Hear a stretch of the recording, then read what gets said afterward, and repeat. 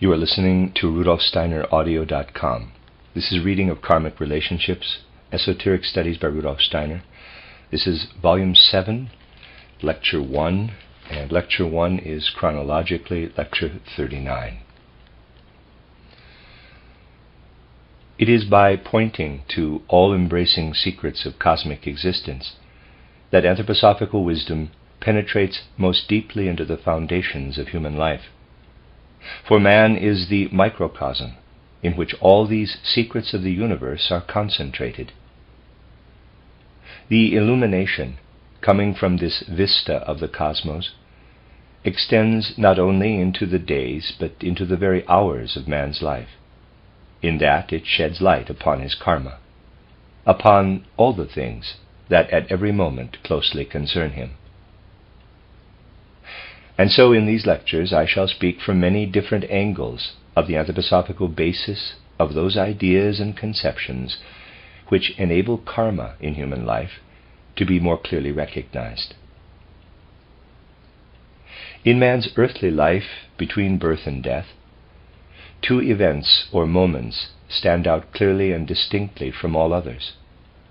One of them, it is not of course a moment in the literal sense, but you will understand what is meant, is the moment when, as a being of spirit and soul, man comes down to earthly life, into a physical body, which serves as an instrument for his activity on earth.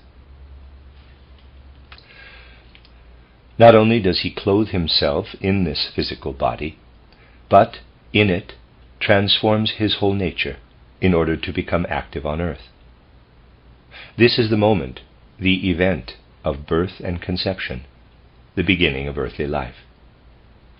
The other event is that of man's departure from earthly life, when he returns through the gate of death into the spiritual world.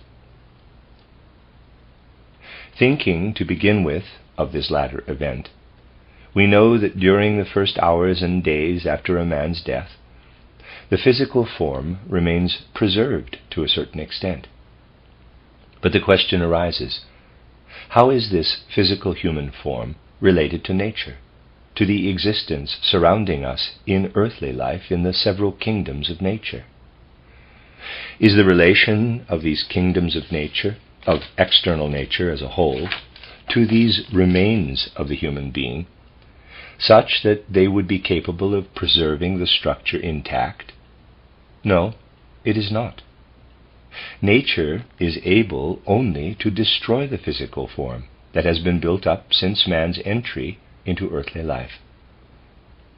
At death, the form which man regards as that of his earthly existence begins to disintegrate. Anyone who thinks deeply enough about this very obvious truth will realize that in the physical human form itself lies the refutation of the materialistic view. If the materialistic view were correct, it would have to be said that the human form is built up by nature, but it is not so. Nature cannot build the human form, but only destroy it. This thought makes a very potent impression, but one that is often quite wrongly formulated. It remains in the unconscious region of the soul, making itself strongly felt in everything we experience concerning the riddle of death.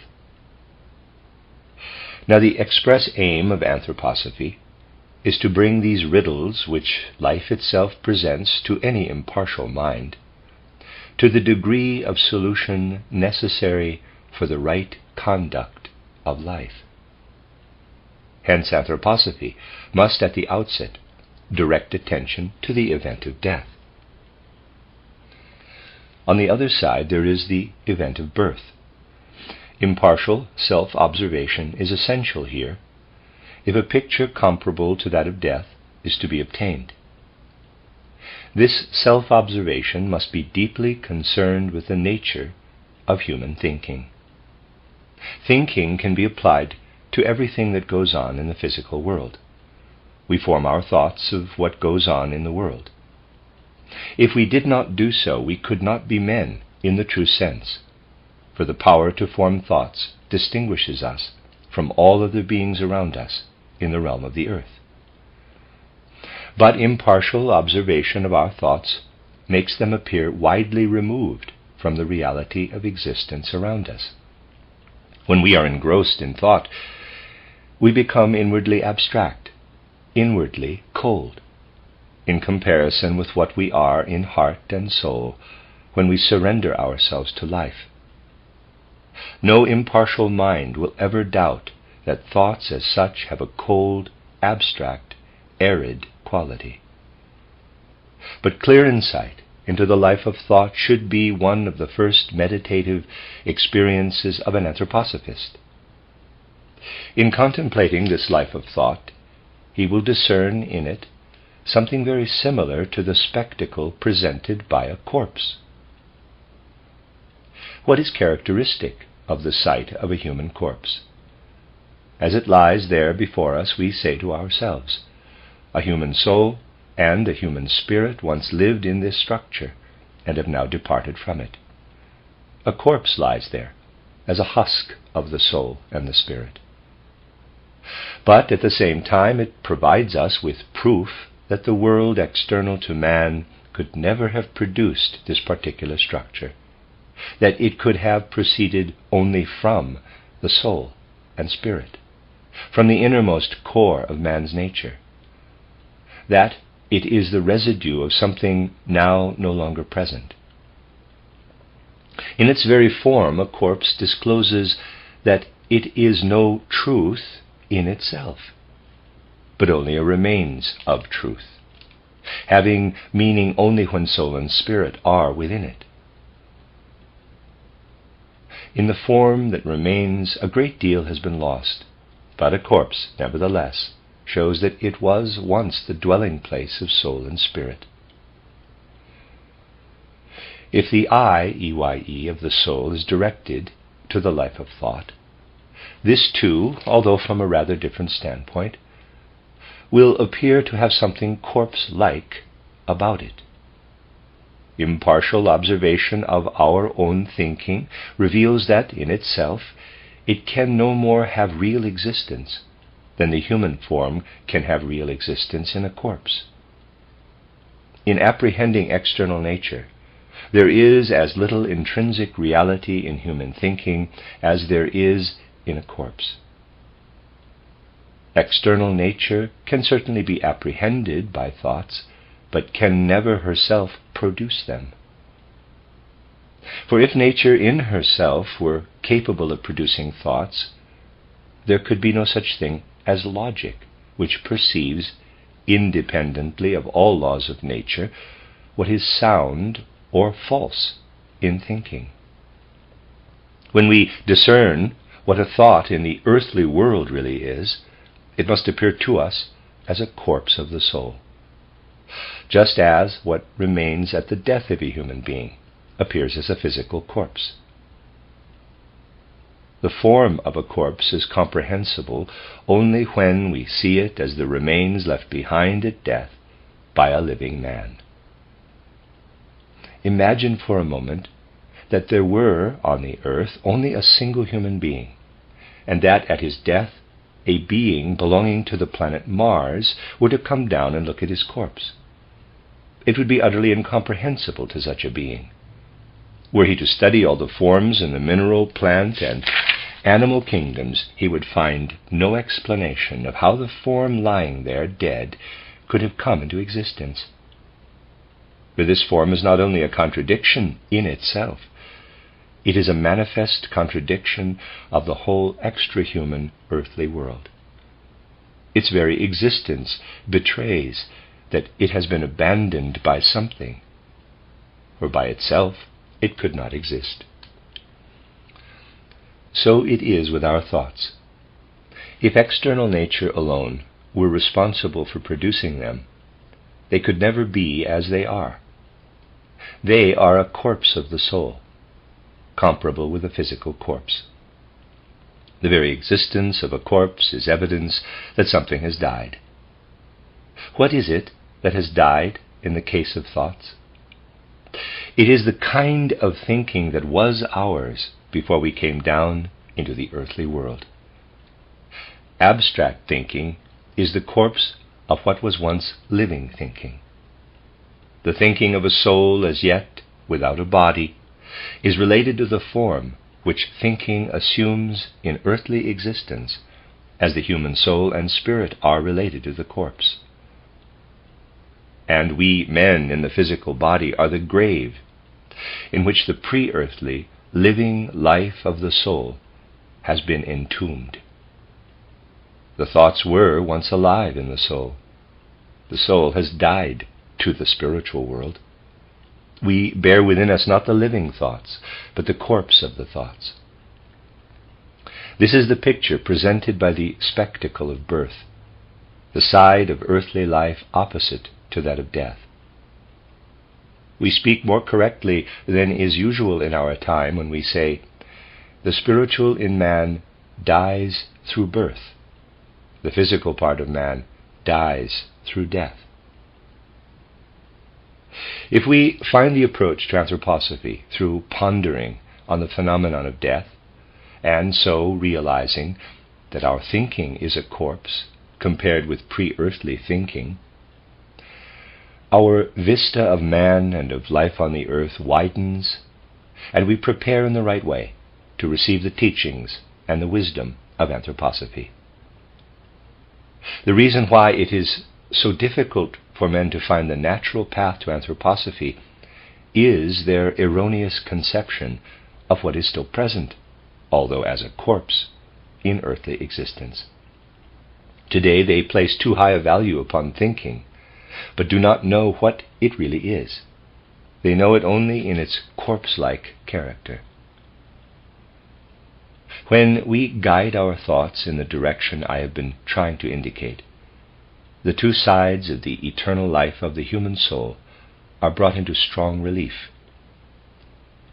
In modern parlance, there is only one word, a word fundamentally the offspring of human hopes, for the half of eternity that begins now and has no end.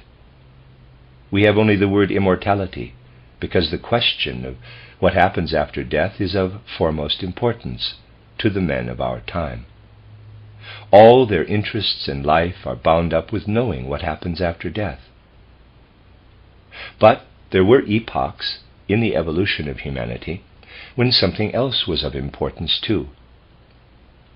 With his more egoistic thinking today, a man says, "What comes after death interests me, because I should like to know whether my life will continue thereafter. What preceded birth or conception does not interest me." He does not think about pre-earthly life as he does about the life after death. But the eternity of the human soul has these two sides, immortality and unbornness. Earlier mystery languages of men who, under the conditions prevailing in their day, still had vision of the supersensible world, had a word also for unbornness, whereas we can formulate one only with difficulty, by deliberately turning our minds to these matters. Thereby we are also led to realize the essential difference between the laws of nature and the laws governing human destiny. Our human destiny seems, to begin with, to depend upon chance. Acting upon some urge or impulse, we achieve one thing or another, and have to admit, in respect of ordinary life, that in innumerable cases the destiny of many a really good man brings him hard, painful, and tragic experiences, whereas it will often happen that to one whose aims are far from good, life brings no hard but actually happy experiences. With our ordinary everyday consciousness, we do not perceive the connection between what proceeds from our own soul and the destiny that befalls us. We see that the good may be followed by heavy blows of fate, and that evil is not necessarily followed by anything except relatively favorable destiny. In the happenings of nature, we perceive how, under the sway of necessity, effects follow causes. But in respect of the spiritual reality in which our normal life is contained, this sway of necessity is not in evidence. Nevertheless, an impartial survey of our life impels us to say, we ourselves have sought the stream of our destiny. Let a man who has reached a certain age in this incarnation observe his earlier life quite objectively and impartially. He is, let us say, 50 years of age, and he surveys the course of the years back to childhood. He will then perceive how, following some inner urge, he himself made the approach to everything that befell him. It is not always a pleasant experience. But as he follows the events of his life backward, he will be obliged to admit, in respect of those that were really decisive, that he made straight for those events in time, just as he may make straight for some point in space. The stream of destiny issues from ourselves. And so it is understandable when men such as Goethe's elderly friend Knebel say that observation of human life clearly reveals a plan running through it from beginning to end. True, this plan is not always such that in looking back over it, a man will always insist that he would act in the same way again. But when he closely observes the details of his actions and their consequences, he will always perceive that an inner urge led from the earlier to the later. Thus are the various events in our lives explained. And this enables us to perceive that the law, taking effect through our moral life of soul, is entirely different from the law taking effect in the life of nature. All this helps to create the attitude which should be adopted toward the spiritual investigator, who, from his vision of the spiritual world, is as well able to describe the laws governing the forming of destiny as the naturalist is able to describe the laws of nature. And to understand the working of spiritual law in the universe is the task of anthroposophy in our present age. You will remember that in the book titled Occult Science, an Outline, also known as An Outline of Esoteric Science, and elsewhere too, I have said that the moon shining down upon us from the heavens was once united with the earth, that at a certain point of time the physical moon separated from the earth, and in a future age will again unite with it. Now it was not only the physical moon that separated, but with it went certain beings who were on earth when the physical moon and the earth were still one body. When we think of the spiritual treasures that have been contained in the evolution of humanity, we shall be led inevitably to the conclusion that although in our present age men are exceedingly clever, and nearly all of them are, yet they are not truly wise. Treasures of wisdom, expressed not in an intellectual but in a more poetic pictorial form, existed at the beginning of man's evolution on earth, scattered through mankind by great teachers, primeval teachers, who lived among men on earth. These primeval teachers were not incarnated in physical bodies, but only in etheric bodies, and relations with them were different from relations between physical human beings. These teachers moved about the earth in etheric bodies, and a man whose guide and leader they became These teachers moved about the earth in etheric bodies, and a man whose guide and leader they became felt in his soul their nearness to him. He felt something like an inspiration streaming into his soul. It was like an inner flashing up of truths, of visions too, for the teachings were imparted in a spiritual way. In that epoch of earth evolution, beings were really of two categories, the visible, and for physical eyes, the invisible. Men did not clamor for sight of those beings who were not visible, for they were able to receive their teachings without seeing them.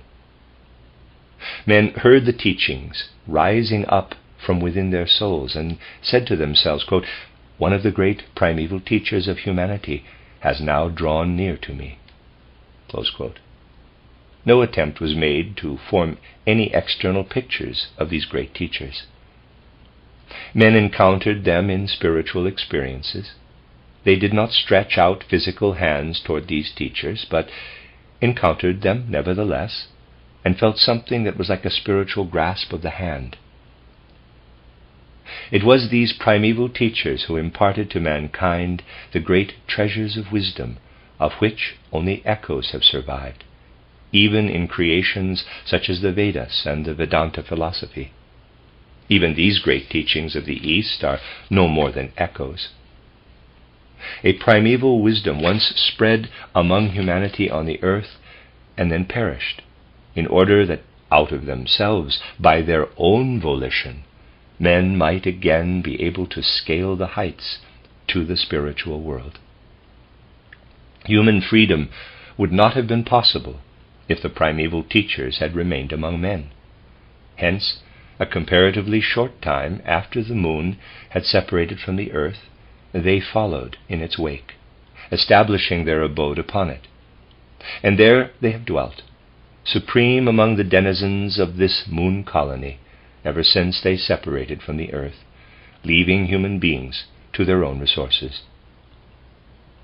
Although we who pass from one earthly life to another no longer meet these great teachers on earth, we do so very shortly after passing through the gate of death. When the physical body has been laid aside at death, our etheric body expands and expands, but also becomes evanescent and finally dissolves in the universe. As soon as the etheric body has been laid aside a few days after death, we feel that our existence is no longer on the earth, but in the immediate environment of the earth. When a few days have passed after death, we feel that we are no longer living on the earth. It is as though this terrestrial body has expanded as far as the sphere encircled by the orbit of the moon. We feel that we are living on a magnified earth. The moon is no longer felt to be a separate body, but the whole sphere is felt as a unity demarcated by the moon's orbit. The earth has expanded to become the moon's sphere and has become spiritual. We are within the moon's sphere, and there we remain for a considerable time after death. But to begin with, we come together again with those spiritual beings who at the beginning of man's existence on earth were the great primeval teachers. They are the first beings whom we encounter in the cosmos after our death. We eventually come again into their realm, and there undergo a remarkable experience. It might seem easy to picture existence after death. I shall still have to speak of its duration, as being shadowy in comparison with the life on earth, which gives the impression of being so robust. We can take hold of the things of earthly life. They, like physical men, are solid, compact. We say that something is real when we can actually take hold of it. But after death, this robust earthly life seems like a dream. For entry into the moon sphere brings us into an existence where everything seems to be much more real, much more saturated with reality than can ever be the case on earth. This is because the great primeval teachers of humanity, who continue their existence in the moon sphere, permeate us with their own being, and enable everything to appear to us with greater reality than that which, as men of the earth, we experience in the things of the world. And what is it that we experience in the moon sphere? Our experience of earthly life is, after all, fragmentary. Looking back over earthly life with ordinary consciousness, it appears to us as a single continuous stream. But what has it been in reality? A day that has already become shadowy was followed by a night of which ordinary consciousness has no remembrance. Another day is followed by another night, and so it goes on.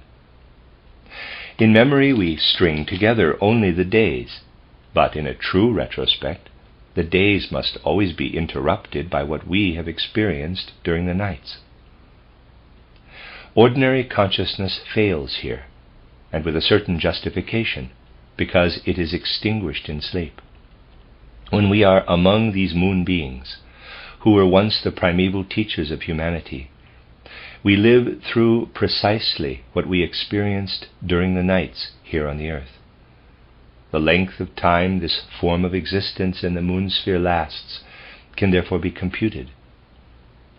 If a man is not an abnormally long sleeper, he spends about 1/3 of the duration of his earthly life in sleep. And life in the moon sphere lasts for just so long, that is to say, for about 1/3 of the duration of the life on earth. A man who reaches the age of 20 spends about 7 years in the moon sphere. One who reaches the age of 60, about 20 years, and so on. We live among these beings, and they permeate us with their form of existence. But in order to understand life in this sphere, we must think of what a man becomes when the physical body is laid aside. This is within the ken of an initiate, and also of the dead. The moment a man has left the physical body behind at death, he is within the world that is outside that body. If, as I stand here, I were to go out of my body, I should first of all be within this table here, and then more and more deeply within everything around me in the world, only not inside my own skin. What was hitherto my inner world now becomes my outer world, and everything that was formerly my outer world becomes my inner world. My moral life, too, becomes outer world. Suppose that I once gave another person a box on the ear in anger, and my action made a grave moral impression upon him. Now I live backward over my life to its 40th year when I injured him in this way. In my life I may have laughed about the incident, but now I experience not what I experienced at the time, but his physical pain, his moral suffering. With my whole being I am within him. In reality it was the same every night during sleep, but then it remained below the level of consciousness. It was a picture only, not an actual experience. After death, when we are permeated with the substance of the great primeval teachers in the moon sphere, the experience is infinitely more intense than it was on earth.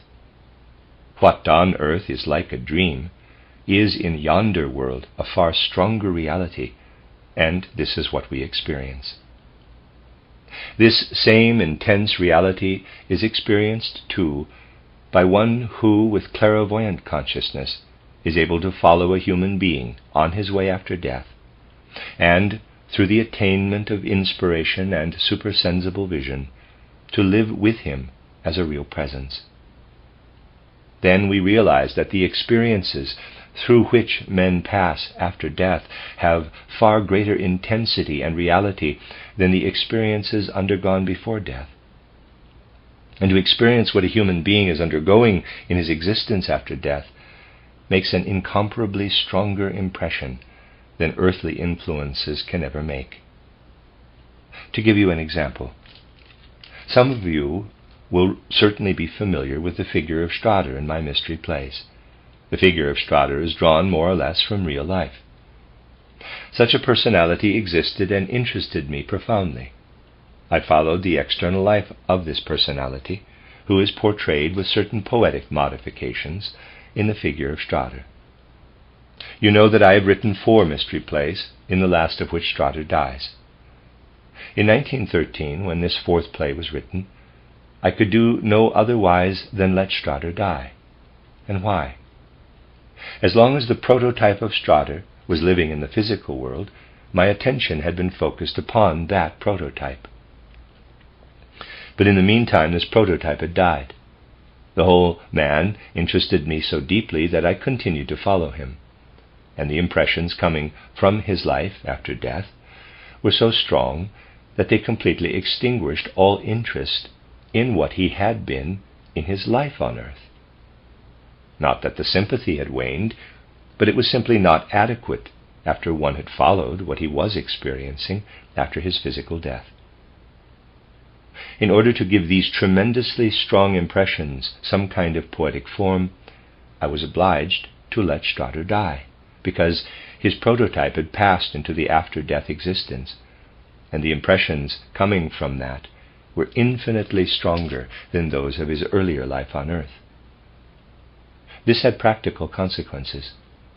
One or two friends guessed who Steiner's prototype had been in real life, and with a certain noble devotedness set about investigating his literary estate. When, with great delight, they brought their findings to me, I was obliged involuntarily to be rather discourteous, because these findings did not interest me in the slightest.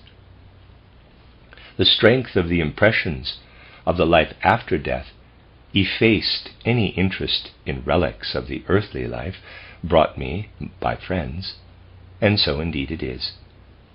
These impressions, which are due to the fact that the moon beings imbue their very substance into man, drown everything that can be experienced in earthly life and infuse reality into existence. Hence, too, the compensatory deed is fraught with greater reality, since it results from experience of what a particular action signified to the one against whom it was directed. And our experience of what the other suffered is stronger than that caused in us by our own action. Out of the experiences we undergo after death, in the realm of the great primeval teachers of humanity, the first seed of karma is formed. For there we resolve to make compensation for what we have done. Resolves, intentions here take actual effect. On earth the good does not always seem to be followed by good, nor evil by evil. But the resolves taken in a world of far greater reality than the earthly world, the experience that we ourselves must make compensation for what we have done, these resolves will lead in the later life to actual adjustment. It is my intention to describe to you how karma gradually takes shape for a new life, when, having lived through the time between death and rebirth, a man appears again in another incarnation. During the first period after death, through our communion with the moon beings, we form the resolve to fulfill our karma. I shall therefore try to give you a concrete picture of the stages by which in the life between death and a new birth, man's karma is formulated. The end of Lecture 1, which is chronologically Lecture 39. You are listening to RudolfSteinerAudio.com. This is a reading of Karmic Relationships, Esoteric Studies by Rudolf Steiner. This is Volume 7, and in Volume 7, this is Lecture 2, which is chronologically Lecture 40 in the series. In the lecture yesterday, we heard that man spends the first period of his life between death and a new birth in the moon sphere, preparing the forces that will eventually take effect in his karma. In the moon sphere, he encounters beings who were once together with him on the earth as the great primeval teachers of humanity. These are the beings with whom he comes into contact almost immediately after death. He also comes into contact with the hierarchy of beings to whom the book titled Occult Science and Outline, also known as An Outline of Esoteric Science, refers as the Angeloi.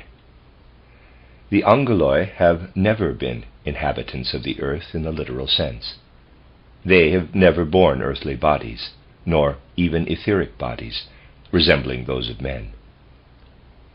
The etheric bodies of the other moon beings, of whom I spoke, were not altogether dissimilar from those of men, but those beings did not incarnate in physical bodies.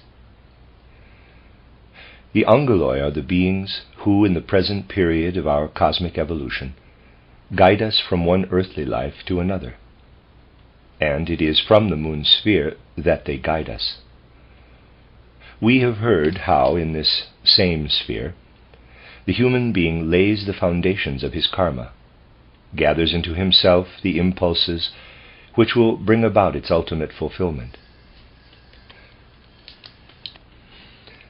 But whatever has passed with a man through the gate of death, as the result of unrighteous deeds, deeds which cannot be tolerated by the spiritual worlds, all this, in quotes, bad karma, if I may so express it, must be left behind in the moon sphere.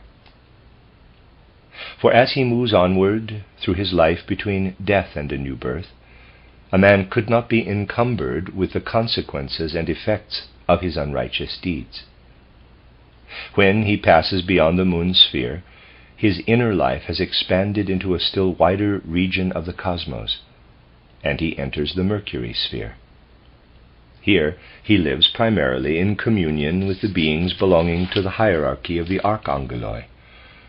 In all these realms, of course, he is in contact with human souls, who have also passed through the gate of death. In the moon sphere, these are the third class of beings among whom he lives. They are disembodied human souls, who, like himself, have passed through the gate of death.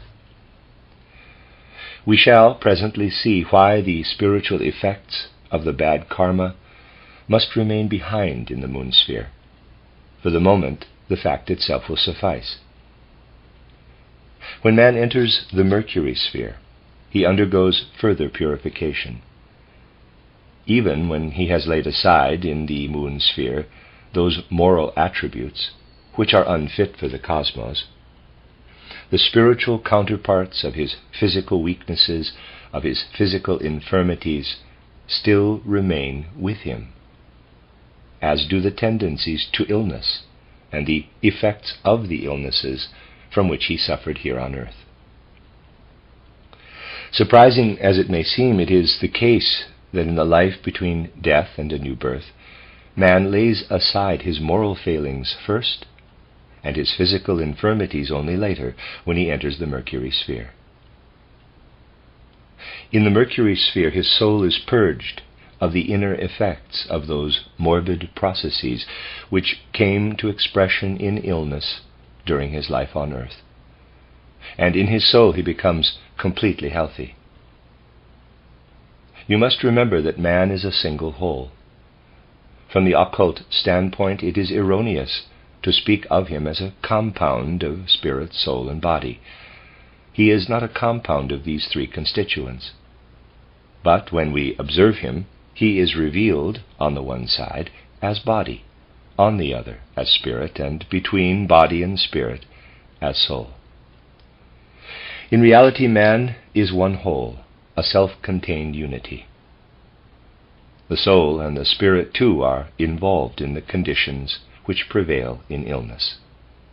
And when man has laid aside the physical body at death, the effects of the experiences resulting from the disease processes are, to begin with, still present in his soul. But in the Mercury sphere, these effects are obliterated under the influences of the beings we know as the Archangeloi. You see, therefore, that having passed stage by stage through the moon sphere and the Mercury sphere, man becomes a being from whom moral and physical weaknesses have been removed. Then, after the lapse of many decades, he enters the Venus sphere, and there, as one who has lived through the spheres of Moon and Mercury, he is ready to pass from the Venus sphere into the Sun sphere, where the longest period of life between death and a new birth is spent. The indications I am giving will show you how well-founded were the practices of those ancient mysteries, where men acted out of wisdom, which, although it was an instinctive wisdom, was the outcome of wonderful powers of clairvoyance. In those olden times, it would have been unthinkable to study medicine, for example, in the way that is customary nowadays. What happens now is that the purely physical symptoms of disease are observed, and efforts are made to discover ameliorative measures by dissecting the corpse and observing the changes in evidence there, as compared with those which take place in the normal living organism, and so forth. Such procedure would have been regarded as futile in the days of the ancient mystery wisdom, when it was known that illumination, leading to the healing of illness, must come from the beings of the Mercury sphere. For it was known that only if illumination proceeds from the whole nexus of cosmic processes can a man be healed fundamentally. The description of the oracle of the Mercury mysteries, given from a different point of view in the book Occult Science, also known as Esoteric Science, indicates the nature of the practices in these mysteries, which were dedicated primarily in the ancient art of healing, to the ancient art of healing. In the lecture yesterday we heard of the great primeval teachers who were once together with men on earth. Wherever human beings dwelt, these teachers were among them, peopling the etheric sphere of the earth as a kind of second race. But in their dim, dreamlike consciousness, men were aware that other beings too came down among them, beings whose abode has never been on the earth. What has to be said about these things will of course seem not only paradoxical, but sheer nonsense to the modern mind with its devotion to materialistic science. Nevertheless, this nonsense is the truth. The sages in the ancient mysteries knew well that illumination on the processes of healing can be given only by the supersensible Mercury beings. And so, through the sacred rites enacted in these mysteries, spiritual beings were able to come down from the Mercury sphere to the altars in the sanctuaries, where the priests of the mysteries conversed with them. The beings who thus descended to the altars were known in the mysteries simply as the god Mercury. The influence was the same, although it was not necessarily the same being who descended on every occasion. Men's attitude to this sacred medicine in olden times was such that they said, "The art of healing has been imparted by the god Mercury to his priest healers."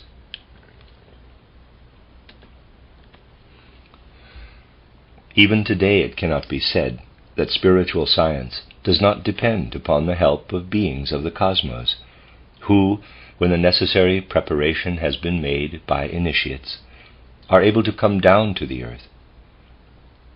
Initiates of the mystery wisdom belonging to the modern age know well how much depends upon the possibility of conversing with beings of the cosmos. But the mentality prevailing today is utterly different from that of olden times. A doctor nowadays is one upon whom some university has conferred a medical degree, whereas in days of antiquity a doctor was one who had conversed with the god Mercury. But as time went on, this converse took place no longer, and only traditions remained of what was once achieved in the mysteries, when the priest healers had conversed with the god. In the Venus sphere, it is a matter of leading over into the Sun sphere whatever still remains of the human being, when his tendencies to unrighteousness and to illness have been eliminated. To understand this, we must think of something that is characteristic of man. Here on earth, a man is always one whole, one undivided whole. Only if he is executed for some terrible crime is he no longer a single whole in respect of the physical body. However severe the punishment he may receive for lesser transgressions, he is still one whole. But this is not the case with the soul and spiritual counterpart, which has passed through the moon sphere and the Mercury sphere.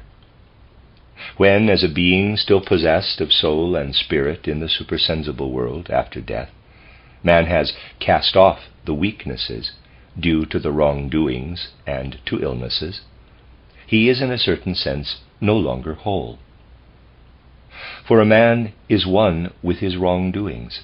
His sinfulness is part of him. If someone were so utterly villainous as to possess no good qualities at all, his whole being would have to remain in the moon sphere, and he could make no further progress. For to the extent to which we are evil, to that extent we leave our own being behind in the moon sphere. We are one with, identical with, what is evil in us, according to the standards of the spiritual world. Therefore, when we arrive in the Venus sphere, we have been mutilated in a certain respect. In the Venus sphere, the element of purest love prevails, purest love in the spiritual sense.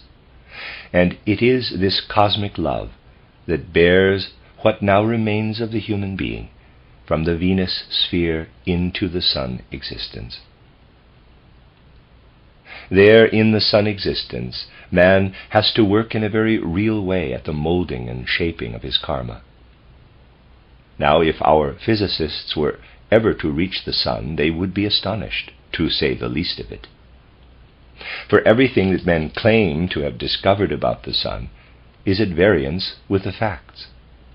The Sun is supposed to be a kind of globe filled with incandescent gas, but that is far from the truth. Let us take a rather commonplace illustration. If you have some seltzer water in a glass, you will have to look carefully if you want to see the actual water, for what you see are the bubbles in the water. These bubbles are less dense than the water itself, and you see what is the less dense. And now, what about the Sun? When you look at the Sun, you do not see it, because it is a globe of densified incandescent gas in empty space, as science alleges.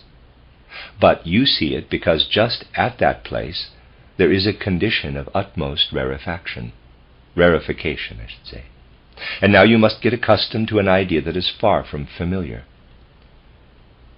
You look out into space. I am not going to speak now about the nature of space.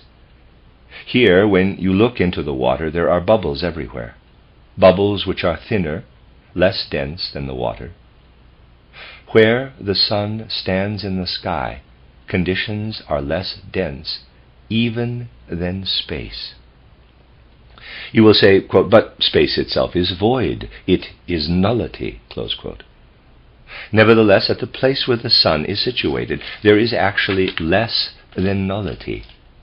It should not be difficult, especially in these days, for people to think of something else that is less than nothing. If there were originally 5 shillings in my pocket, and I spend them one by one, in the end I have nothing. But when I get into debt, I have less than nothing, which is the plight of a good many people today. Very well then. Where there is space, space alone, there is nothing. But where the Sun is, there is less than nothing. There is a lacuna in space, and there dwell the spiritual beings referred to in the book Occult Science or Esoteric Science as the exousiae, the dunamis, the curiosities. There they have their abode, sending their own essence and power through all creation. Among them man spends the greater part of his life between death and a new birth. In association with the exousiae, dunamis, curiosities, with human souls karmically connected with him, who have also passed through the gate of death, and with yet other beings whose existence is hardly even conjectured, the karma of the next earthly life is worked out and formulated. Conditions in this Sun region are not as they are on the earth.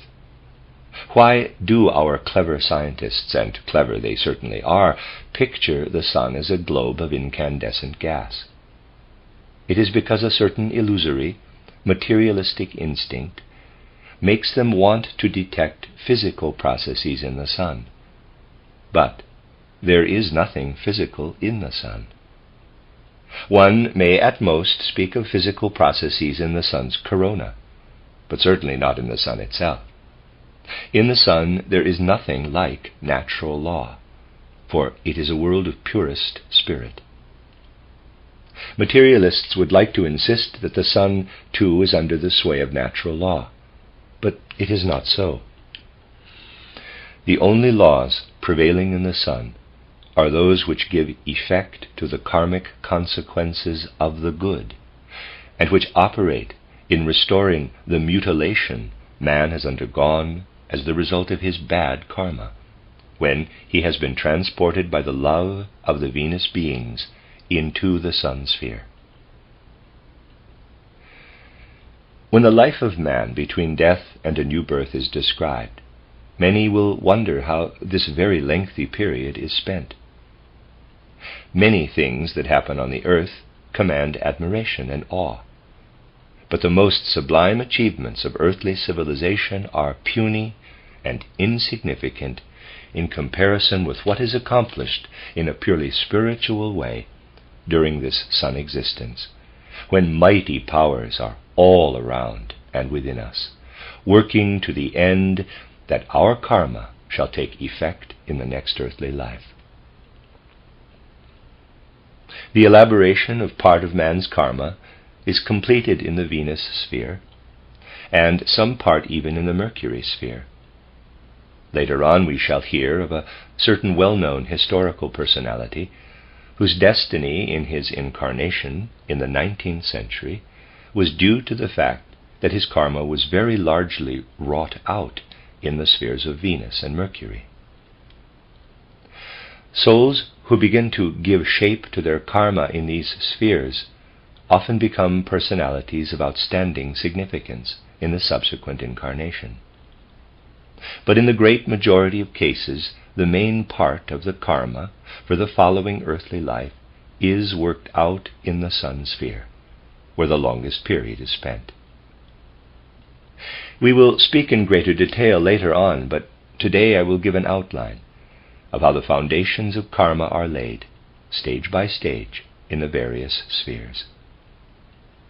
In order not to be confused by other descriptions I have given of the life between death and a new birth, you must be clear that in moving through these spheres, man enters into entirely different conditions of cosmic existence. When the time comes for him to enter the Mars sphere, he is still not altogether outside the sun sphere, for the influences of the sun are still active in this part of the cosmos, which was once cast off by the earth. In the sun sphere, man is concerned only with his moral qualities, and with those attributes of his being which have remained healthy.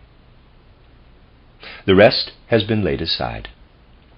It persists in him as a kind of incompleteness, but this is made good in the sun sphere. During the first half of existence in the sun sphere, we are engaged in making preparation for the appropriate physical organization of the next earthly body.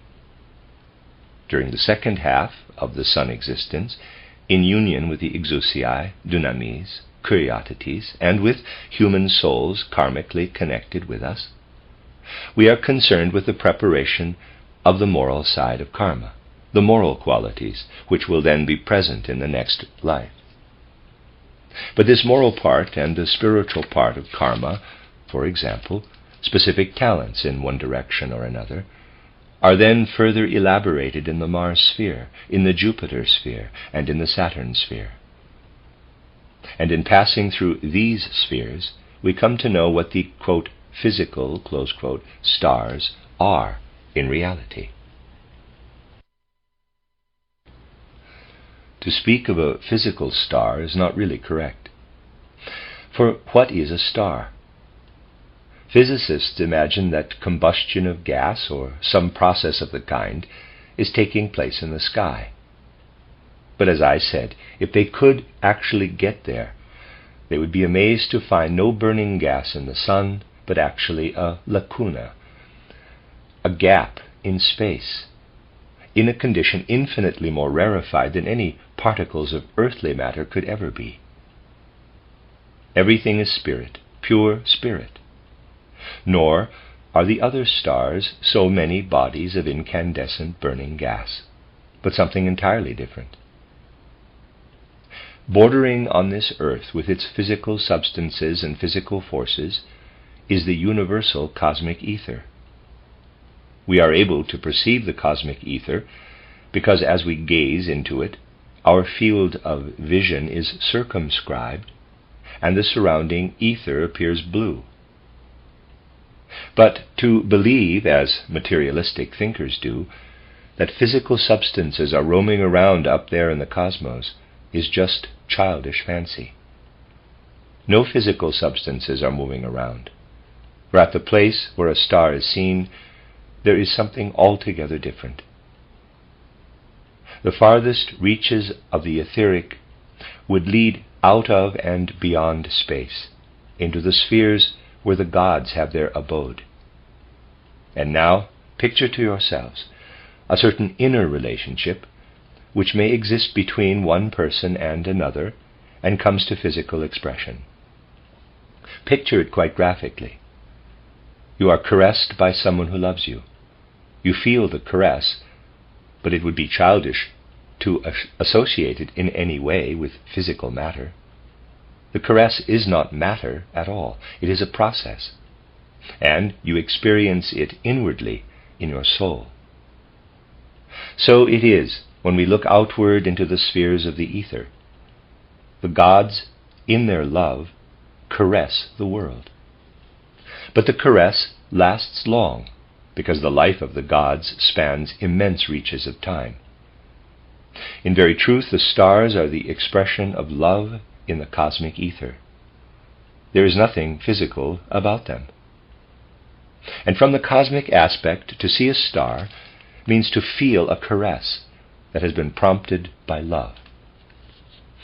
To gaze at the stars is to become aware of the love proceeding from the divine spiritual beings. What we must learn to realize is that the stars are only the signs and tokens of the presence of the gods in the universe. Physical science has much to learn on its path from illusion to truth. But men will not achieve self-knowledge, nor will they understand their own true being until this physical science has been transformed into a spiritual science of the worlds beyond the earth. Science in its present form has meaning only for the earth, for physical matter in the real sense exists only on the earth. Footnote: the difference between physical and mineral matter must be remembered here. End of footnote. And so when we depart from the earth at death, we enter more and more into a life of purely spiritual experiences. The reason why our physical life presents an entirely different aspect in these backward streaming experiences, which continue for a third of the length of earthly existence, is that we have been permeated with the essence and substance of the moon sphere. The preparation of karma is one of the many things that have to be accomplished in the worlds of the stars.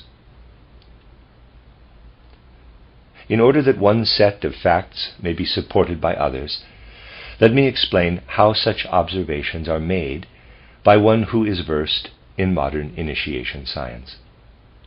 For some time now, even in public lectures, I have been describing how, when a man develops the faculty of genuine supersensible perception through the methods indicated in the book titled Knowledge of the Higher Worlds, also known as How to Know Higher Worlds, he looks back over his earthly life, seeing it as a kind of tableau.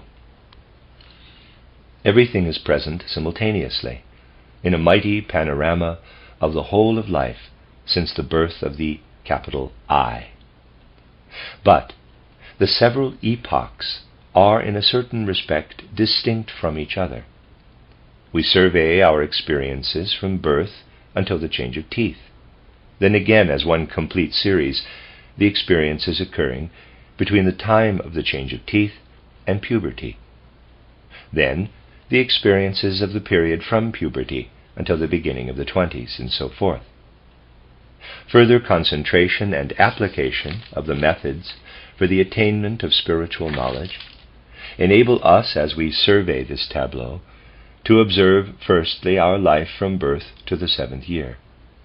But later on these pictures are allowed to fade away, and we see right through our life.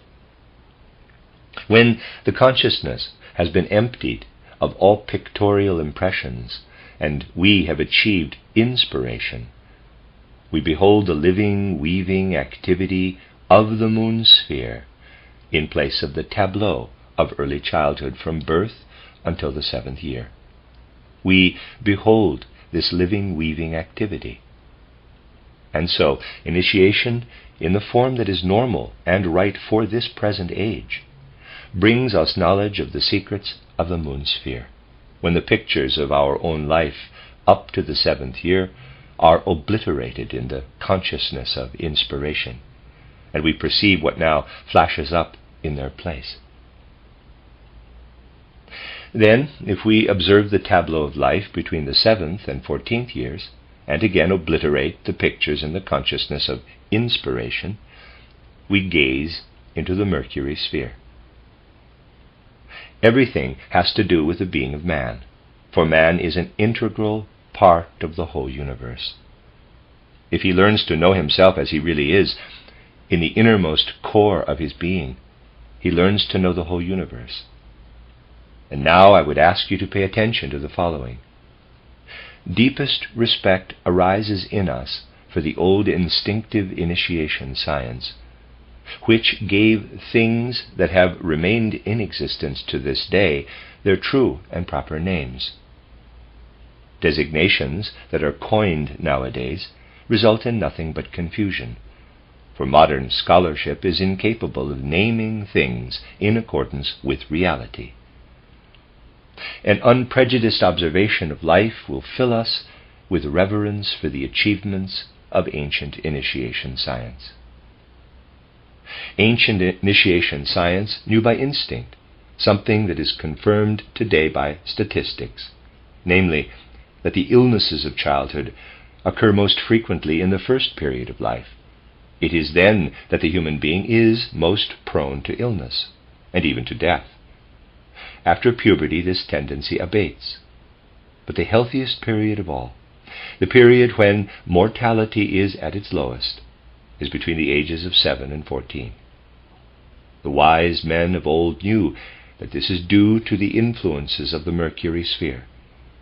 And again today we may make the same discovery when through modern initiation science we penetrate the secrets of existence. Such things fill us with reverence for these sacred traditions of humanity. By looking back into our experiences from the 14th to the 21st years, and obliterating the pictures in the consciousness of inspiration, we are led to the secrets of the Venus sphere. Here again the wonderful wisdom of ancient initiation science comes into evidence. The human being reaches puberty. Love is born. When the pictures of this period of life are illumined by initiation science, the secrets of the Venus sphere are disclosed. Everything I am now describing is part of the true self-knowledge which unfolds in this way. When the pictures of experiences occurring between the 21st and 42nd years of life are eliminated in the consciousness of inspiration, we are led to the sun sphere. Through deepened self-knowledge, the secrets of the sun sphere can be experienced in this retrospective contemplation of the events of our life between the 21st and 42nd years. To acquire knowledge of the sun existence, our vision must cover a period 3 times longer than that of the periods connected with the other planetary bodies.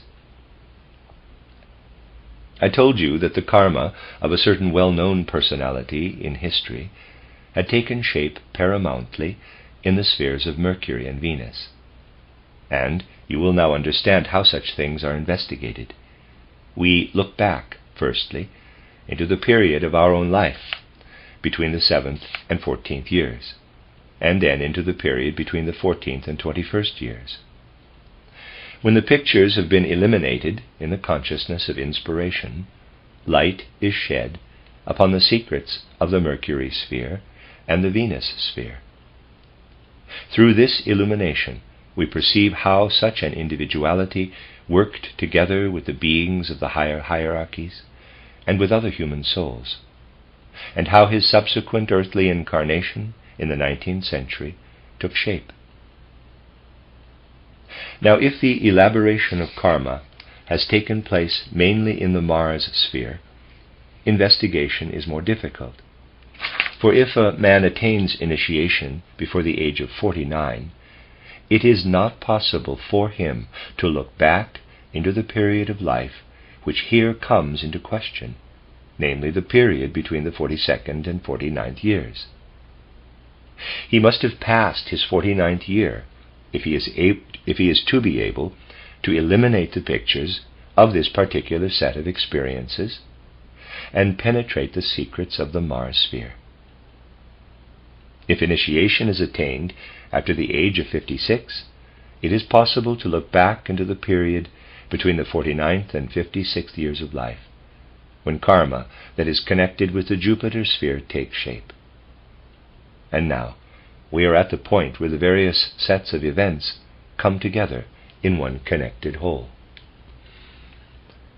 It is not until the period between the 56th and 63rd years can be included in this retrospective vision that we are able to survey the whole range of experiences and to speak out of our own inner knowledge.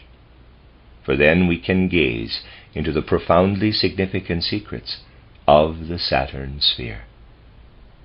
Karmas that were wrought out mainly in the Saturn sphere operate in mysterious ways to bring men together again in the world. In order to perceive all these connections in the light of initiation science itself, they can of course be explained and so become intelligible. But in order to perceive with independent vision and be able to judge them, we must ourselves have reached the age of 63. A human being appears in some earthly life. Thus, for example, there is a certain great poet of whom I shall speak later. And we find that through his faculties, through his literary creations, he was giving expression to that in his karma which could have been wrought out only in the Saturn sphere. When we look up to the sun, to the planetary system, and the same applies to the rest of the starry heavens, for they are connected in a very real way with the being of man, we can witness how human karma takes shape in the cosmos. The moon, the planets, Venus, Jupiter, verily, these heavenly bodies are not as physical astronomy describes them. In their constellations, in their mutual relationships, in their radiance, in their whole existence, they are the builders and shapers of human destinies. They are the cosmic timepiece according to which we live out our karma. As they shine downward from the heavens, their influences have real power. This was known in the days of the ancient mystery wisdom, but the old astrology, which was a purely spiritual science, concerned with the spiritual foundations of existence, has come down to posterity in a degraded, amateurish form. Anthroposophy alone can contribute something that will enable us to perceive the spiritual connections as they truly are, and to understand how, through the great timepiece of destiny, human life on earth is shaped according to law. From this point of view, let us think of the human being and his karma. Those who, with the help of anthroposophy, evolve a healthy conception of the world, as against the unsound views prevailing today, will unfold not only quite different concepts and ideas, but also quite different feelings and perceptions. For you see, if we really understand the destiny of a man, we also learn to understand the secrets of the world of stars, the secrets of the cosmos. But nowadays people write biographies without the faintest inkling that something is really being profaned by the way in which they write. In times when knowledge was held to be sacred, because it issued from the mysteries, nobody would have written biographies in the way that is customary today.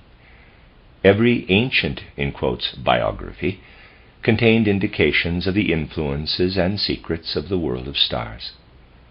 In human destiny, we can perceive, firstly, the working of the angeloi, archangeloi, archai, then of still loftier sun beings, exousiae, dunamis, kyriatetes, then of the thrones who are concerned mainly with the elaboration of karma in the Mars sphere, then of the cherubim, who elaborate the karma belonging to the Jupiter sphere, and then of the seraphim, who work together with man at the elaboration of karma in the Saturn sphere, Saturn karma.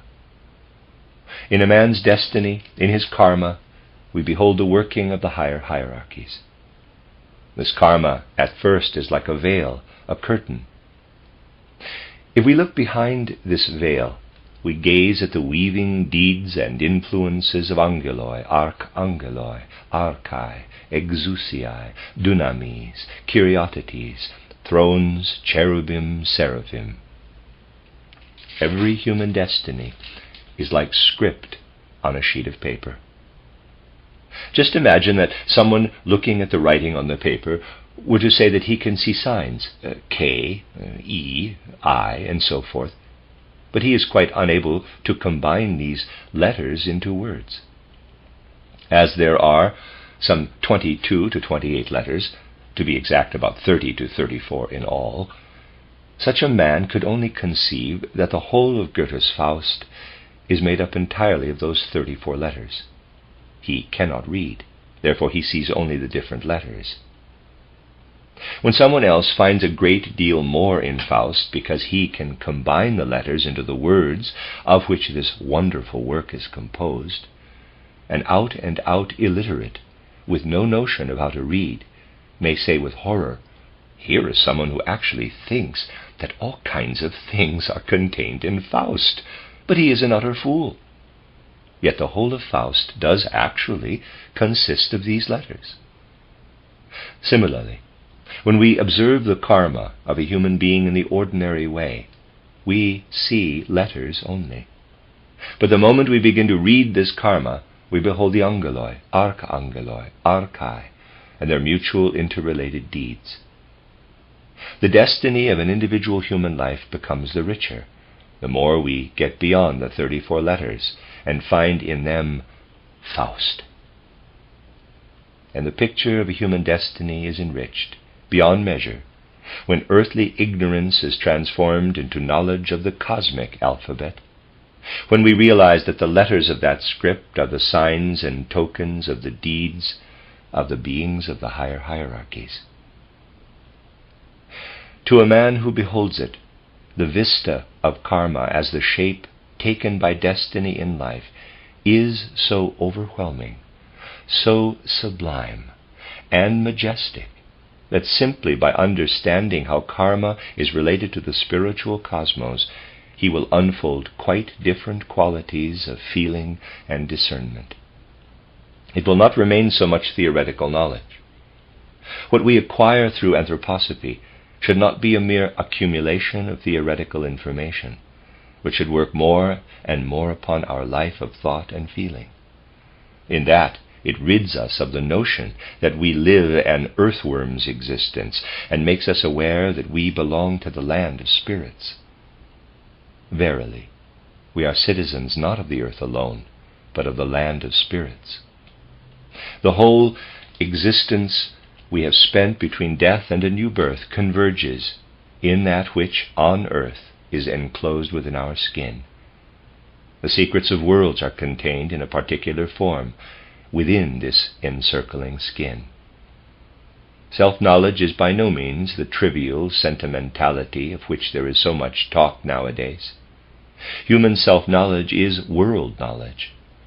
And so, when friends have given me an opportunity, I have often written down for them the following lines, quote, by Steiner, "If thou wouldst know thyself, look out into the cosmic spaces. If thou wouldst fathom the cosmic spaces, Look inward into thine own self, in an attempt at the German. Willst du dein Selbst erkennen? Schaue hinaus in die Welten weiten. Willst du die Welten weiten durchschauen? Blicke hinein in das eigene Selbst. That is the end of Lecture 2, which is chronologically Lecture 40 in the entire series. You are listening to RudolfSteinerAudio.com. This is a reading of Karmic Relationships, Esoteric Studies by Rudolf Steiner. This is Volume 7, Lecture 3 in Volume 7, which is chronologically Lecture 41. The conception of karma and its background, given in the lecture yesterday, can be deepened in many essential respects. We heard that behind human destiny there are worlds in relation to which the aspect of destiny usually observed amounts to no more than the letters of a script as compared with what is produced by the combinations of those letters in a work such as Goethe's Faust. Behind the destiny of a human being, we can in very truth gaze at the life and weaving deeds of higher worlds and of the beings belonging to those worlds. But this picture can be deepened and elaborated. When man is passing through the moon's sphere after death, he lives in communion with the great primeval teachers of humanity, who have their abode in that sphere.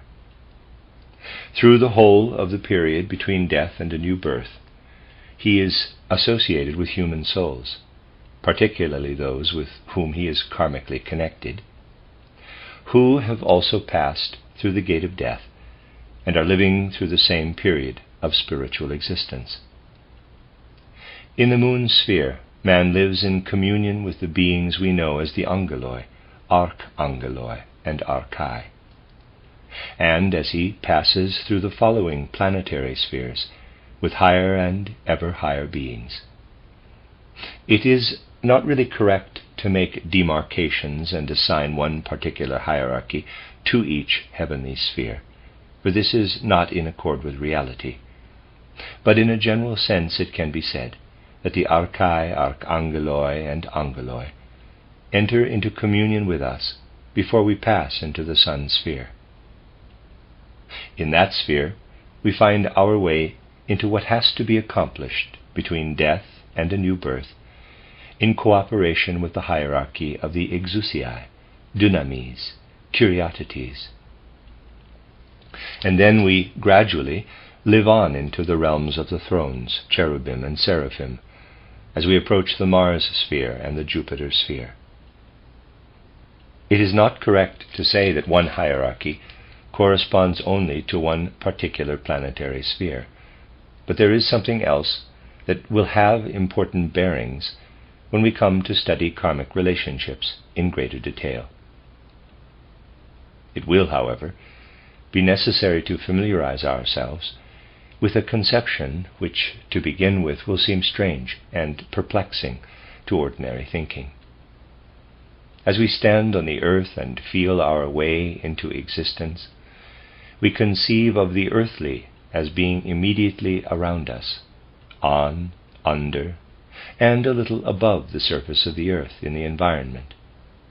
And when our minds turn to the so-called super-earthly, our gaze is instinctively directed upward. We feel the super-earthly to be above us. Strange as it seems, it is true nevertheless that when we ourselves are within those super-earthly realms to which we look upward from the earth, when we are actually within them, the opposite holds good, for then we look downward to the earthly, which now lies below. In a certain sense we do so through the whole of our existence between death and a new birth. The question will occur to you: is our experience of earthly things during physical existence so inadequate that between death and rebirth we have to look down from those super-earthly spheres to the earth as a kind of nether heaven below us? But something else must be remembered here. The vista of all that we behold around us and in the cosmic expanse, while we live on earth between birth and death in a physical body, enclosed by the skin, this vista is majestic and splendid. It refreshes and delights us, or it may bring tragedy and pain. At any rate, it is a vista of rich and abundant life, and a man might well believe that in comparison with the majesty of the world of stars, with everything that is revealed to him as his outer world, what is enclosed within his skin during physical existence is puny and insignificant. But the vista before us in our life between death and a new birth is entirely different. All that was our outer world during life on earth now becomes our inner world. We feel ourselves expanding ever more and more into the cosmic spheres.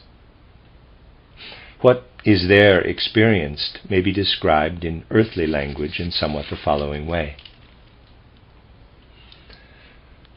Here on earth we say, "my heart," meaning something that is inside our skin. Between death and a new birth we do not say, "my heart," but "my son." For at a certain stage between death and rebirth, when our being has expanded into the universe, the Son is within us, just as here on earth the heart is within us. And the same applies in a spiritual sense to the rest of the starry worlds, as I have described. Conversely, what was enclosed within our skin on earth now becomes our outer world. But do not imagine that it bears any resemblance to what an anatomist sees when he dissects a corpse. The spectacle is even grander and more majestic than the panorama of the universe presented to us on earth.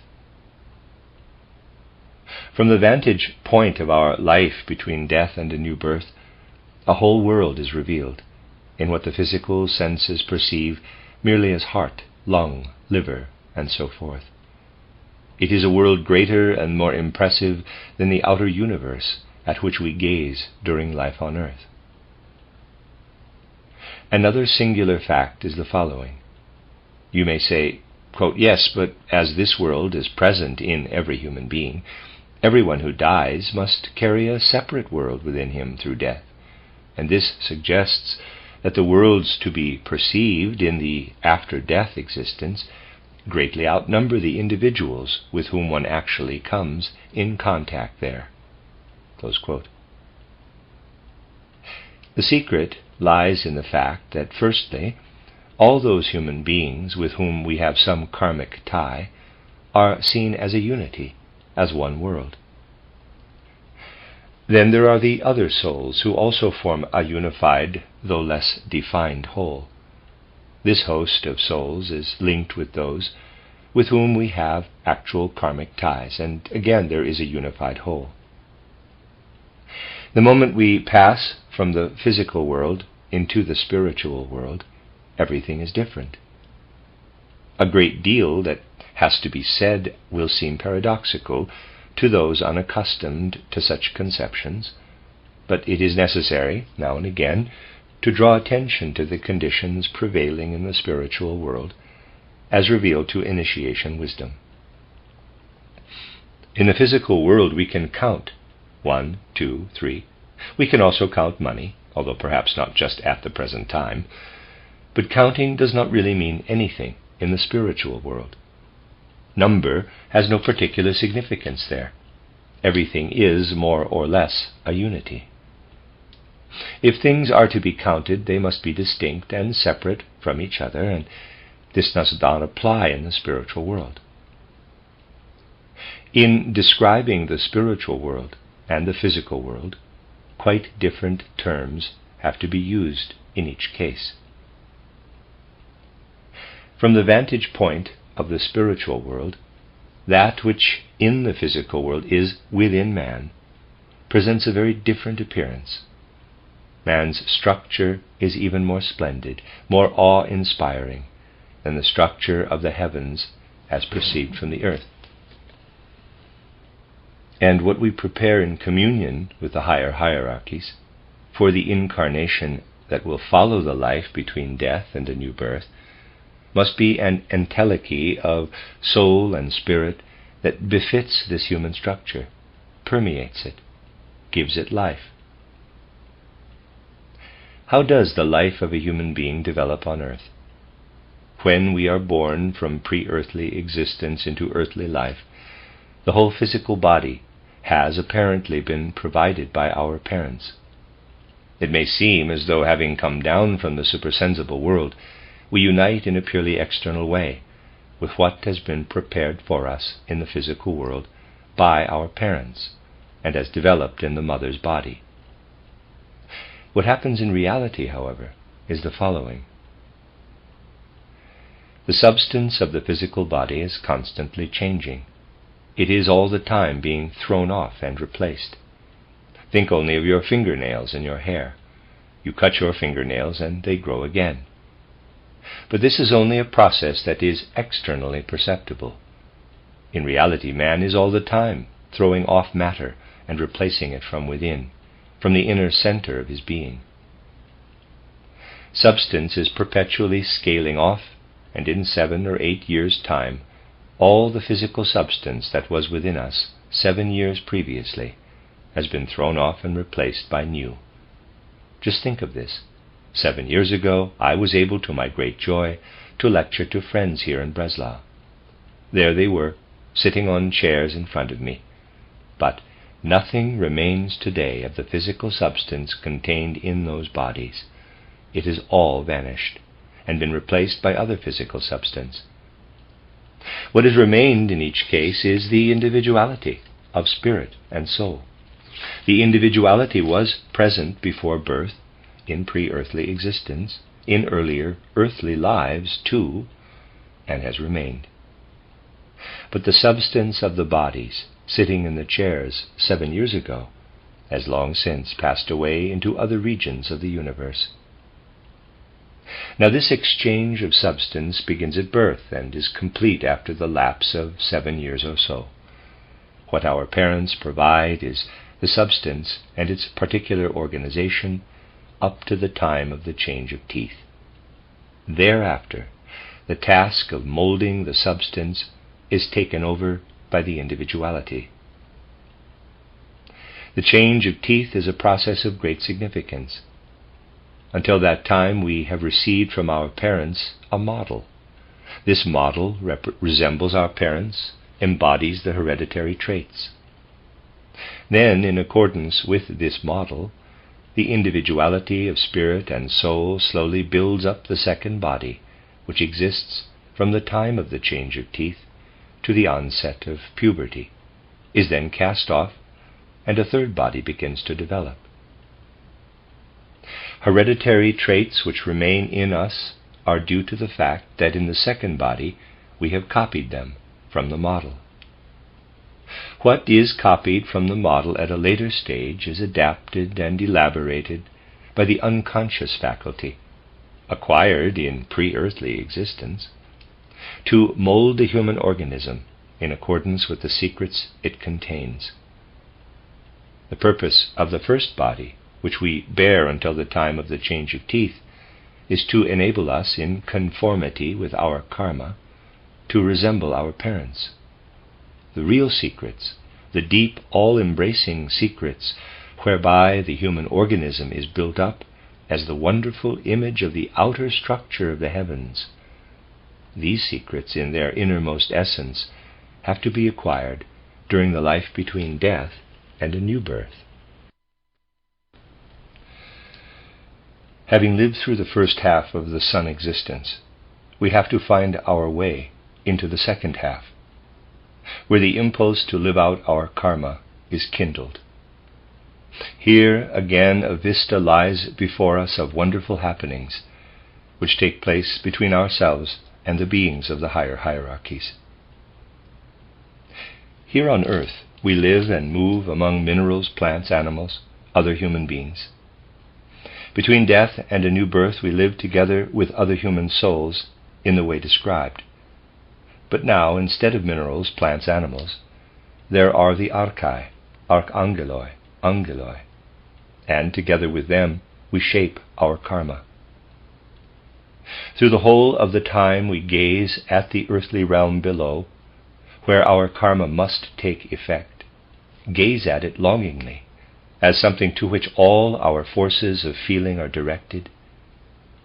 Just as here on earth between birth and death we gaze upward with longing to the heavens, in ascending to the moon sphere, Mercury sphere, Venus sphere, we find our way to the beings of the hierarchy of archai, archangeloi, and angeloi. These beings are the judges of what is good and evil in us, also of the mutilation we undergo, as I described in the previous lecture. For the consequence of unrighteousness is that we suffer a kind of mutilation as beings of soul and spirit. There, in these higher spheres, we have our judges. We are involved in the operations of cosmic justice. In the sun existence, we reach the sphere of the exousiai, dunamis, kuriotetes. We are now within the ranks of beings who do not only judge, but actually work with us at the shaping of our karma. These beings, exousiai, dunamis, kuriotetes, are primarily denizens of the sun, and therewith of the whole universe. They belong essentially to spiritual worlds. But mediators are necessary between the spiritual world and the material, physical world, and these mediators are the thrones, cherubim and seraphim. Their rank in the spiritual cosmos is higher, because they are mightier beings. Mightier not merely in the realm of spiritual life, but because they bring to effect in the physical world what is thus lived through in the spiritual worlds. In the life between death and a new birth, we gaze consciously and with longing at the earth realm below. But in reality, we are gazing at what is proceeding among the seraphim, cherubim, and thrones, in their mutual connections with one another. It is a shattering, awe-inspiring experience. We learn gradually to understand the deeds performed between seraphim and seraphim, cherubim and cherubim, thrones and thrones, and again between thrones and seraphim, thrones and cherubim, and so forth. These beings are engaged in bringing about a process of adjustment, which, as we learn to understand it, we feel has something to do with ourselves. What is it in reality? It is the image that arises in cosmic existence from the good and the evil for which we were responsible in our earthly life. The good must result in good. The evil must result in evil. Seraphim, cherubim, and thrones elaborate the consequences of what we have sown on earth. Our evil deeds have injurious consequences in cosmic existence. We witness how seraphim, cherubim, and thrones are occupied with the consequences of our evil deeds. And the knowledge gradually dawns upon us that in what comes to pass in cosmic evolution, among the seraphim, cherubim, and thrones, our karma is being lived out in the heavens before we can live it out on earth. This awe-inspiring experience is enhanced inasmuch as we now realize with all the force we possess in this spiritual life between death and a new birth that what the seraphim, cherubim, and thrones experience in their divine existence finds its just fulfillment when we ourselves experience it in the next earthly life. Thus in super-earthly realms our karma is lived through in advance by the seraphim, cherubim, and thrones. In very truth, the gods are the creators of the earthly. They live through everything in advance in the realm of spirit. Then in the physical realm it comes to fulfillment. Our karma is prefigured by the seraphim, cherubim, and thrones in their divine existence.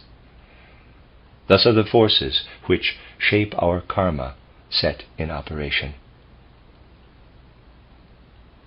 During existence in the planetary spheres, we experience the deeds, the judgments of the archai, archangeloi, angeloi.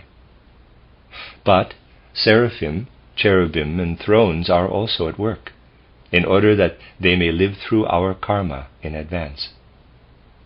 Thus are we made aware of the debt we owe to the world on account of our previous deeds.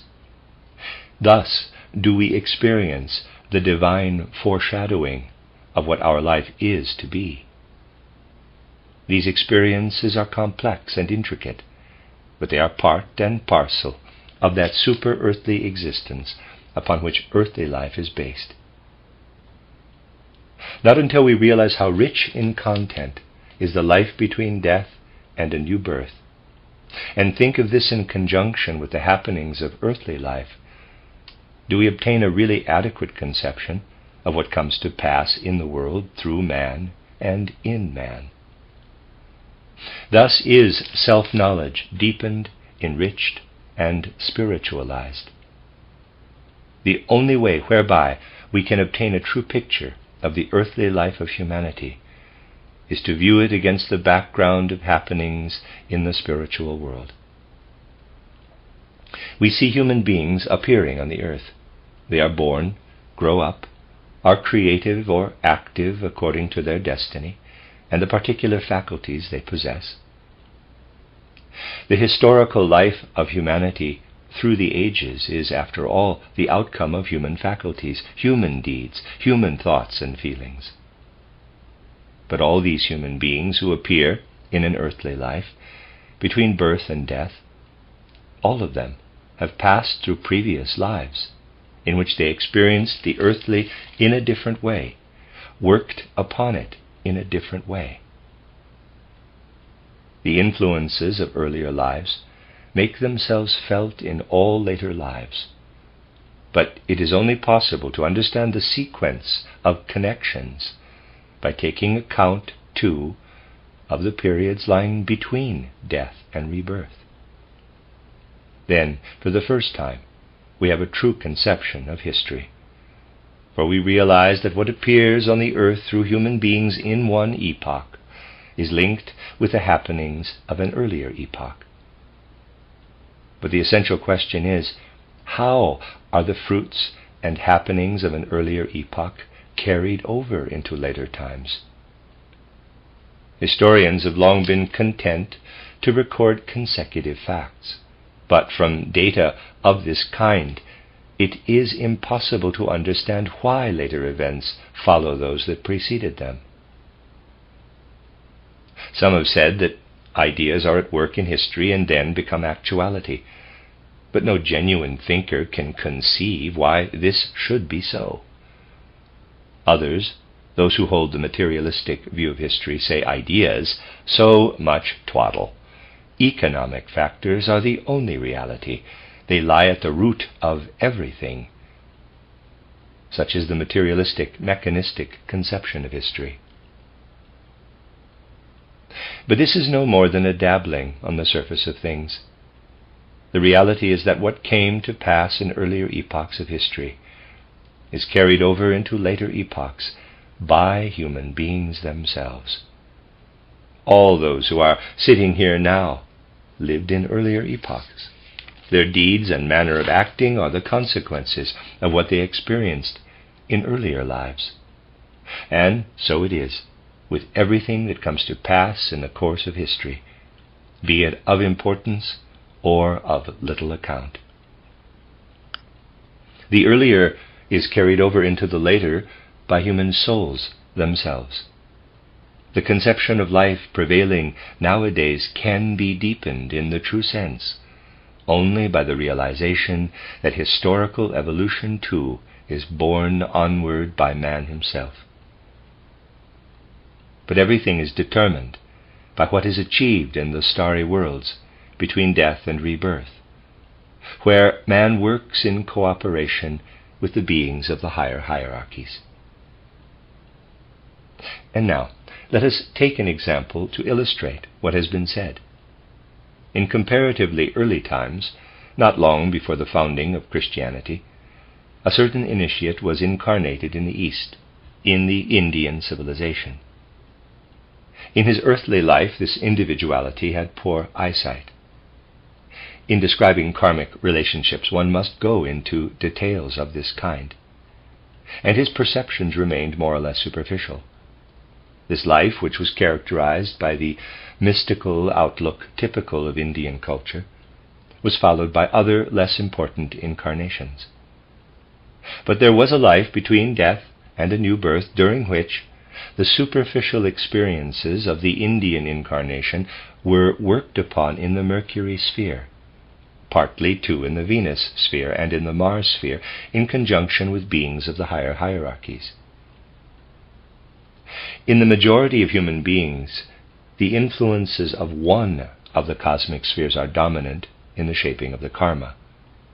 But in the case of this particular individuality, the influences of the Mercury sphere, the Venus sphere, and the Mars sphere worked with almost equal strength at the karmic transformation of incipient faculties arising from the experiences of an Indian incarnation. In the 19th century, this individuality appeared again as a somewhat complex personality, namely Heinrich Heine. Let us think about an example such as this, which has been brought to light from the depths of spiritual life by very penetrating and exact investigation. A rigid, superficial thinker will argue that this tends to take away the whole atmosphere and quality of the personality, that what he wants is a picture of the elementary characteristics of the man in question. Well, he has every right to take this attitude if he chooses. It is his karma to be a Philistine, and he has the right to speak in this way. But he will not succeed in reaching more than a fragment of the truth. When we look more deeply into the facts, the foundations and the background of the reality come to light. The life of an individual is certainly not impoverished, but infinitely enriched in meaning when it is studied in the light of such foundations, when we can perceive the experiences of an earlier Indian incarnation glimmering through that problematic, fitful Heine life. Having absorbed the influences operating in the Mercury sphere and the Venus sphere, this individuality passed into the Mars sphere, where a certain strain of aggressiveness developed for the next earthly life. The experiences of an earlier life were transformed into a faculty in which there was a certain vein of aggressiveness. In the Mercury sphere, the soul acquired the tendency to flit from one experience to another, one concept to another. And in the Venus sphere, an element of eroticism in the spiritual sense, crept into the imaginative conceptual faculties. In surveying a human life in this way, we gaze into cosmic existence, and what we thus perceive is certainly not poorer in content than the commonplace picture of a man's elementary characteristics desired by superficial observers. We perceive how earlier history is carried over into later history through the instrumentality of the starry worlds and the beings of those worlds. History becomes reality only when it is viewed in this setting. Otherwise, it remains so many disjointed ciphers. But now we begin to read from history how behind the individual destinies of men there are the deeds of gods and of worlds, which become manifest in ever greater grandeur and power in the process of the historical evolution of humanity, where we shall always discern the weaving of the destinies and the thoughts of individuals. And now, another example. There is an individuality who, at the time when Islam was spreading across North Africa to Spain, had acquired much scholarship according to the standards then prevailing. Schools similar to that in which St. Augustine had received instruction still existed in North Africa, but now in a later period the school had fallen into decline. This individuality imbibed a great deal of the knowledge that had been preserved in these schools, in which much wisdom deriving from the ancient mysteries still survived, although in a decadent form.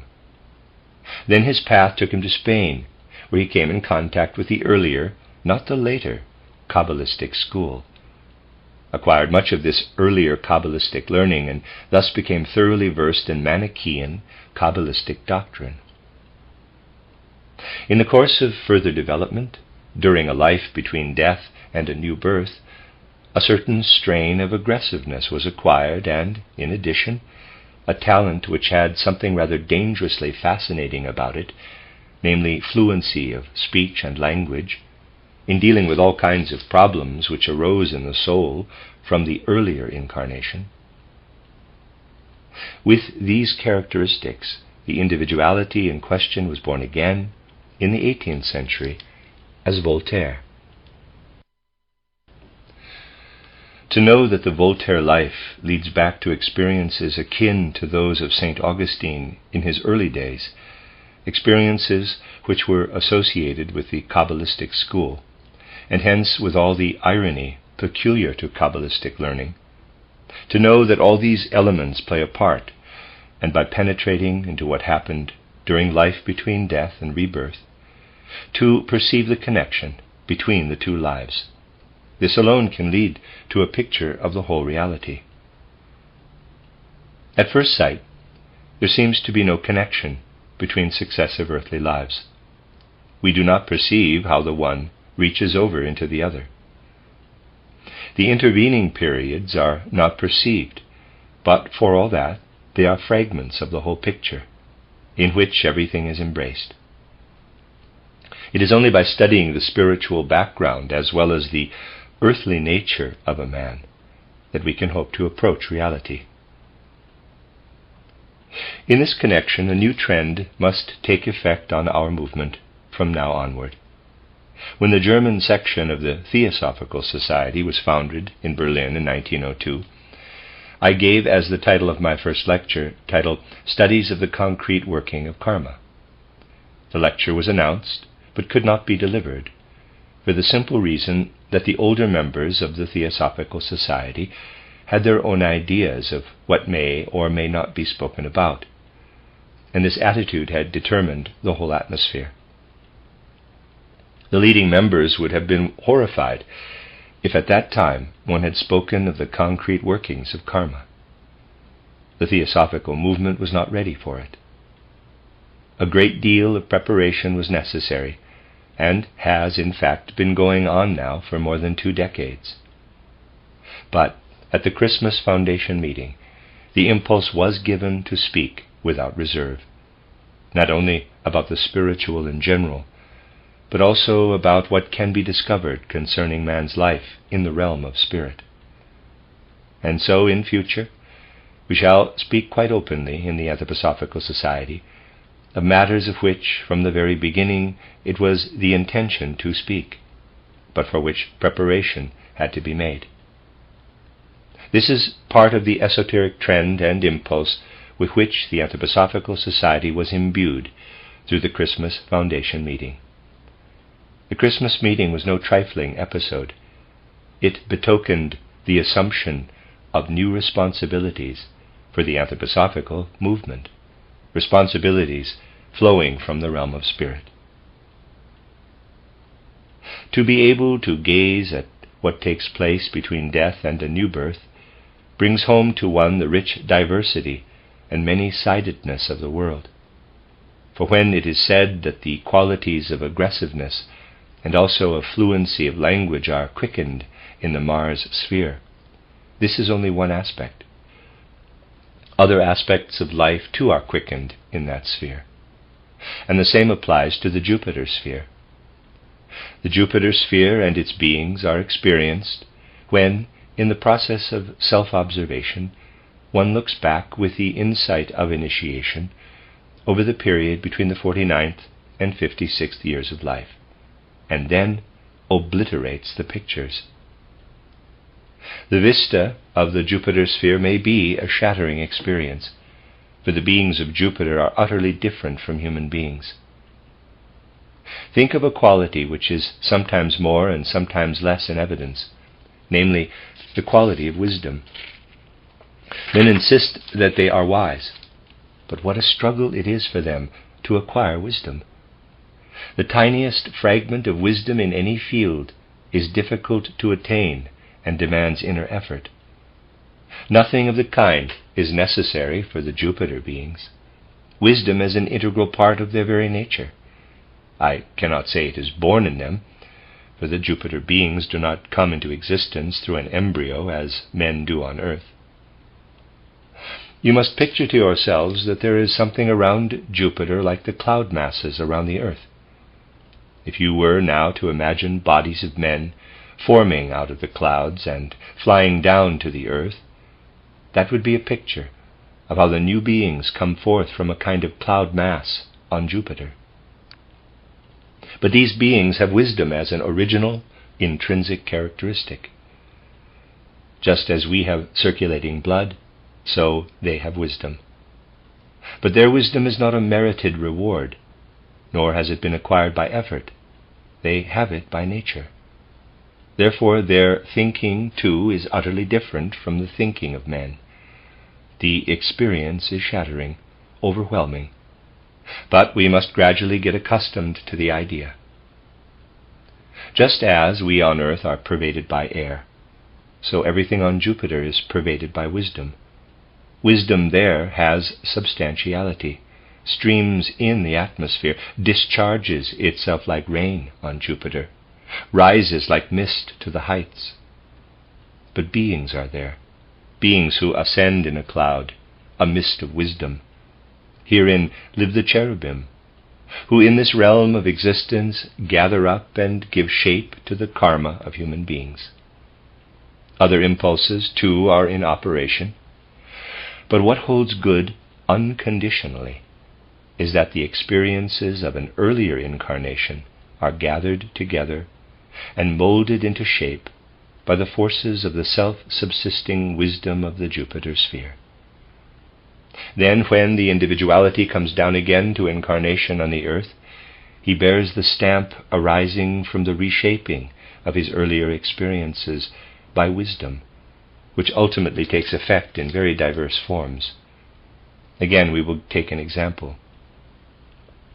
There is an individuality who leads us back to ancient Greece, into a milieu of Platonism, and also of sculpture. This individuality had a very significant incarnation as a sculptor in Greece. What he there experienced was carried over into intermediate incarnations of less importance. This is an individuality whose karma, for what is at the moment his latest incarnation, was elaborated chiefly in the sphere of the Jupiter wisdom. Another individuality takes us back to Central America, to Mexico, in times before European people had migrated to America. He was connected with the then declining mysteries of the early original inhabitants of Mexico and came into contact with the Mexican deities at a time when the pupils of the mysteries still had real and living intercourse with these spiritual beings. This was karma of a special, not a particularly favorable kind. These gods, Quetzalcoatl, Tezcatlipoca, Teotl, are still mentioned by scholars today, but hardly more than by name. The individuality of whom I am speaking was closely connected with those mysteries, which, in spite of their decadence, enabled a god such as Teotl or Quetzalcoatl to be a living reality to him. There, in those declining mysteries, he became thoroughly versed in the magic arts which were already rife with superstition. And a being like Tezcatlipoca was a vivid reality to him. Tezcatlipoca was a kind of serpent god with whom men felt themselves astrally connected. Unlike the other individuality, whose life as a man in Greece was followed by female incarnations, This individuality had no intermediate incarnation.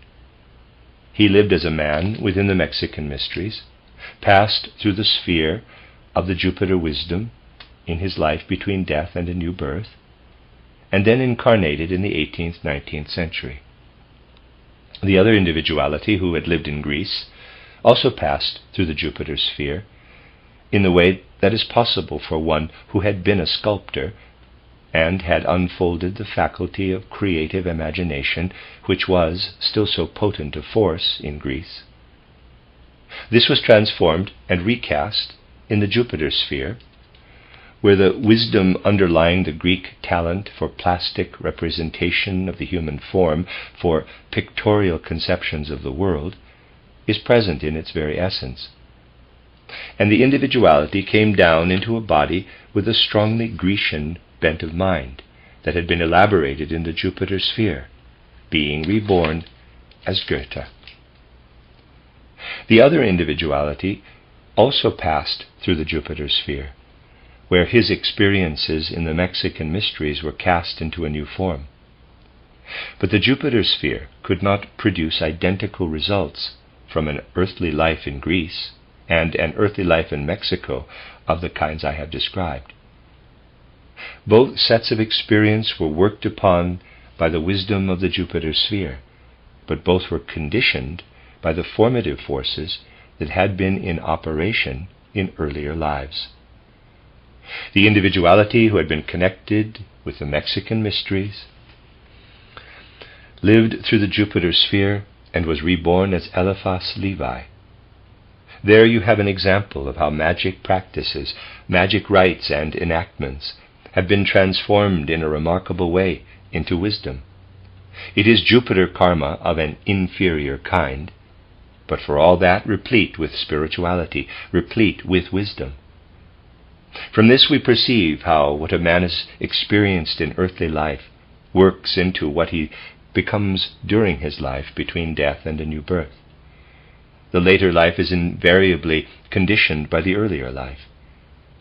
But the experiences of earthly life can be transformed by the self-same sphere into very different karma. Our view of human life can only be deepened in the right way when we perceive how this life is shaped in conformity with karma. Then it is enriched. Then, and only then, do we acquire a real knowledge of man and of human life. The end of Lecture 3, which is chronologically Lecture 41. You are listening to RudolfSteinerAudio.com. This is a reading of Karmic Relationships, Esoteric Studies by Rudolf Steiner. This is Volume 7. And it is Lecture 4 in Volume 7, which is chronologically Lecture 42 in the series. In the lecture yesterday, we began to speak about the connection of man's life on earth between birth and death with his other life in supersensible worlds between death and a new birth, with special reference to karma.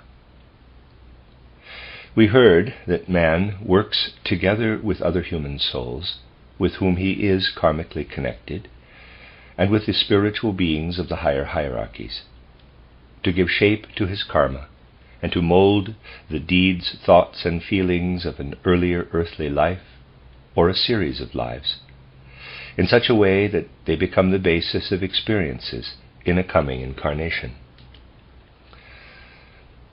This knowledge sheds light upon the historical life of humanity itself, inasmuch as every individual, whether his achievements are of outstanding epoch-making significance, or whether he works in limited circles only, is seen against the background of momentous happenings in the spiritual worlds.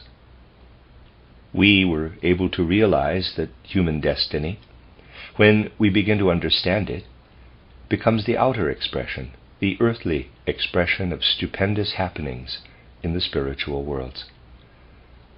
Thus it is man himself who carries over to a later epoch and brings to fulfillment in that epoch the effects of experiences lived through in earlier times. The processes connected with historical becoming are therefore set in operation by man himself. and I think that such a view of history cannot fail to be impressive and uplifting. We shall learn to feel and experience our own karma rightly, if, to begin with, before entering in the following lectures into matters connected with individual karma, we observe personalities whose lives are more or less common knowledge, and perceive from such examples how the one earthly life works over into subsequent incarnations. We learned how the spiritual beings belonging to a planetary sphere and the whole spiritual constitution of that sphere penetrate and work into what a man brings with him when after death he is journeying onward in the spiritual world. Certain things were said about the working of the Jupiter sphere. The Saturn sphere works in a still more drastic way. I told you that even with the insight of initiation, one must have passed the 63rd year and be able to look back over the period of life between the ages of 56 and 63 before it is possible to acquire independent vision of all the connections, and in the setting of the weaving spiritual life of the whole universe, discern how the Saturn sphere works upon man. The whole working of the Saturn sphere is conditioned by the fact that in all the beings of this sphere there is an intense, all-pervading consciousness of the past, and more or less unconsciousness of the immediate present. This makes a deep and shattering impression. The immediate deeds of the Saturn beings, even including the deeds of the seraphim, are performed in a kind of unconsciousness. These beings are not aware, in the immediate present, of what is happening to them and through them. But they know at once with unerring exactitude what they have done, what they have thought, what has taken place among them. Directly it has actually happened. Let me try by means of a picture to characterize the conditions of existence prevailing in the Saturn sphere. Imagine yourselves walking about the earth, never knowing in the immediately present moment what you are doing, what you are thinking, what is happening to you or through you. You are just walking. As you walk, you do not see yourselves, but you leave traces behind. From the spot you reached, a moment previously there arises. Let us say a little snowman. You take another step, another little snowman is there. A further step, again a little snowman, and so it goes on.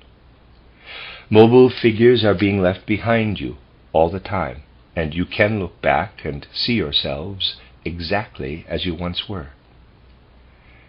The very moment something has happened through you, you see it there, see how it remains, becomes part of eternity. You look back and in this perspective see everything that has happened through you, inscribed as it were in an eternal chronicle in the universe. The consciousness of the Saturn beings is of this character. But what the Saturn beings behold as a vista of past ages of evolution unites with a vista of the past evolution of all beings belonging to the entire planetary system. The consciousness of the Saturn beings may, therefore, be characterized by saying that they gaze back upon the memory, if I may so express it, of all the beings of the whole planetary system. Everything is inscribed in this faculty of cosmic remembrance, cosmic memory of the Saturn beings. If the vista of the weaving life and realities of existence in the Saturn sphere is a shattering experience for the initiated observer, it is even more shattering for him to perceive how the effects of a previous incarnation are carried down into a new earthly life by individualities whose karma, determined by their particular experiences, was shaped and given configuration in the Saturn sphere. And when this is revealed in a personality of outstanding importance in world history, our vista of the universe takes on a content of untold majesty and power. If we study the life of such personalities here on earth, that is to say, if we study it spiritually, not merely figuring out letters of a script, but reading its meaning, we are led to the realities of existence in the Saturn sphere. Our conceptual life is infinitely enriched in spiritual content when the workings of the Saturn sphere are revealed. We look down to the earth and perceive in happenings there a reflected image of what occurred in the Saturn sphere. There is an individuality who lived in the south of Europe in the 1st century A.D., at the time when Hellenism was still a potent influence in the development of Christianity, and who, with strong intellectual leanings to Hellenized Christianity, passed through experiences in the Roman Empire that were of common occurrence during those early centuries. He witnessed the cruel persecutions of the Christians, the brutalities of Roman imperialism, the unjust treatment meted out to the better types of men. Filled with profound indignation by these happenings, he passed through the gate of death in a mood of despair and resignation, questioning whether there is any hope of progress for a world in which such deeds are possible. Having witnessed the evil deeds of the Caesars and the sacrifices of individual Christian martyrs, doubt arose in this soul as to whether there is any prospect at all of ultimate adjustment between good and evil in the world. The spectacle of the good on the one side and of the evil on the other stood before him in dire and often terrible contrast. With this impression, the soul passed through the gate of death, and subsequently through less important earthly lives. But the experiences of the Greco-Roman incarnation had engraved deep furrows in the life of soul, and it was these experiences which, as the 18th century approached, were elaborated and wrought out in the Saturn sphere into the subsequent karma of this individuality. The Saturn sphere has a deep and incisive effect upon the shaping of karma. Whenever it is a case of laying hold of the human soul in its very depths, and of developing radical potent forces from these depths, the Saturn sphere works in such a way that the forces will penetrate deeply, very deeply, into the physical organization. Everything that happens in the Saturn sphere is intrinsically and essentially spiritual, but also takes far deeper effect when a human being descends to earthly embodiment. The result is a physical organization which strives for a balancing out of the experiences undergone by the soul in an earlier earthly life. The element of retrospection is always strongly at work. When a man's karma is being wrought out in the Saturn sphere, he looks backward to remembrances, to the past.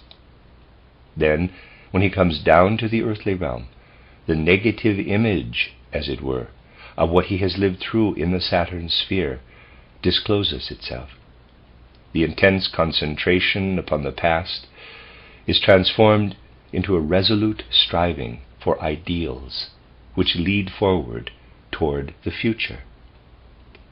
Human beings who bring down their karma from the Saturn sphere are fired with enthusiasm for the future, for ideals which point to the future, precisely because in a purely spiritual life in the Saturn sphere, their gaze was directed paramountly to the past.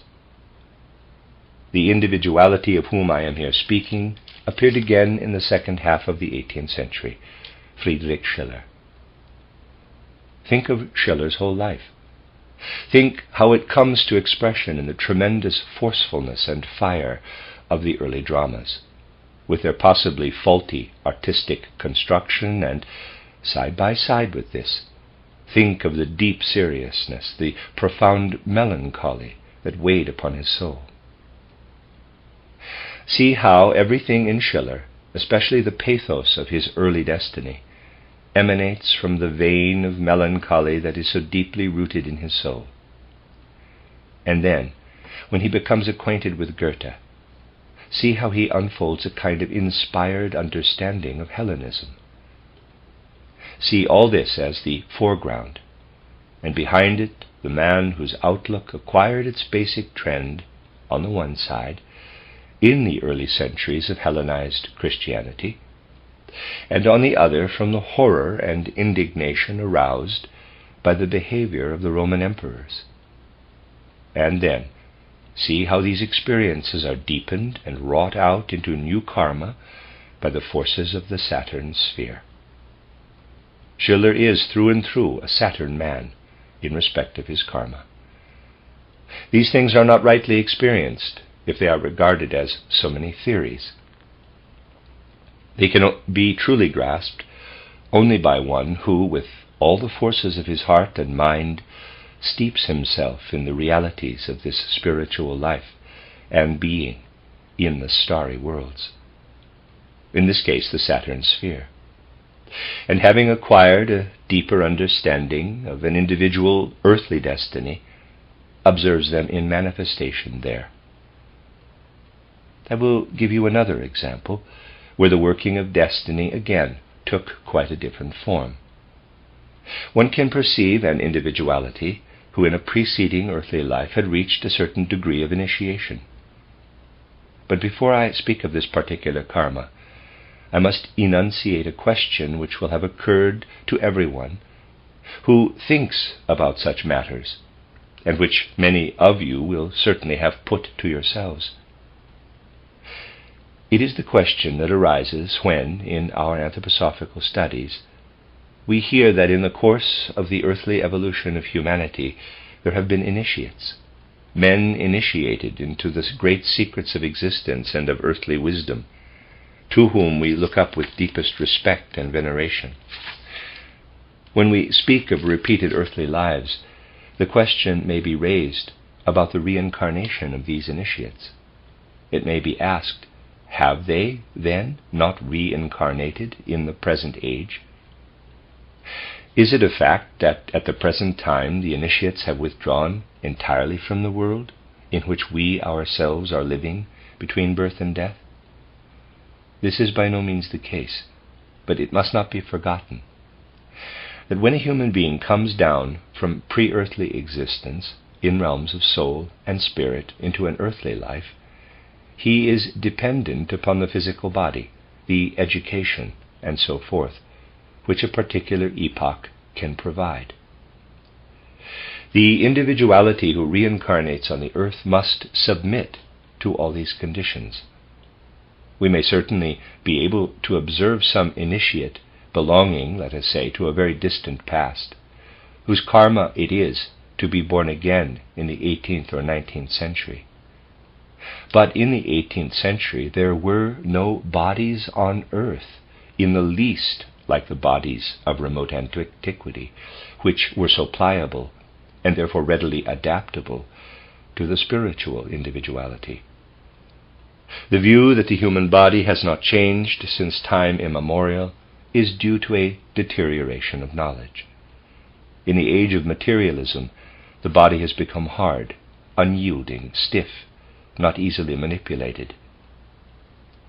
The hereditary relationships, which are also connected with the disposition, the whole inner soul constitution of man, are as they are, and the individual can do nothing to alter them. The whole of civilization stands in the way, and the individual must submit.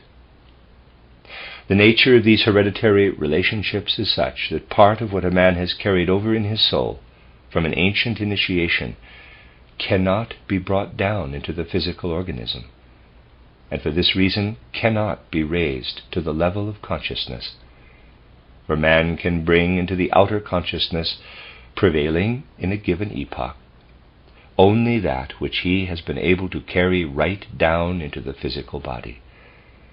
And here I shall have to say something highly paradoxical, but you must accept it, because it is the truth. In ages of remote antiquity, the initiates were preserved from something that is nowadays a great boon for the human race. If they had been subjected to it in those times, it would have been regarded as anything but a boon, on the contrary, as a great hindrance to initiation. It is not permissible now to prevent anyone from learning in the modern way to read and write. But as a matter of fact, one loses a great deal through being forced to adopt these alphabetical ciphers, to which one has no human relationship whatever. When the more civilized Europeans showed the letters of their alphabet to the uncultured American Indians, the latter were frightened by what they took to be so many little kobolds, little demons. This will show you what it means to introduce to a human being something that is so unnatural, so alien to him at the age of 6 or 7, as the letters of our script.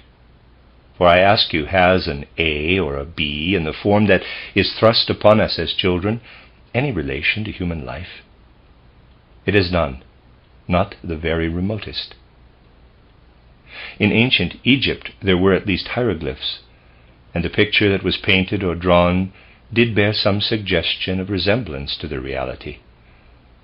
Moreover, men were made conscious of the relation between the picture and the reality. But today we learn A, B, C as something entirely remote from life. Those who want to judge everything materialistically, to live in the world only with the ordinary, everyday consciousness, cannot possibly realize all that is driven out of the human being, what is really killed in him as the result of having to learn this ABC, this reading and writing by modern methods. Parenthesis, in the Waldorf school we are trying to rectify the worst mistakes in education, and so, among other things, we have introduced a different way of teaching reading and writing. Close parenthesis. The fact that when I was 15 years old, I was still unable to spell accurately has certainly been a shock to others, but never to me personally. I have spoken at some length on the subject entitled The Story of My Life, and I owe much to this fact, for it meant that I was protected from many things against which there is no protection, if by the age of 15 one's spelling is orthographically perfect. Many things that are the outcome of the materialistic education of our day sever the human being from the spiritual life. This is a far more serious matter than people think. I mention it here in order to show you that an initiate of bygone times has no other alternative than to avail himself of the kind of education that a particular epoch has to offer. What else can he do but adapt himself to the life of body and soul belonging to the times?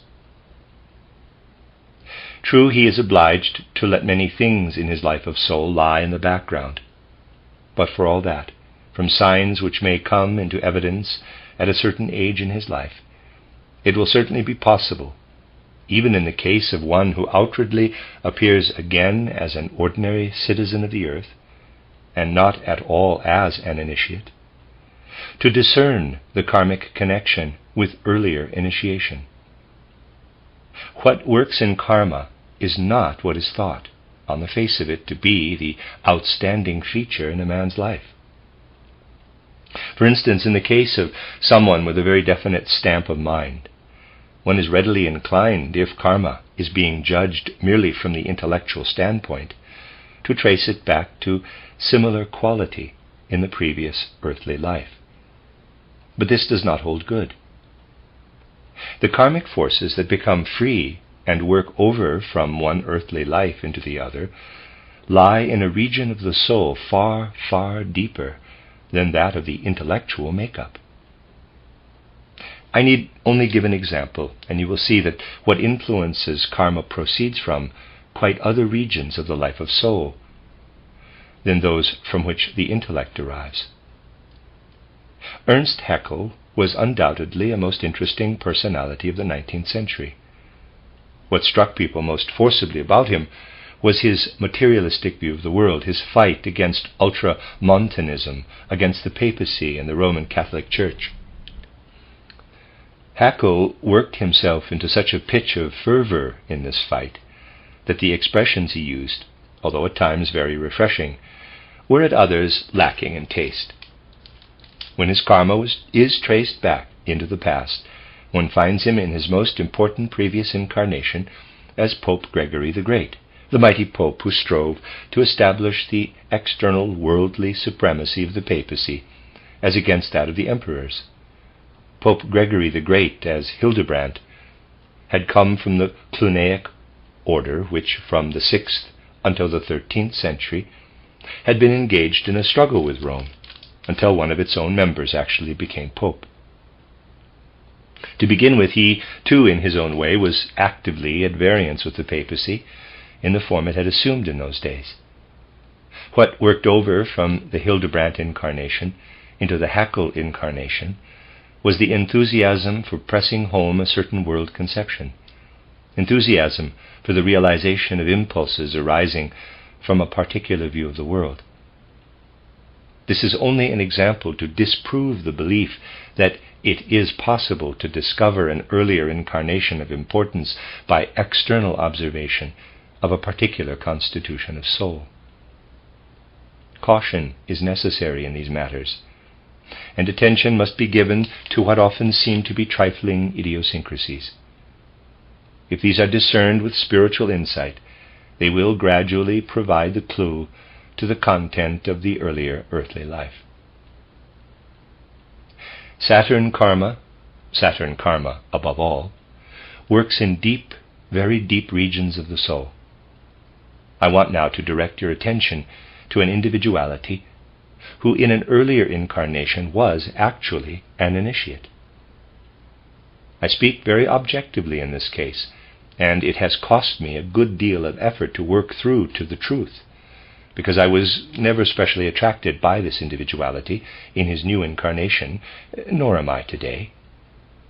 But it is a matter of establishing objective facts, and although effort is necessary, the truth is that one can discern with greater prospects of exactitude the karma of individuals to whom one is not drawn by personal sympathy and the like. And so I'm going to speak to you about an individuality who, in an earlier earthly life, was an initiate in mysteries which were a very great moment in the evolution of humanity. This individuality was an initiate in Irish mysteries, the mysteries of Hibernia, to which I have referred in one of the mystery plays. There were many experiences to be undergone before a man was led onward through initiation to wisdom in the form in which it was presented to him in these Irish mysteries. The aspirant for initiation had first to experience every kind of doubt that can arise in the human soul concerning the great truths of existence. The pupil was actually taught to doubt, to be utterly skeptical of everything, especially of the highest truths.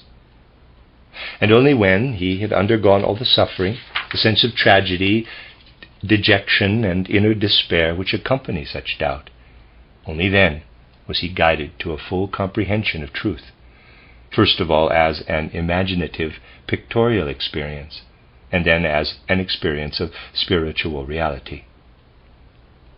Thus everyone who attained initiation in the Hibernian mysteries had learned not only to believe in the truth, but also not to believe in it. Only so could his fidelity to truth prove itself a potent, unshakable force in life. Another feeling, too, was awakened in those who sought the initiation wisdom of Hibernia. It was the feeling that all existence may be, as earthly existence, illusory, unreal. The pupils were brought to a point where they not only doubted truth, but where they experienced the nothingness, the non-reality in human existence. And then, in order that the pupil might experience the etheric forces in their constant transformations, and the physical forces which though involved in destruction, are ever and again restored by the spiritual, in order that when the right state of soul had been induced, he might experience in a real imagination the destructive and upbuilding forces implicit in all life, he was led before two mighty pillar statues. He was exhorted to press into one of the statues. This caused an indentation, but because the substance of this statue was elastic throughout, the form was ever and again restored, and the statue seemed as though it were alive. And because the impression made by the actual touch was received by the pupil in a mood of reverence and solemnity, he became aware, inwardly aware, of the essential nature of the living. The other statue was so constructed that pressure left an indentation, which defaced the form, and it was not until the following day, when the pupil was again led before this statue, that the deformation was repaired. The inner constitution of the physical and the etheric, something therefore of the truth revealed to self-observation, was presented in this way to the pupils. Then they were taken before other images and were thus led on to an even fuller understanding. The experience of spiritual reality was strong and intense in the pupils and initiates of Hibernia. Indeed, at certain stages of initiation, they no longer paid much heed to outer physical reality, so intensely conscious were they of spiritual reality. It is actually the case that while the mystery of Golgotha was taking place in physical reality over in Asia, the Hibernian priesthood so conducted the ceremonies that at the very time when the mystery of Golgotha was fulfilled in outer physical reality in Palestine, it was enacted in the form of a sacred rite in a mystery center of Hibernia. Thus a physical fact taking place in a different region of the earth was experienced in distant Hibernia as a spiritual fact. This will show you to what depths men were led in those Hibernian mysteries. There is an individuality who in very early times had attained a certain degree of initiation in the Hibernian mysteries, and then, later on, passed through a female incarnation. But the influence of the Hibernian incarnation worked deeply, very deeply upon the soul. Then, in a life between death and a new birth, this individuality lived through experiences arising when karma is wrought out in the Saturn sphere. The whole significance of what the soul had acquired in an Hibernian initiation, not at the highest, but at a certain stage, was seen in retrospect, in a perspective widening out into a vista of great cosmic happenings. The import of the knowledge which it was possible to acquire in Hibernia was seen in its relation to the whole past evolution of man. In a majestic vision of cosmic evolution, it was revealed how human longings and strivings through thousands of years had brought this Hibernia into being. But the modern age held in store for this individuality a body and a kind of education by which the most significant elements were obscured, yet for all that came to a certain expression in keeping with the civilization of the 19th century.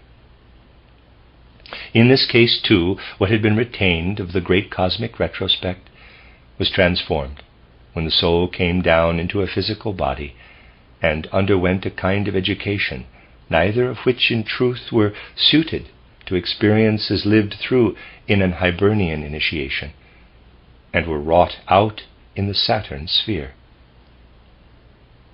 When the soul descended, this was all transformed into ideals reaching out to the future.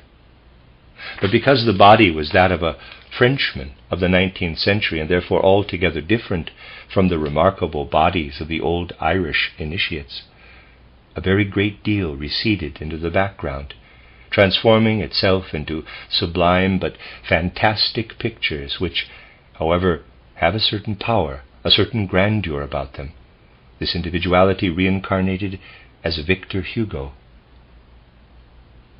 There again we can perceive how karma works on, even when two incarnations differ as greatly as do the lives of the Irish initiate and Victor Hugo.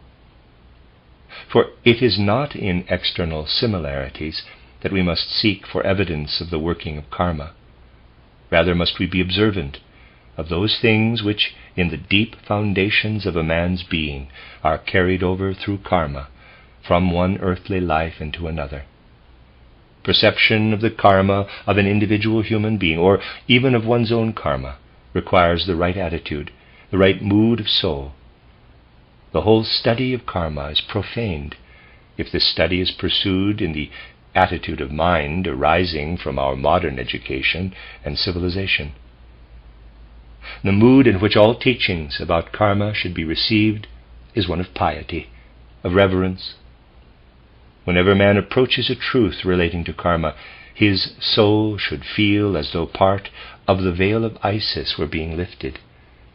For in truth it is karma that reveals, in a way most intimately connected with human life, what Isis was, the being designated outwardly as, quote, "I am that which was, is, and will be," close quote. This must still be the attitude of soul in all study of human karma. In truth, only when we study karma in the way we have now been doing, and having observed how it takes effect in the process of world evolution, acquire the reverence befitting such study.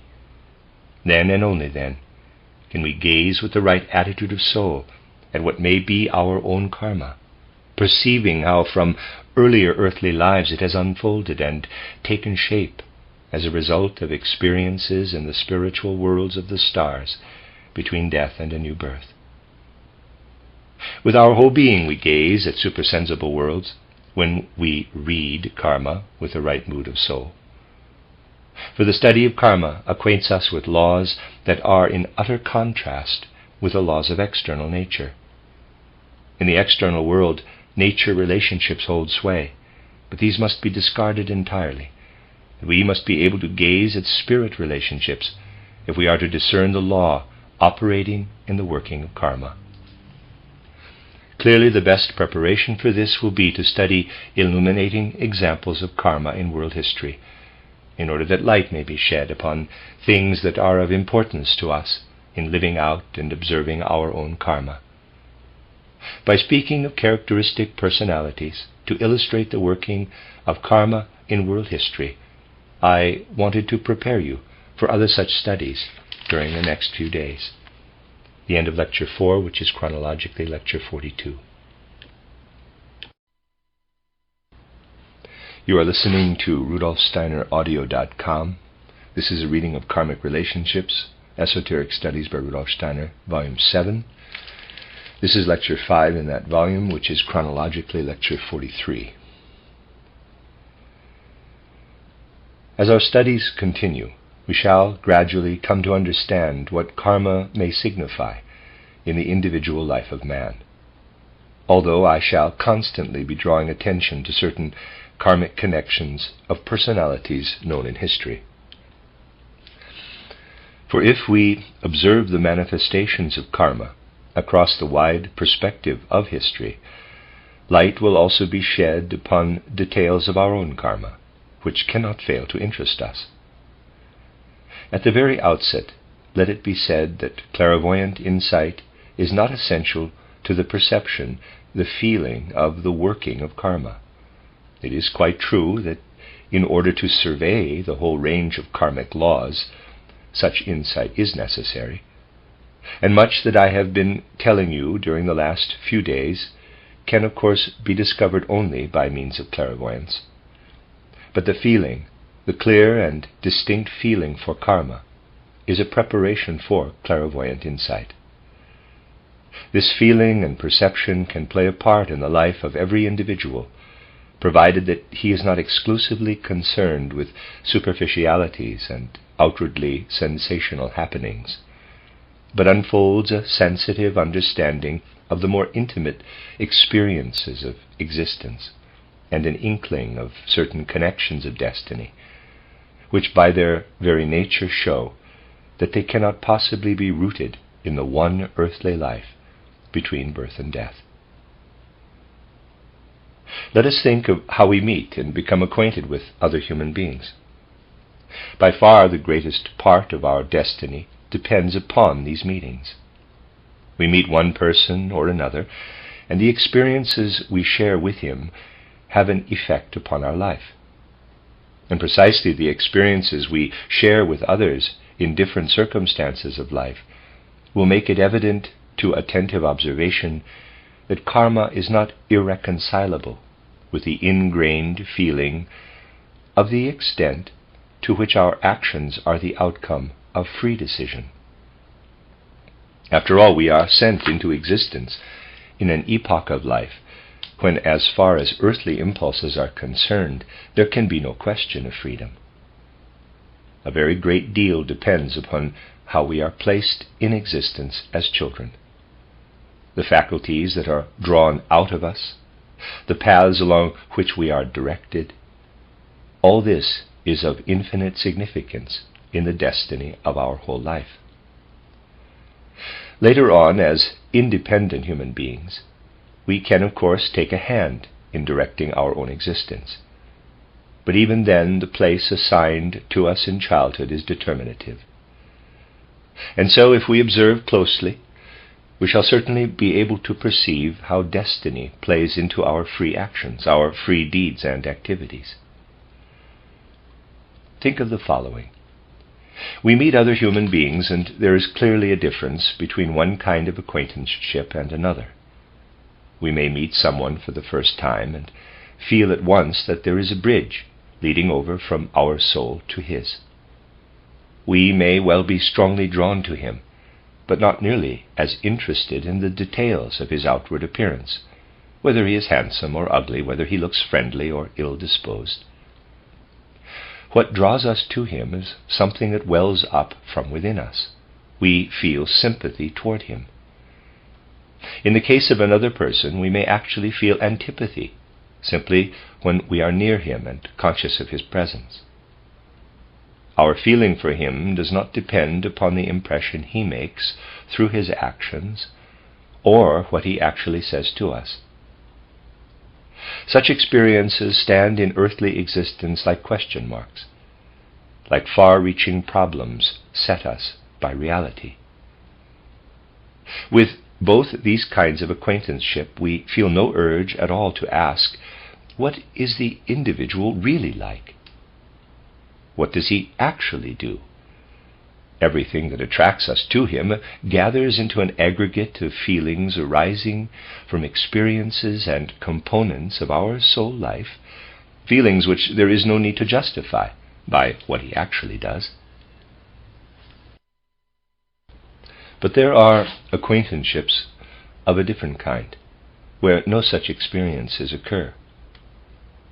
Although there is no feeling of deep-seated sympathy or antipathy, such individuals interest us. We feel an urge to discover whether their attitude is friendly or unfriendly, whether they are gifted or not gifted. Having made such an acquaintanceship, it may happen that we meet someone who also knows the person in question, and we feel we want to talk about him, to ask about his position in life, who he is, and so forth. We are interested in what he is outwardly. But in connection with an acquaintance of the other category, we may find it extremely embarrassing to meet someone who knows him and begins to speak about him. We simply do not want to talk about this person.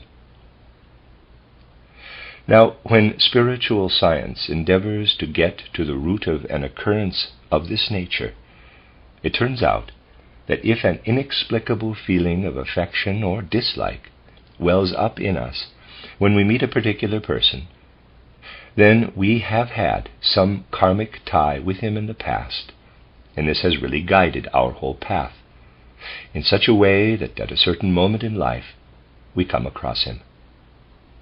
Experiences shared in past ages shape and determine the feelings we have about him. And it is these feelings that count, not whether he is good-looking or ugly, kindly or ill-disposed. When such feelings are emphatic and distinct, and it is possible for spiritual, scientific investigation to shed light upon them, their explanation is forthcoming from what such investigation has to say about karma that was formed in the past. Moreover, we shall find this confirmed in many other ways. During sleep, when we are outside our physical and etheric bodies, living a spiritual existence in the capital I and astral body, dreams occur. But with rigorous self-observation, let us ask ourselves whether it is not the case, when certain acquaintanceships are accompanied by these uprising feelings and experiences, that we at once begin to dream about these people. We dream so readily about certain acquaintances. This indicates that there is a connection between the person in question and our own soul and spirit, which has shared experiences with him, either in many lives or maybe in one life only. Our I and astral body, in which we live during sleep, are connected in some way with this individual. Others whom we may encounter in our profession, business, or the like, interest us in the different way I described. It may well happen that we have a great deal to do with them. Life throws us together, but we simply cannot dream about them. In such cases, the connection belongs only to the present earthly life, and the link is made by what binds the soul and spiritual part of man to the physical and the etheric. Now, it is paramountly the physical and etheric bodies which are involved in interests connected with external activities, outward appearances. And the reason why we cannot dream about these particular people is that the physical and etheric bodies lie there in the bed, and the being of soul and spirit is not within them. Spiritual science reveals that although karma is certainly at work here, it is only now beginning to form, and that not until we look back from spiritual existence upon this earthly life will it be possible to say that karmic connections began in that life. In this case, karma is in process of coming into being. We have heard how karma takes shape, how all that we experience in communion with spiritual beings between death and a new birth works for long ages at the weaving of karma. But if you reflect upon what has here been said about the laws of karma, you will say to yourselves, earthly life brings human beings together, and a karmic link is formed between them. They pass together through the life between death and rebirth, and in cooperation with higher beings shape their karma for the next earthly life. What then is the consequence in the earthly life of man? Broadly speaking, this: that individuals who have been together in an earthly life where karma begins to form will endeavor in the next earthly life to find their way to one another again. Once again they will establish karmic links, will again pass through the life between death and rebirth, where a still stronger link is forged between them, and again seek for a common earthly existence. And here the remarkable fact comes to light that as earth evolution runs its course, human beings live together in groups. Time flows on. A certain group of human beings, living as contemporaries in a particular epoch, and karmically connected with one another, appears again on the earth after the life spent between death and rebirth. A different group of human beings, linked together by karmic ties, appears on the earth in a common existence. A third group, likewise. As the periods between death and rebirth are by far the longer, it follows that the majority of human beings only meet in the life after death and before birth, and that those specially connected with one another by karma pass through evolution in groups, coming together again and again on the earth. That is the general rule. As a rule, it is the case that on earth we do not encounter those who formerly were not incarnated at the same time as ourselves.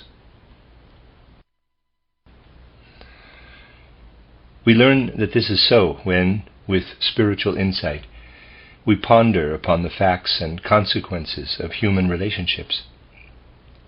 Provided we reflect without prejudices or preconceptions, spiritual observation will certainly confirm what has here been said. As you know, for a considerable time in my early life, I was engrossed in the study of Goethe.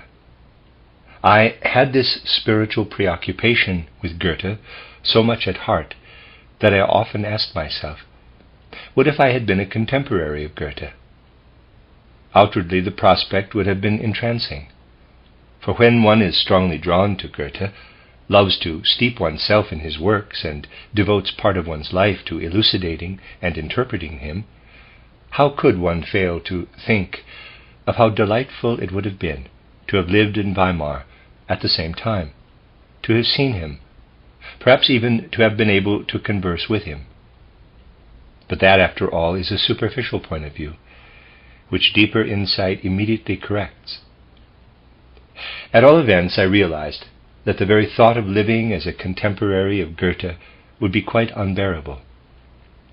For one treasured Goethe so highly just because the creations he bequeathed had worked in one for a time, and it was then possible to draw it all forth again from spiritual depths of world existence.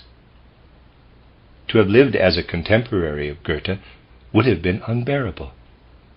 When it is clear that the relationship was the result of having been born at a later time, when the subtler connections of the life of soul are taken into account in a case like this, where one is drawn to a personality with whom karma did not bring one into direct contact, where the karmic relationships are more complicated, it becomes clear to spiritual insight that had one lived at the same time as this personality, he would have acted like poison upon the soul. I know that this is a strong statement, but it is a fact nevertheless. To have been a contemporary of Goethe would have made it impossible to keep one's own disposition and configuration of soul firmly knit. From the wider point of view, such circumstances sharpen our perception of the inner truths, the inner relationships of human life. We no longer talk out of the blue, nor shall we be tempted to come out with a hackneyed exclamation, "Oh, if only I had been alive then!" When karma is interpreted rightly, it becomes a source of strength in the circumstances of our life, establishes us in earthly existence at the place where we truly belong. That karma is in truth destiny becomes plain when we begin to reflect upon why we were born at a particular time. We come into earthly existence just when we do, because together with other souls who are karmically connected with us, we have prepared our karma for the time when we are to descend to physical existence on earth. What I have been telling you is the general rule, but in the spiritual world everything is individual. Rules have their significance, but this must not be taken to imply that they are to be regarded as principles. A man who is a stickler for rules, who insists that they can have no exceptions, will never find his way into the spiritual world. For in the spiritual world, nothing is the same as it is in the physical world. What could be more obvious to a man living in the physical world than the mathematical axiom, the whole is greater than any of its parts, or the straight way is the shortest distance between 2 points? Only a lunatic would contend that the whole is not greater than any of its parts. Such things are called axioms, because they are self-evident truths, and as it is said, cannot and need not be proved. The same applies to the formula. The straight way is the shortest distance between any 2 points. But neither formula holds good in the spiritual world. What actually holds good in the spiritual world is the formula, the whole is always smaller than any one of its parts. And we find confirmation of this in the very being of man. Observed in the spiritual world, the spiritual counterpart of your physical being is about the size, a trifle larger, but approximately the same size as it is in the physical world. When, however, you see your lungs or your liver in the spiritual world, they are of gigantic magnitude, and yet they are parts of something small. We have to learn to change our thinking entirely. In the spiritual world, the straight way is by no means the shortest, but on the contrary, the very longest. Because in that world, to move from one point to another is a different matter altogether. In the physical world, it is pedantically correct to say, that way is long, this longer, this the straight, the shortest. But in the spiritual world, the straight way presents such enormous difficulties that any of the winding ways is the shorter. Hence there is no sense in saying the straight way is the shortest between any 2 points, because in actual fact it is the longest of all. We have to recognize that in the spiritual world, nothing is the same as in the physical world. The reason why people find it so difficult to reach the spiritual world with the exercises they practice quite faithfully is that they cling to preconceptions, such as the whole is greater than any of its parts, or the straight way is the shortest between 2 points. So much for the axioms. But we must also give up clinging to all other truths which hold good in the physical world, if we are to penetrate into the spiritual world. In the spiritual world, there can be no all-embracing principles, for everything there is individual. Each fact must be approached as something entirely individual. In the spiritual world, there is none of this dreadful logical assembling of facts, this basing of everything upon general rules. And so the truth of which I have spoken, namely that human beings pass through their earthly evolution in groups, although it is indeed a truth and holds good in the broad sense, is sometimes broken through. And precisely from those cases where it is broken through, we can realize its significance. Let me give an example. You must forgive these examples being taken from my own life. After all, how can there be closer knowledge of examples of these things than when they are drawn from one's own life? In recounting the story of my life, I have mentioned a geometry teacher of mine. Not only had I great affection for this teacher while I was actually his pupil, but afterward too, and it was interesting for me to investigate his karma and the whole setting of his life. I myself had a personal weakness, as the saying goes, for geometry. Even at the age of 9, a geometry book that fell into my hands brought me sheer delight. It was written by this teacher who thought me far too immature for anything of the kind. To learn that the 3 angles of a triangle total 180 degrees was sheer joy to me when I was a boy of 9. But later on, when I was about 12, and for some years after, this man was my geometry teacher.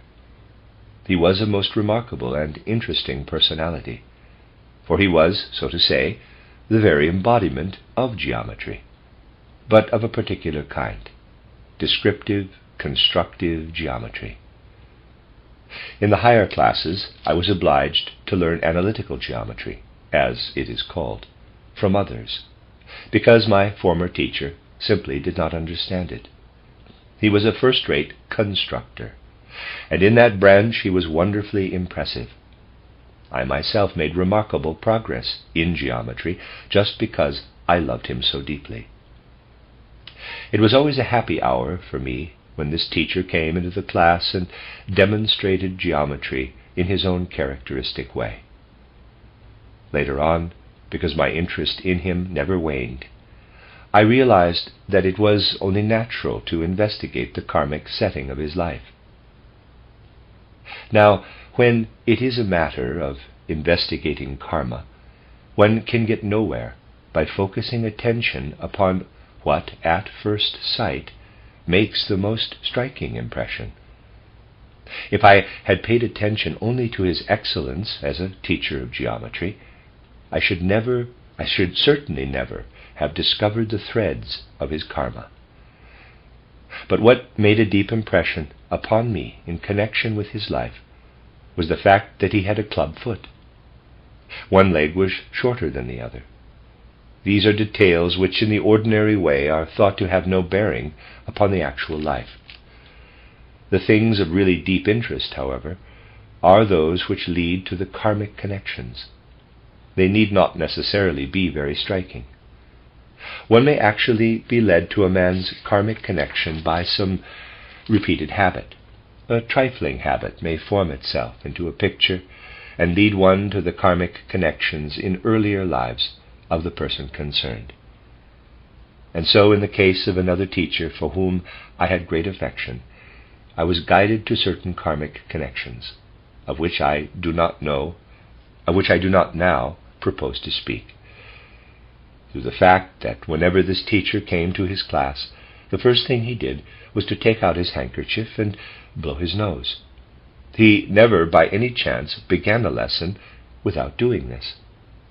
And the picture into which this habit shaped itself led me back to his earlier earthly lives. And it was the same with the other teacher, the one with the club foot.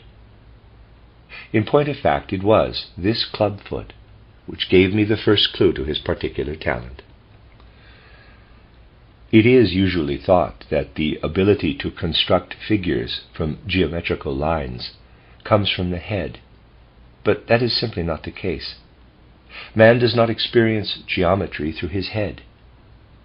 You would never be able to think of an angle if you did not walk. It is because you experience the angle in your legs that you know something about it. The head merely looks on, perceives how the arms or the legs form angles. In geometry, we actually experience our own will weaving through our limbs. Our limbs teach us geometry. It is only because we have become such creatures of abstraction that we are unaware of this and firmly believe that all geometrizing goes on in the head. The head looks on, perceives how we walk or dance or whatever it may be, and then evolves the geometrical figures. And now, the whole connection, the reason for this characteristic way of presenting geometry, was clear to me as I studied the inner constitution of this man, who was obliged to walk about with a club foot, and who, because of the deep effect it had upon him, became such an excellent geometrician, but in one direction only. Such things belong to the more intimate concatenations of life. But what led me to further insight?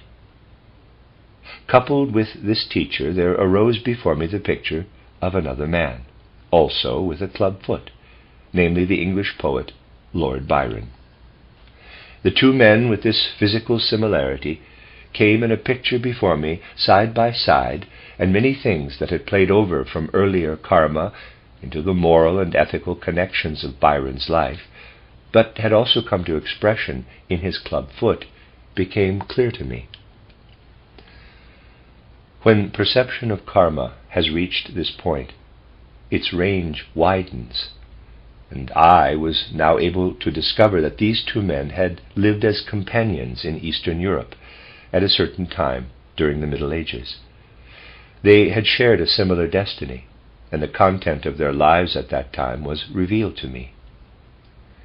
Neither the earlier life of Byron nor that of my teacher resembled their lives in the 19th century, but the two had been associated in destiny of a very intimate kind. During their lives in Eastern Europe, they came to know of the significant legend concerning the Palladium, the treasure endowed with magical power, upon which the might of Troy depended. The Palladium had been buried in Troy, and was an object of veneration there. Then it was taken across Africa to Rome, where it remained for long ages. When he founded Constantinople, the Emperor Constantine caused this Palladium, upon which the power, first of Troy and then of Rome, was said to depend, to be removed at the cost of great hardships and with tremendous pomp to Constantinople, where it was sunk in the ground in order that the power of Constantinople should replace that of Rome. It is said, and with considerable truth, that the emperor's arrogance had caused him to transfer the Palladium from Rome to Constantinople, where he erected a massive column over the spot at which it had been sunk, and had a statue of Apollo placed upon this column. The task of bringing the column to Constantinople was one of enormous difficulty, entailing the construction of a special road. The column had originally been brought from Egypt to Rome, and its weight was so enormous that every road to Constantinople subsided and became dangerous. The column was erected, and the Palladium safely protected. The emperor ordered the statue of Apollo to be set in place, but let it be known that this statue was a representation of himself. Then, having caused wood and nails from the cross of Christ to be brought from the east, he had the wood inserted into the statue, and the nails molded into rays around the head of Apollo. Constantine pictured himself standing there aloft, surrounded by rays of glory, fashioned from the wood and the nails of the cross of Christ. Later on, another legend came to be associated with the Palladium, a legend which still played a part in the testament of Peter the Great, to the effect that the Palladium would be carried off by men of the East to their capital, that in time to come the power of the Slavs would be founded on its magical power. Through the Palladium, so it was said, power would pass to the Slavs, just as it had passed to Troy, to Rome, to Constantinople. Such things contain deep truths, even though they are presented in the form of legend. But this much is certain. Anyone who understands the history of the Palladium will understand very much of the course taken by European history. This legend came to the knowledge of the two men of whom I have spoken, Byron and his contemporary in the early Middle Ages, and they resolved to seize the Palladium and take it to the north, to Russia. They did not succeed. The project failed, as indeed it was bound to do. But something of it remained in the two men. In karmic connections, something remained in them in a strange and remarkable way. At a later time, Byron sought for the Palladium in a different fashion. He allied himself with the movement for liberty in Greece. It was the search for a spiritual Palladium. This was the urge that had remained in him from the time of which I spoke, and it was clear to anyone who observed my teacher closely that in spite of his relatively unimportant position, in whatever situation he might be, he evinced an inflexible sense for freedom, which was deeply connected in his inmost being with the bodily defect, just as in the case of the one who was his earlier contemporary. What then had happened to these two men? Their paths had separated, and they did not find one another again. One of them was Lord Byron, the famous poet. The other, who lived at a slightly later time, was the unknown geometry teacher. In that case, the rule of which I have spoken was broken through. But in a curious way, life itself brought me confirmation of this. The teacher I loved so deeply, eagerly awaiting him whenever he came to give his geometry lesson, never once gave me an opportunity of a private conversation with him during the whole of the time he was my teacher. He was like a personality of whom I had only read in history. he did not really fit into the times. One got the impression that he was misplaced in his epoch. Later on, when, for the purpose of an anthroposophical lecture, I visited the town where he was living in retirement, I looked for his name in the directory. I felt that he must be there, and now, after such a lapse of time, 30 years or so, I had a desire to talk to him personally, as a friend. By this time he was quite elderly and lived in Graz, the Austrian home of many university pensioners. I went to Graz for the lecture, found his name in the directory, and made up my mind to call on him. But visits from others prevented me, even then, from any private talk with him. Although I loved him so dearly, he remained a shadow personality in my life. When I went to Graz a second time, I again wanted to visit him, but he had since died. And so here I was, confronted with a personality who, although I felt so near to him, seemed to be like someone I had merely read about, someone who belonged to a quite different epoch. The circumstances were something like this. I was a contemporary of his, but had no karmic connection with him. In none of his earlier incarnations had he been a contemporary of mine. This last life was plainly outside the sequence of the karmic groups to which he really belonged.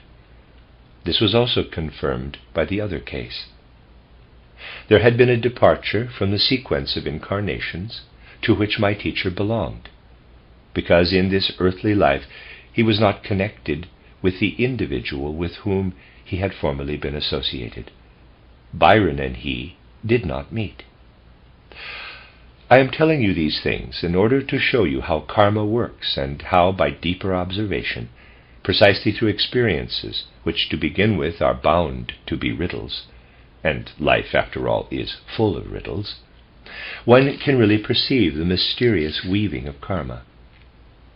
But just as certain contemporaries seem to be only pictures because they have moved out of their own karmic sequence, on the other hand, one is fully aware that by far the greater majority of human beings are placed in their epoch by strong inner necessity. This is often very clear in the case of historical personalities. Here again, let me give an example. Garibaldi, the champion of liberty in Italy, is a well-known figure. His was in truth a remarkable life.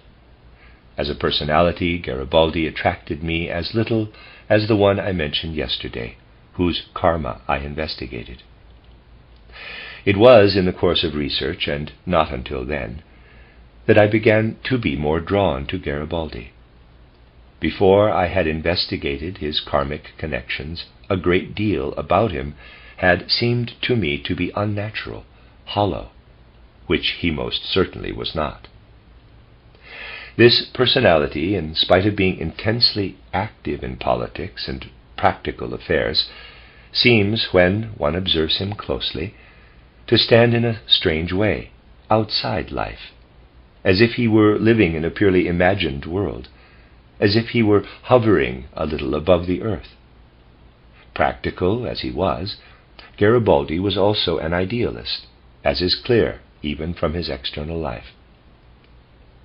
We need only think of a few characteristic episodes in Garibaldi's life, and this is at once obvious. I will speak briefly because time is getting on.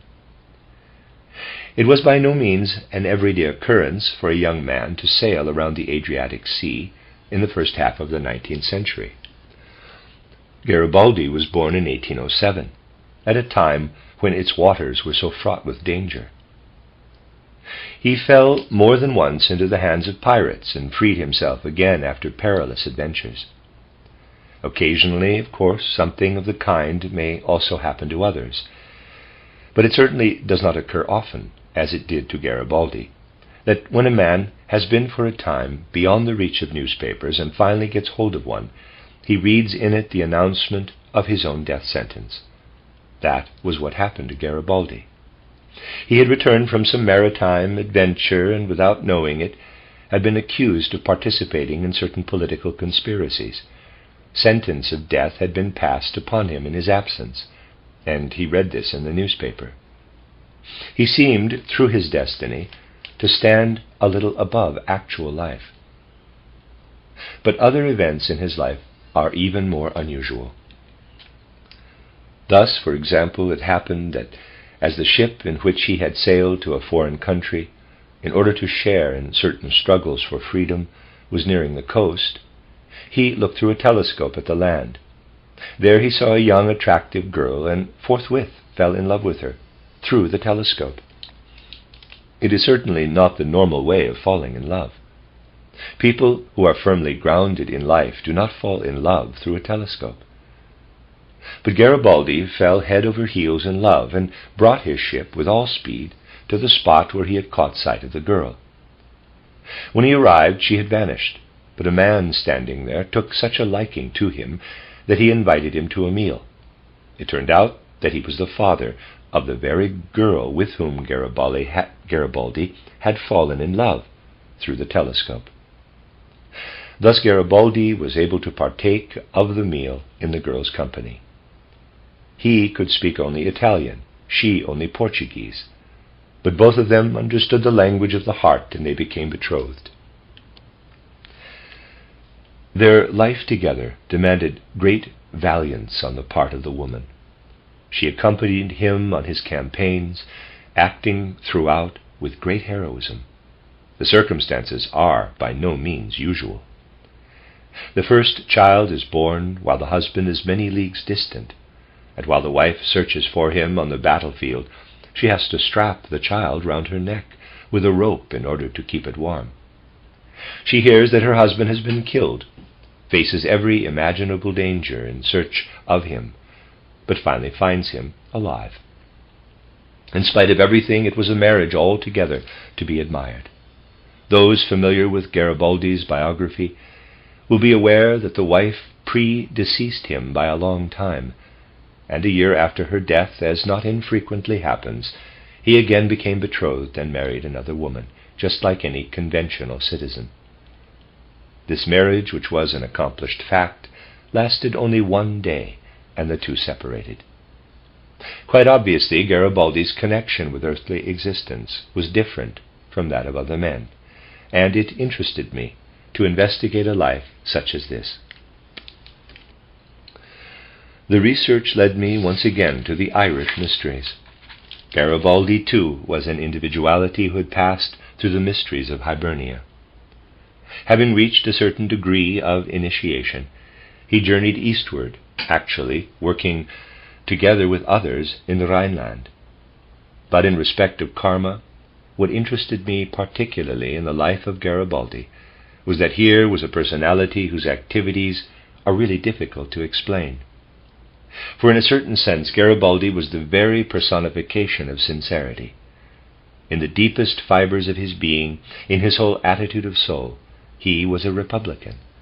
Yet in spite of this, it was actually through him that Victor Emmanuel came to sit on the throne of Italy. Garibaldi championed the monarchy in the person of Victor Emmanuel. To begin with, it all seems incredible. What induced this Republican to make Victor Emmanuel king of Italy? Look it up in history and you will find that without Garibaldi there would have been no Italian monarchy. And then again, Garibaldi is associated with other personalities, Cavour, Mazzini, whose outlooks and leanings are poles apart from his own inner attitude. Cavour and Mazzini are men of utterly different mentality.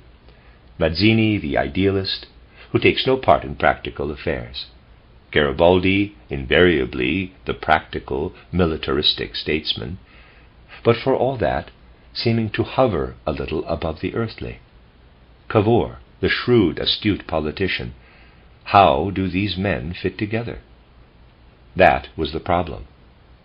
And precisely here something comes to light that I will put before you as a characteristic feature in karma. It turns out that these other three men had been followers of Garibaldi when he had been an initiate in Hibernia. They were his pupils.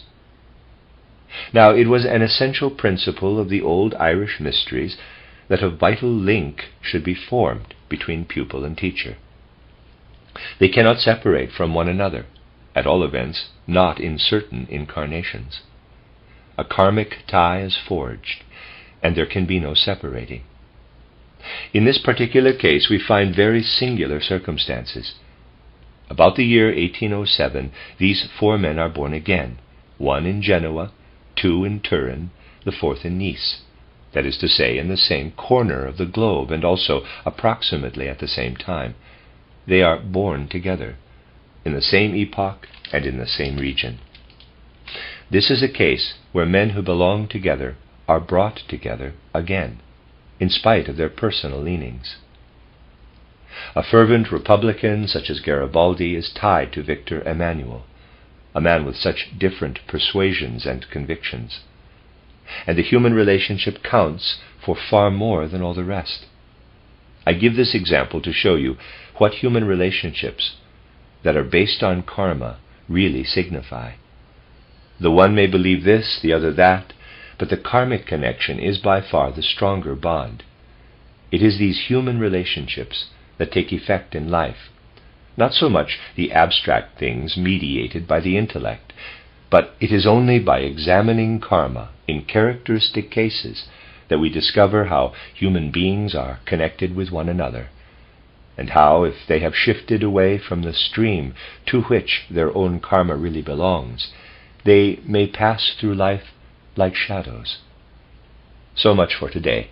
We shall continue these studies tomorrow, the end of Lecture 5, which is chronologically Lecture 43.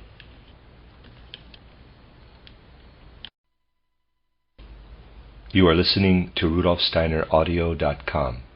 This is a reading of Karmic Relationships, Esoteric Studies by Rudolf Steiner. This is Volume 7, Lecture 6 in Volume 7, which is chronologically Lecture 44.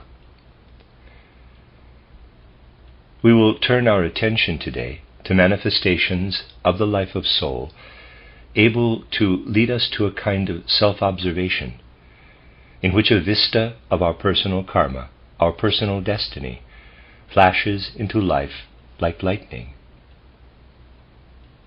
When we reflect upon the nature of the life of soul, even with more or less superficial self-knowledge, we realize that sense impressions and the thoughts we form about them are the only clear and definite experiences in the life of soul, in which, with ordinary consciousness, we are completely awake. As well as these thoughts, sense impressions, sense perceptions, we also have, of course, the life of feeling. But just think how indeterminately our feelings surge through us, how little we can speak of inner, wide-awake clarity in connection with our life of feeling. Anyone who faces these facts with an open mind will certainly admit that, as compared with thoughts, his feelings are indeterminate, lacking in definition. True, the life of feeling concerns us in a more intimate, personal way than does the life of thought. But for all that, there is something undefined in it, and also in the way it functions. We shall not so readily allow our thoughts to deviate from those of other people when it is a question of reflecting about something that is alleged to be true. We shall feel that our thoughts, our sense impressions, must somehow tally with those of others. With our feelings, it is different. We allow ourselves the right to feel in a more intimate, more personal way. And if we compare feelings with dreams, we shall say, dreams arise from the night life, feelings from the depths of soul into the light of day consciousness. But again, in respect of their pictures, feelings are as indeterminate as dreams. Anyone who makes the comparison, even with such dreams as enter quite distinctly into his consciousness, will realize that their lack of definition is just as great as that of feelings. Therefore, we can say, It is only in our sense impressions and thoughts that we are really awake. In our feelings we dream, even during waking life. In ordinary waking life, too, our feelings make us into dreamers. And still more so the will. When we say, now I am going to do this or that, how much of the subsequent process is actually in our consciousness? Suppose I want to take hold of something. The mental picture comes first, then this picture completely fades away, and in my ordinary consciousness, I know nothing of how the impulse contained in the I want finds its way into my nerves, into my muscles, into my bones. When I conceive the idea, I want to get hold of the clock, does my ordinary consciousness know anything at all of how this impulse penetrates into my arm, which then reaches out for the clock? It is only through another sense impression, another mental picture, that I perceive what has actually happened. With my ordinary consciousness, I sleep through what has happened intermediately. Just as in the night I sleep through what I experience in the spiritual world. I am as unconscious of the one as of the other. In waking life, therefore, there are three different and distinct states of consciousness. In the activity of thinking, we are awake, completely awake. In the activity of feeling, we dream. In the activity of willing, we are asleep. We are in a state of perpetual sleep as far as the essential core of the will is concerned, for it lies deep, deep down in the region of the subconscious. Now, there is something that in waking life, too, is always rising up from the depths of the soul, namely remembrance, memory. When we contact immediate reality, we have thoughts. This immediate reality makes a definite impression upon us. But the past of this earthly life plays all the time into present reality in the form of thoughts and memories, of recollected thoughts. As you know, these recollected thoughts are much dimmer, much less distinct than the impressions of present reality. Nevertheless, they do well up and make their way into ordinary waking life. And when we give memory free play, letting it recall all that we have passed through in life, we realize here is our own life of soul rising up once again. We feel that in this earthly life we are that which we can remember. Think only what becomes of a man who cannot remember some period of his life, whose memory of that period is completely obliterated. We may come across such cases, and I will give you just one example. There was a man in a respectable position who, while his life was pursuing its normal course, remembered his past, what he had done in childhood and during his education, what he had experienced as a student, and then in his profession.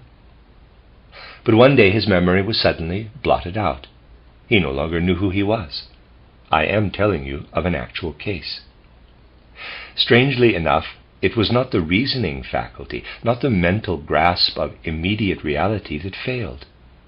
The memory was completely blotted out.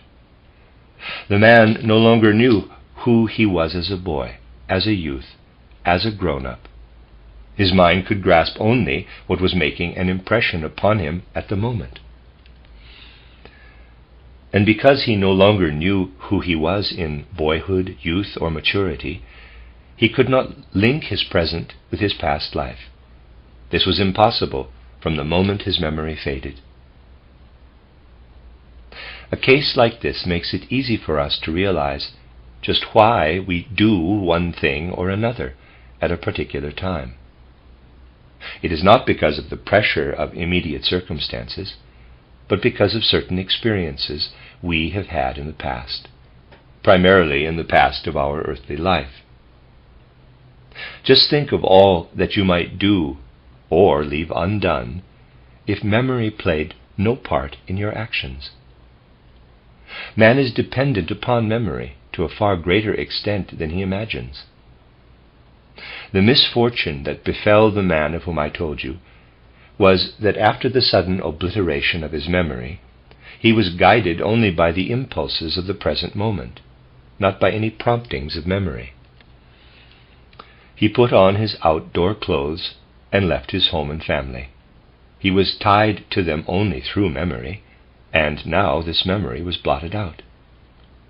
Impulses worked in him that had nothing whatever to do with memories of his family. His reason and intelligence remained. And so, because it would have been senseless to do these things while other people were there, he waited until they happened to be absent. He had lived with his family as a sensible, rational individual, but his memory had gone. He went to the railway station and took a ticket for a place a long way off. His mind was completely clear in a matter where reason came into play. He got into the train and went off. But the memory of what had happened, even the memory of having taken the ticket, was blotted out. He was aware only of the immediate present. The extinction of memory was a pathological condition. But he was so intensely engrossed with the present that he knew when he had arrived at his destination. He could compare this with the timetable. The ability to read, something that had already become habit and was therefore no longer a matter of memory, that too had remained. He alighted and took another ticket to a distant destination, and so he went on, traveling about the world, without knowing who he was. One day his memory returned, but he knew nothing of what he had been doing since buying the first railway ticket. When his memory returned and he was himself again, he found himself in a casual ward in Berlin. It was only the things that had happened in the trains and the places where he had been that were blotted out, for they did not belong to the present. Just think what a state of confusion. How utterly uncertain of himself such a man must be. You will realize from this how closely our capital I, our ego, is bound up with our store of memories. We know nothing of the self within us if we are bereft of the store of memories. What is the nature of these memories? Memories are of the nature of soul. But in the whole range of man's life and being, they are present in another form as well. They work purely as soul forces only in a human being who has reached the age of 21 or 22 and continues living. Before then, the memories do not work purely as forces of soul. We must be very conscious of what I have said in these lectures, namely, that during the first 7 years of earthly existence, our physical corporeality is an inheritance from our parents. At the change of teeth, it is not only the first milk teeth that are expelled. That is only the final act. The whole of the first body is discarded. We build up the second body, the body we bear until the onset of puberty, out of the soul and spirit we brought with us when we came down from the spiritual world to physical existence on the earth. But from birth until the change of teeth, we have received a host of impressions from the environment. Our being was absorbed in what flowed into us through having learned to speak. Think of all the wonders that stream into us together with the power of speech. Any unprejudiced observer will agree in this respect with a statement made by Jean Paul to the effect that he had learned more in the first 3 years of his life than in the 3 academic years. The meaning of this is clear. For even if the academic years are extended to 5 or 6, not presumably because one learns too much, but because one learns too little, even if this period is considerably extended, we learn only the merest trifle in comparison with what we assimilate during the first 3 years of life. and thereafter through the years following the first 3 until the change of teeth. After a certain time, all this remains in the form of hazy, indefinite memory.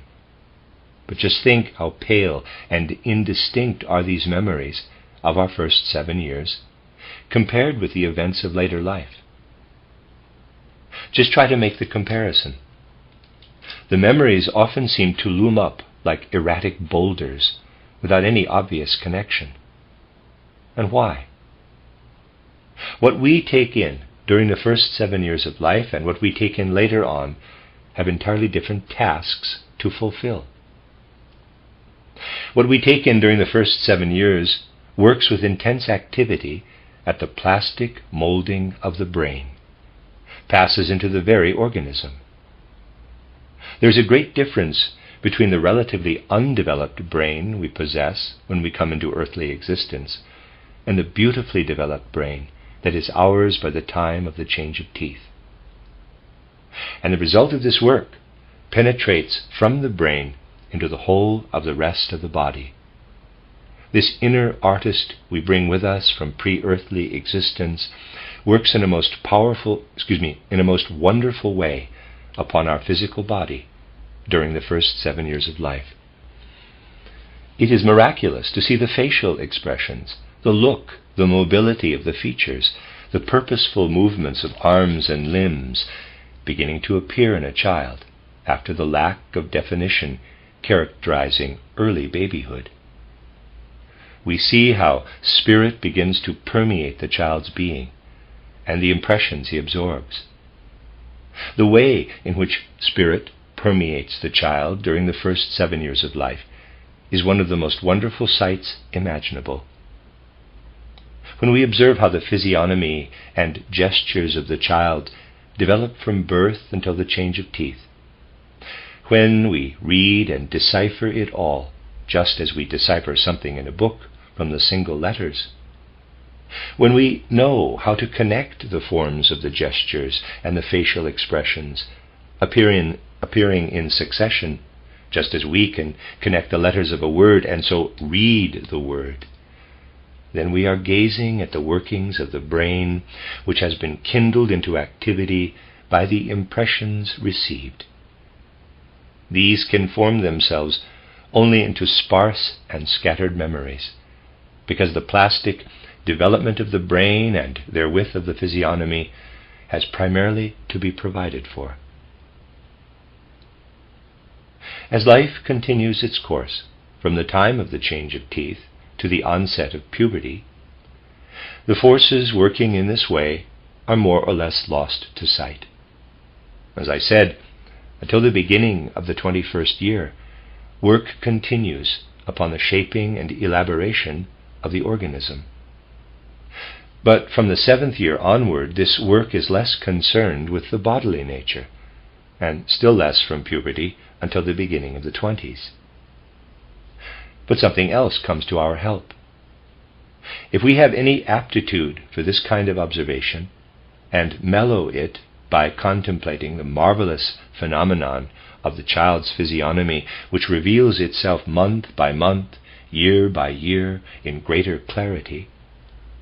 Above all, if we can perceive what the child's gestures reveal, how the awkward, unskillful movements of the limbs turn, in a most wonderful way, into movements filled with intelligence and purpose.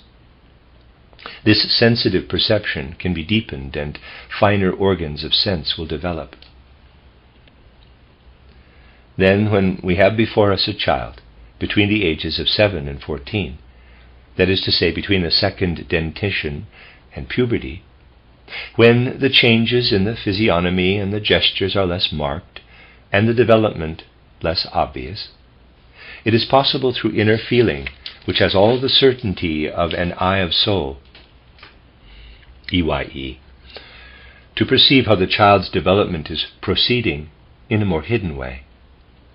And from this delicate, intimate observation of the bodily development of a child between the 7th and 14th years, there can arise the faculty to gaze into the life preceding the descent to earthly existence, the life between death and a new birth. These things must again be within our reach, enabling us to affirm of a child between the ages of 7 and 14. Around you there is not only the sense world of nature. In everything that is revealed in sense perceptions, in colors and forms, lives the Spirit. It is truly wonderful to see the Spirit becoming articulate in all things, and then, as it were, in a mirror image, to perceive a reflection of this in the way in which spirituality reveals itself more and more distinctly in the physiognomy of a child. If we feel this deeply and inwardly, and with a certain reverence make the experience a living power in the soul, then, as we observe the child between the ages of 7 and 14, this reverence will lead to an understanding of how the pre-earthly existence of a human being, between death and a new birth, works into him here on earth.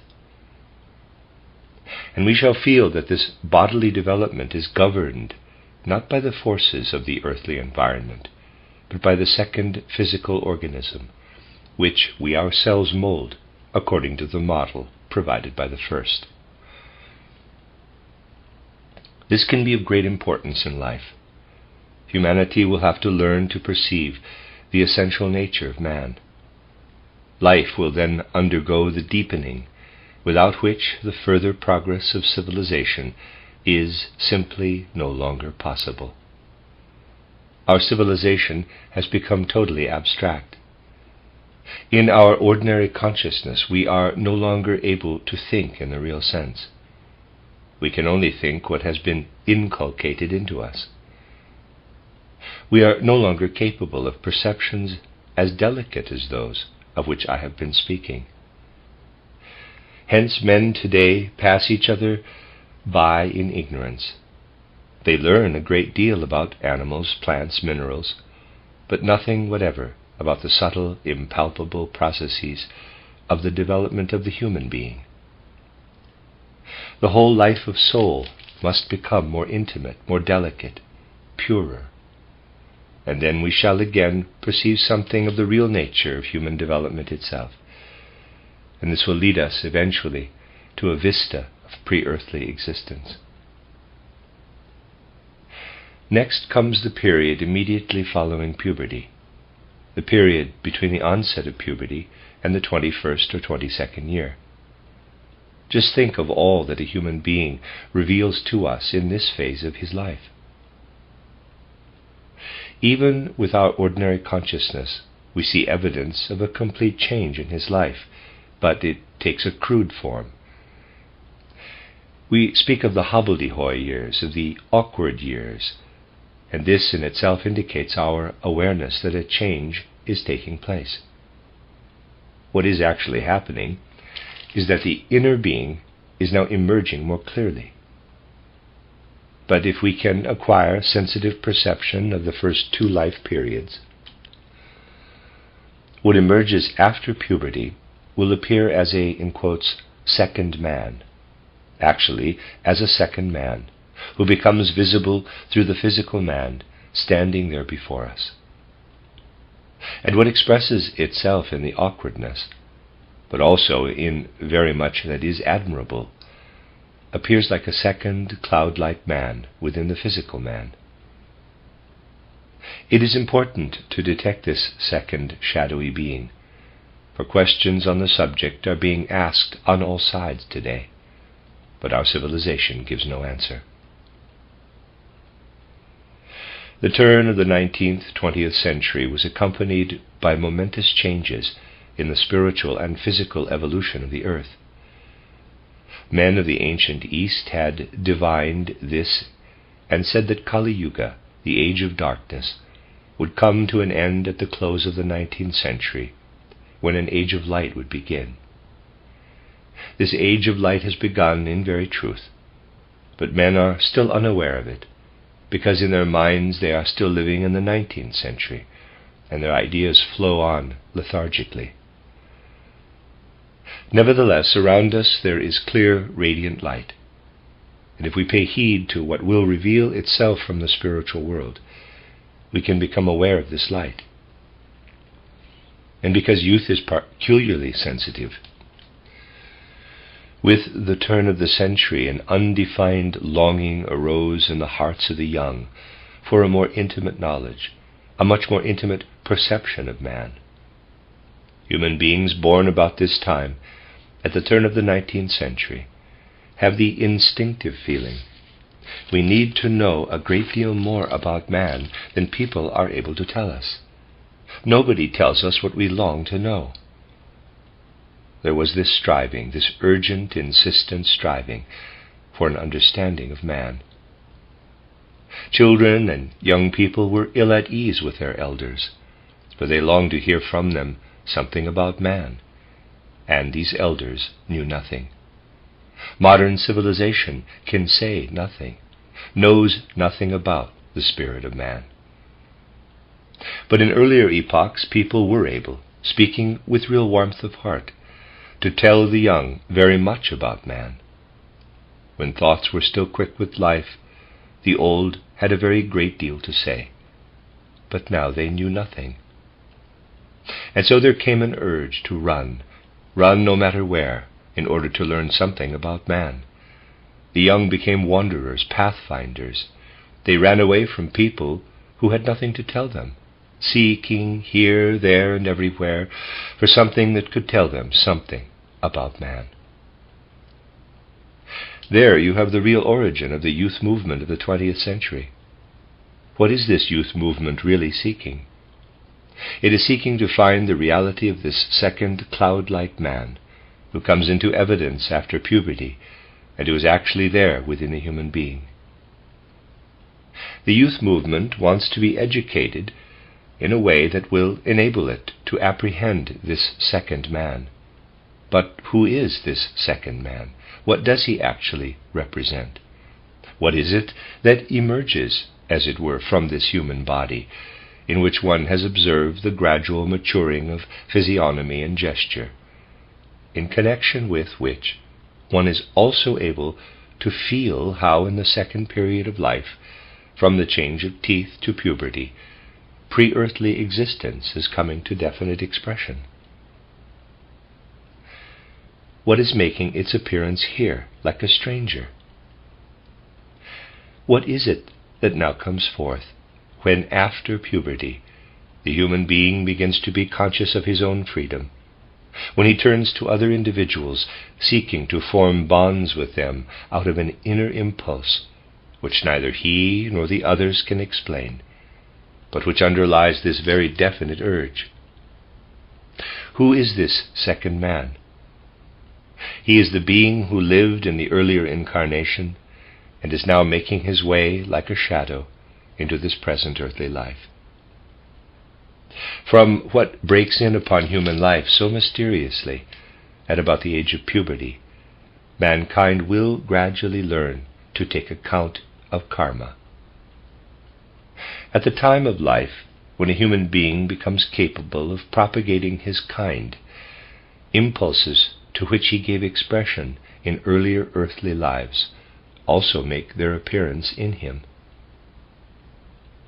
But a great deal must happen in human hearts and feelings before there can be any clear recognition, any clear perception of what I have just been describing to you.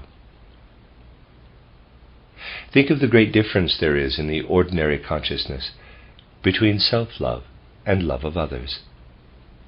People know well what self-love is, for every individual holds himself in high esteem. Of that there is no doubt. Self-love is present even in those who imagine that they are entirely free from it. There are very few indeed, and a close investigation of karma would be called for in such cases, who would dream of saying that they have no self-love in them. Love of others is rather more difficult to fathom. Such love may, of course, be absolutely genuine, but it is very often colored by an element of self-love. We may love another human being because he does something for us, because he is by our side. We love him for many reasons closely connected with self-love. Nevertheless, there is such a thing as selfless love, and it is within our reach. We can learn little by little to expel from love every vestige of self-interest, and then we come to know what it means to give ourselves to others in the true and real sense. It is from this self-giving, this giving of ourselves to others, this selfless love, that we can kindle the feeling that must arise if we are to glimpse earlier earthly lives. Suppose you are a person who was born, let us say, in the year 1881. You are alive now. Once upon a time, in an earlier earthly life, you were born, say, in the year 737 and died in 799. The man, personality B, is living now in the 19th, 20th century. Formerly, this personality, you yourself, lived in the 8th century. The two personalities are linked by the life stretching between death and a new birth. But before even so much as an inkling can come to you of the personality you lived in the 8th century, you must be capable of loving your own self exactly as if you were loving another human being. For although the being who lived in the 8th century is there within you, he is really a stranger, exactly as another person may be a stranger to you now. You must be able to relate yourself to your preceding incarnation in the way you relate yourself now to some other human being. Otherwise, no inkling of the earlier incarnation is possible. Neither will you be able to form an objective conception of what appears in a human being after puberty as a second shadowy man. But love that is truly selfless becomes a power of knowledge. And when love of self becomes so completely objective that a man can observe himself exactly as he observes other human beings, this is the means whereby a vista of earlier earthly lives will disclose itself, at first as a kind of dim inkling. This experience must be combined with the kind of observation I have been describing, whereby we become aware of the essential fundamental nature of man. The urge to apprehend the truth of repeated earthly lives has been present in humanity since the end of Kali Yuga, and is already unmistakably evident. The only reason why people do not speak about it is because it is not sufficiently clear or defined. But let us suppose that a thoroughly sincere member of the modern youth movement were to wake up one morning and for a quarter of an hour be vividly conscious of what he had experienced during sleep.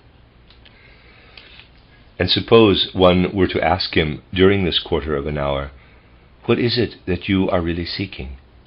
He would answer, "I am striving to apprehend the whole man, the being who has passed through many earthly lives. I am striving to know what it is within me that has come from earlier stages of existence. But you know nothing about it. You have nothing to tell me." In human hearts today there is a longing to understand karma.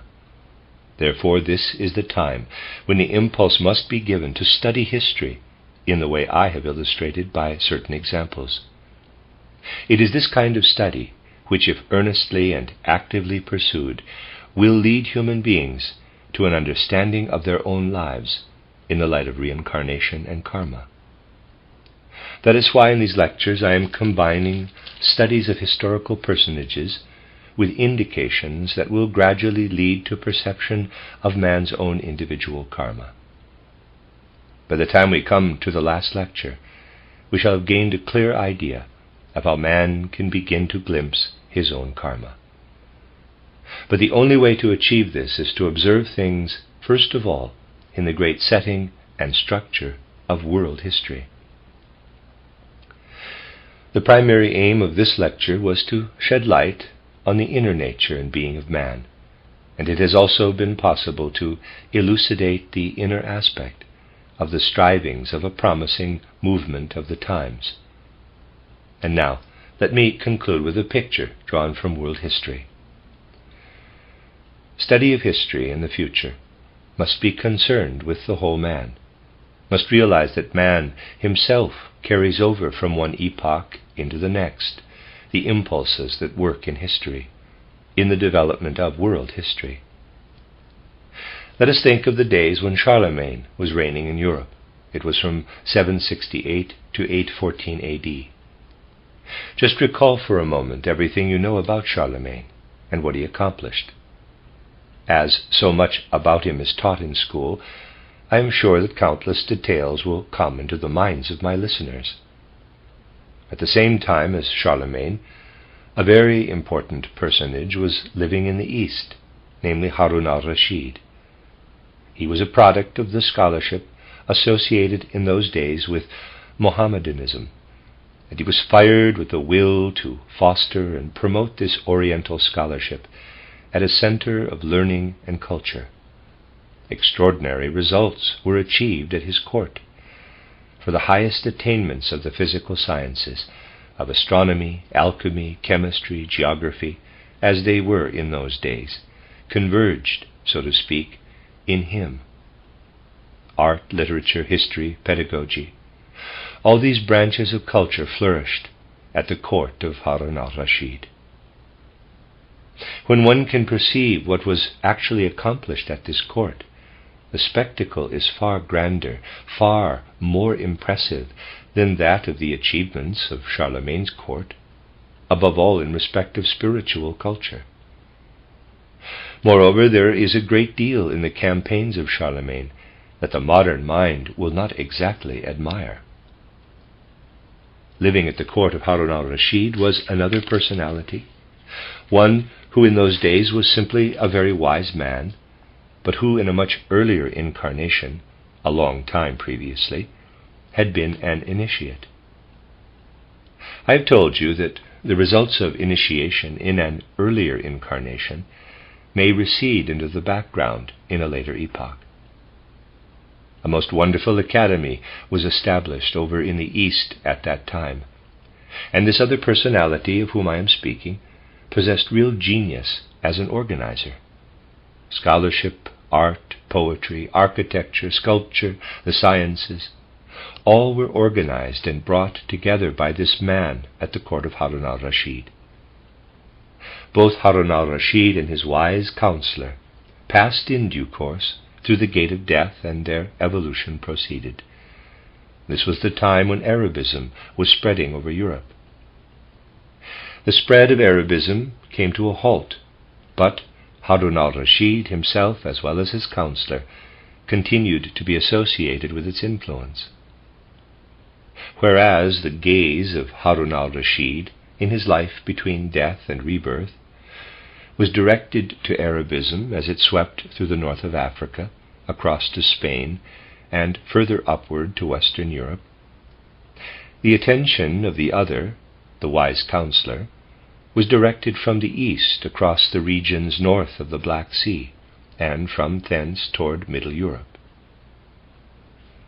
It is strange that in following the life of a man between death and a new birth, one can also follow those things upon which his gaze is directed as he looks downward. As I have told you, what he is actually beholding are the deeds of the seraphim, cherubim, and thrones, whose workings are connected with what is happening on the earth. In the life between death and a new birth, we look downward to the earth, just as on the earth we look upward to the heavens. The work of these two souls continued long after the close of their physical lives. Outwardly they were reborn as men of very different characters. Harun al-Rashid appeared again as Lord Bacon of Verulam, the originator of the modern scientific mentality. Those who are capable of unprejudiced observation can see in everything that was forced upon the world by Bacon a new edition of what was once cultivated over in the East. In the East, men had turned away from Christianity Bacon was outwardly a Christian, but inwardly, in his real aims, unchristian. The other man, the one who had once been the wise counselor, followed the path which led across to Middle Europe, via the regions north of the Black Sea. It was he who, as Amos Comenius, brought Arabism over in a quite different form, a much deeper, more inward form than that in which it was introduced by Bacon, but who did nevertheless bear Arabism into the modern age. And so at the dawn of modern spiritual life, two streams intermingled. We can perceive this development of history quite clearly. It is a phase when Christianity is temporarily forgotten, when, on the one side, scientific culture is externalized, but on the other becomes all the more inward. In his incarnation, which had its roots in the East, and then ran its course amid the deeper spiritual life of Middle Europe, much of the Eastern element persisted. It is not by casually opening some book. In a certain dialect there is an expression, oxen, to swat, and I can think of no other word at the moment, and then swatting up Bacon and Amos Comenius, that we can discern the inner evolution of the human race. We must rather begin to perceive how the development of the several epochs is brought about by men themselves, how the impulses are carried over from earlier into later times. Try for a moment to picture quite clearly what happened here. Christianity has spread, has taken a certain hold in the regions of Middle and Northern Europe, but through men like Bacon of Verulam, the reincarnated Harun al-Rashid, and Amos Comenius, the reincarnated counselor, something creeps in that is not genuine Christianity, but merges, nevertheless, with all that is working like so many spiritual streams in world evolution. Only in this way is it possible to grasp what is really happening, and to understand the great world processes in which man is rooted. If we go back to the time preceding Harun al-Rashid, to a man who was an immediate disciple of Muhammad, we must be quite clear about what it was that had been indoctrinated into Oriental spiritual life through Mohammedanism. Study of original Christianity reveals the deep significance of the fact that it has the Trinity. When we think of the spiritual in nature, the spiritual power which places us in the world as physical human beings and operates in the laws of nature, namely the Father being, we may ask ourselves, what should we be if the Father being alone worked in us? Through the whole of life, from birth till death, we should be under the same sway of necessity as prevails in the world around us. But in point of fact, at a certain age in life, we become free beings, not in any way losing our manhood, but awakening to a higher form of it. The principle that is working in us when we attain our freedom, when we release ourselves altogether from the sway of nature, this principle is the Son being, the Christ, the second form of the Godhead.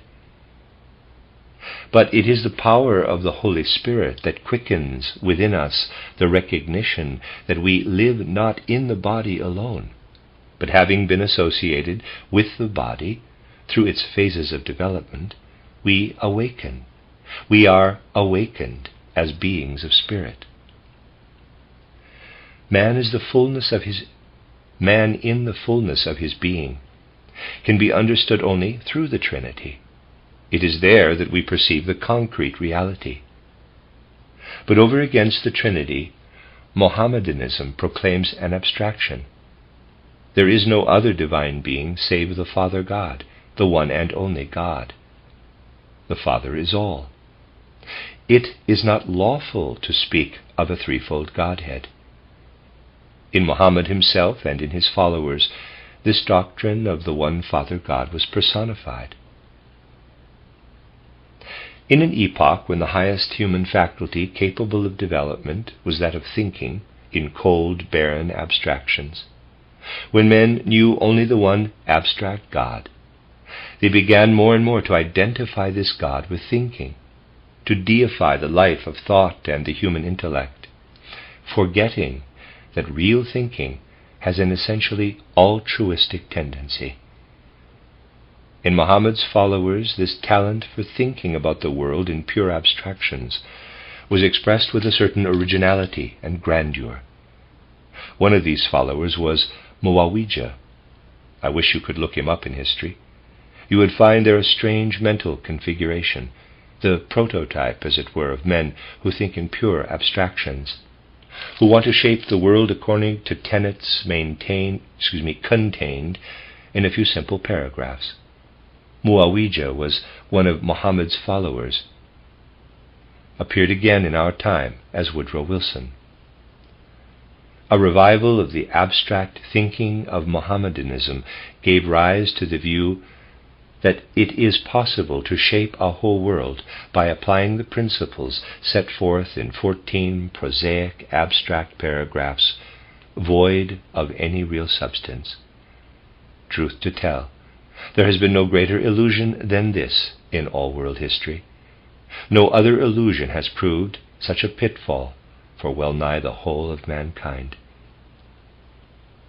Before the war, when I spoke in the Helsingfors lecture course of Woodrow Wilson's shortcomings, his fame was then just beginning, people were unwilling to understand when over and over again, wherever I had the opportunity of speaking, I indicated that the calamity looming ahead was by no means unconnected with the idolization of Woodrow Wilson then going on in the world. Footnote: the Helsingfors lecture course is called The Occult Foundations of the Bhagavad Gita, given from the 28th of May to the 5th of June, 1913.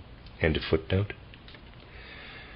Now, since the impulse of our Christmas foundation, the time has come when such things will be spoken of openly and without reserve, when our studies of history will also be connected with matters that are potent impulses at this very time. Esotericism must permeate the whole anthroposophical movement, in order that what lies hidden beneath the shroud of external history may be brought into the light of day. Men will not be equal to the task of coping with world events, nor of doing what needs to be done, until they begin to study karma, and until individuals learn to observe their own being, as well as world history, in the light of karma. And that is the end of Lecture 6, which is chronologically Lecture 44. You are listening to RudolfSteinerAudio.com. This is a reading of Karmic Relationships, Esoteric Studies by Rudolf Steiner. This is Volume 7, and it is Lecture 7 in that volume, which is chronologically Lecture 45. We are all the time coming nearer to an understanding of those elements in the lives of individuals that can give us an inkling of the place of karma in their personal existence.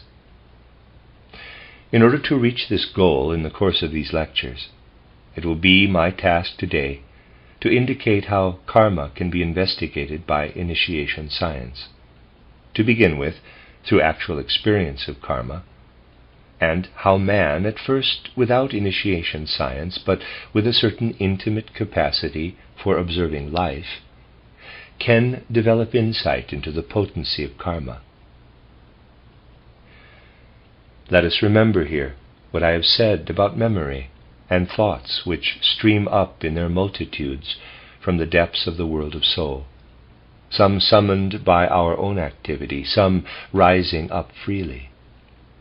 They are thoughts which give us a picture, shadowy and more or less abstract, it is true, but for all that a picture of our earthly life since birth.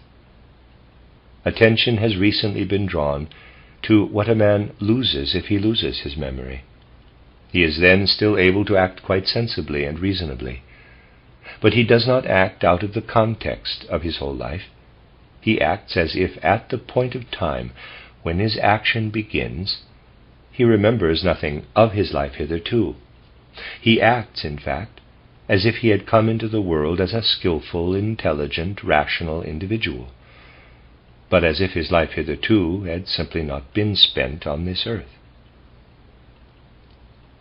From this we see how, for the ordinary level consciousness of today, the ego is anchored, grounded in the memory, but in the case referred to can no longer find its bearings along the path of memory leading through this earthly life. But what does this memory amount to? Let us compare it with the actual experience of the reality from which the memory comes to us. We have our place in life. We go through life with its joys and sorrows, find ourselves interwoven in our experiences with the whole of our being. But just compare the intensity of feeling that accompanies an actual experience with the shadowy remembrance preserved in the soul. We need only take an especially significant event in life, for instance, the death of a friend who is particularly dear to us, or the death of father or mother, at a time when such a happening would be an exceptionally deep experience. Let us compare the full intensity of the event and the moment when it was experienced with the shadowy memories that come to us 10 years later.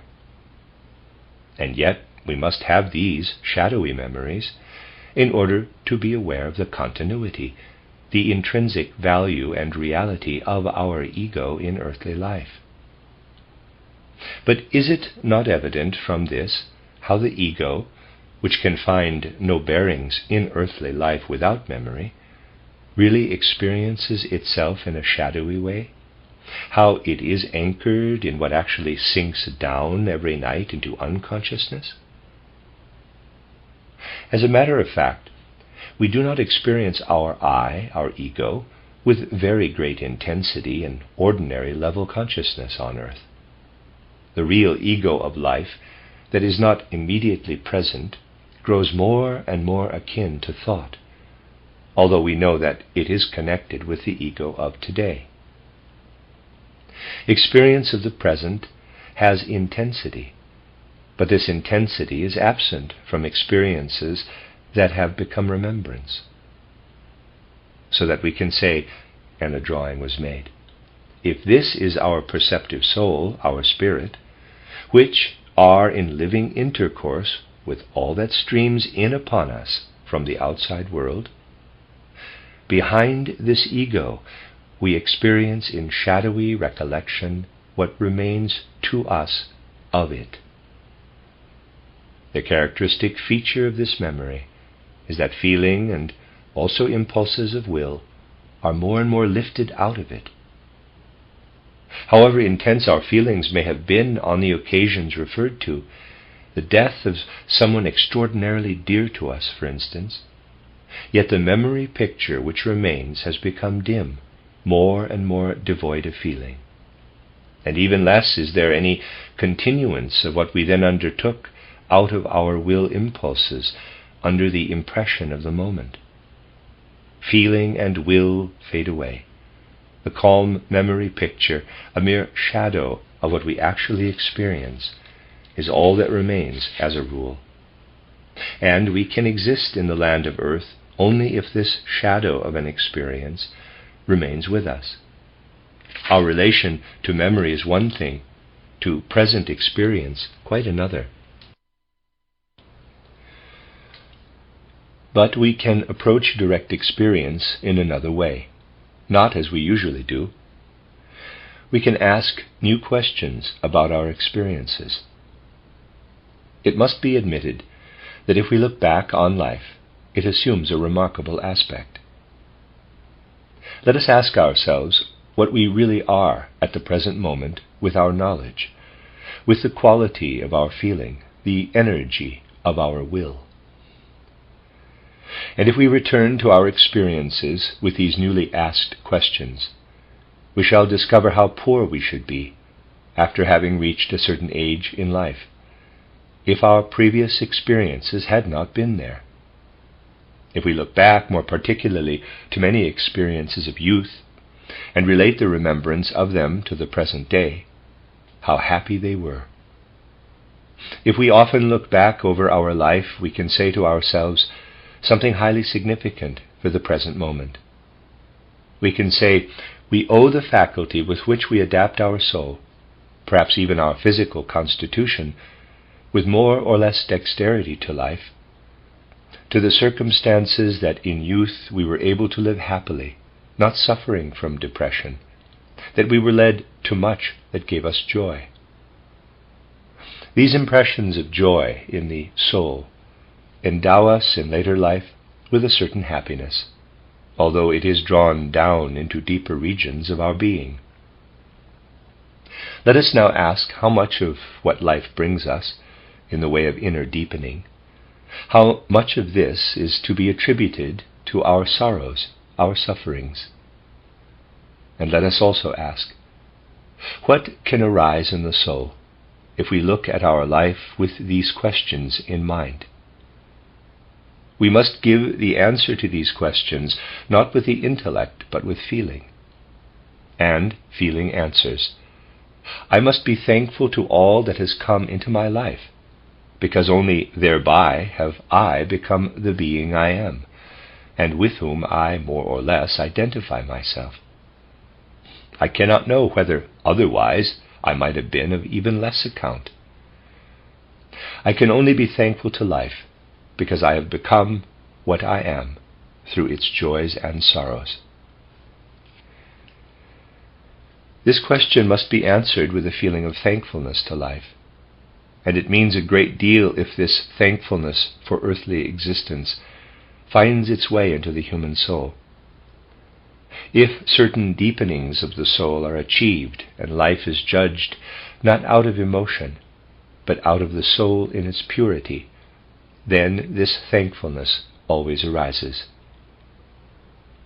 Though much of what life has brought us may be deplored, yet in many respects the regret is the expression of a complete error.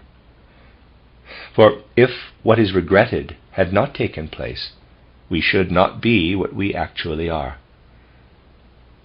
The feeling that we can have about life amounts ultimately to this thankfulness. Thankfulness may also be felt even when we are not entirely in agreement with life, when we would like to have had more from our existence. We can also be thankful if we are given a small cake by someone from whom we might have expected the present of a large one. The fact that we had expected a large cake must certainly not weaken our thankfulness. And so it can truly be said that whatever, in our opinion, life has denied us, and this opinion may after all be erroneous, it has at all events brought us something. For what it has brought us, we must develop the feeling of thankfulness. But when in all earnestness we develop the feeling of thankfulness, we need only reflect on this and it will be readily understood. There must be thankfulness for something else. Anyone who has developed thankfulness to life will be led through this thankfulness itself to recognition of the invisible spiritual bestowers of life and to the transformation of memory in loving devotion to them. The most beautiful way for one's personality to be led to the supersensible is when the path leads through thankfulness to life. Thankfulness is also a way into the supersensible, and finally it becomes veneration and love for the life-bestowing spirit of man. Thankfulness gives birth to love, and when love is born from thankfulness to life, it opens the heart to the spiritual powers permeating all existence.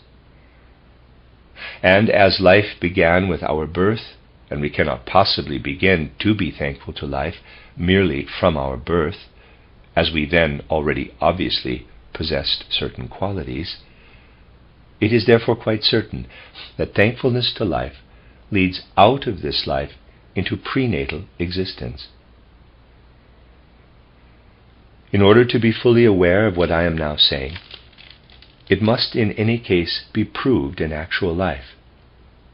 If thankfulness develops out of unprejudiced observation of life, let us test whether love that quickens insight into the spirit is not actually born from this thankfulness, and we shall find that it is so. The question arising here can indeed only be answered through life itself, but life answers as I have indicated. When, however, through actual experiences, we develop thankfulness and love to the life-bestowing spiritual powers, our feeling is quite different from anything associated with memory. We experience vividly, with intensity. In memory, our experiences become pale shadows. Memory owes its existence to our experiences, but we now come to something that is mightier than our ordinary ego. When we consider the experiences that have come to us, we are not concerned merely with our shadowy memories. We are concerned with something mighty, not with the shadow of our ego flowing through time, but with the creator of this earthly ego. Outside, on every hand, are the events to which we owe our existence. And when we consider these events, we must acknowledge them to be powerful creators of our earthly ego. We stand in the middle of them with our momentary present ego. Behind us, if we look into our soul, are shadowy after-images of our experiences. Before us, there is weaving destiny, the successive experiences of destiny which have formed and molded our ego. The transition from thinking to feeling belongs, in fact, to this vivid feeling of the shaping of destiny. For thankfulness and love can be experienced only in the realm of feeling. It is to this thankfulness and love that there comes a presentiment of an irrevocable destiny. When we have divined the existence of this ruling destiny, having experienced thankfulness and love, we begin to feel the power of the events that have made us what we are. Think of someone of 40 years of age. He has made his mark. In order to take an extreme example, let us say that he has become a great poet. After all, there have been such people. I might also say, not to go far afield, a noted physiologist or physicist, but I will take an imaginary example. This man looks back to his 18th year. He goes through the events from his 40th back to his 18th year, and finds that at the age of 18 he failed in his leaving examination. At that time it had been a great grief to him, but he had been obliged to arrange his life differently, for he had not enough money to repeat the year, or to go through the wide world as a student who had failed in his examination. Everything was already prepared. Had he passed the examination, he would have become an excellent financial inspector, have done an immense amount of work, but have had no time to develop the faculties and powers lying in the underground of his soul. Of course, it can be said that if these powers of fantasy exist, they are so strong that in any case they would break through the financial activities. This can be said in the abstract, and is invariably said, but it is not true. Many a poet owes his special temperament and what he has become to the circumstance that something of the nature I have indicated happened to him. He will be grateful, if he sets any value on having become a famous poet, to the examiners who failed him, and did not hinder the course of his life by giving him excellent in each subject. Whatever life has been, when we take it in its reality and not sentimentally, we can certainly develop this thankfulness and acknowledge that we have been forged by the destiny that goes with us or against us. But at all events, we must undergo this feeling in order to see destiny, as it were, weaving as living reality before us. Here I should like to interpolate how the same experiences come to one who possesses initiation knowledge, one who can, therefore, see into the spiritual world. He directs his gaze, which has already been sharpened by the imaginative and inspired knowledge he possesses, and about which you can read in the book titled Knowledge of the Higher Worlds. Another title for this is also called How to Know Higher Worlds. He directs his gaze to some particular experience. One who has intensified and strengthened his knowledge can direct his gaze with particular intensity to any experience he is undergoing at the present moment.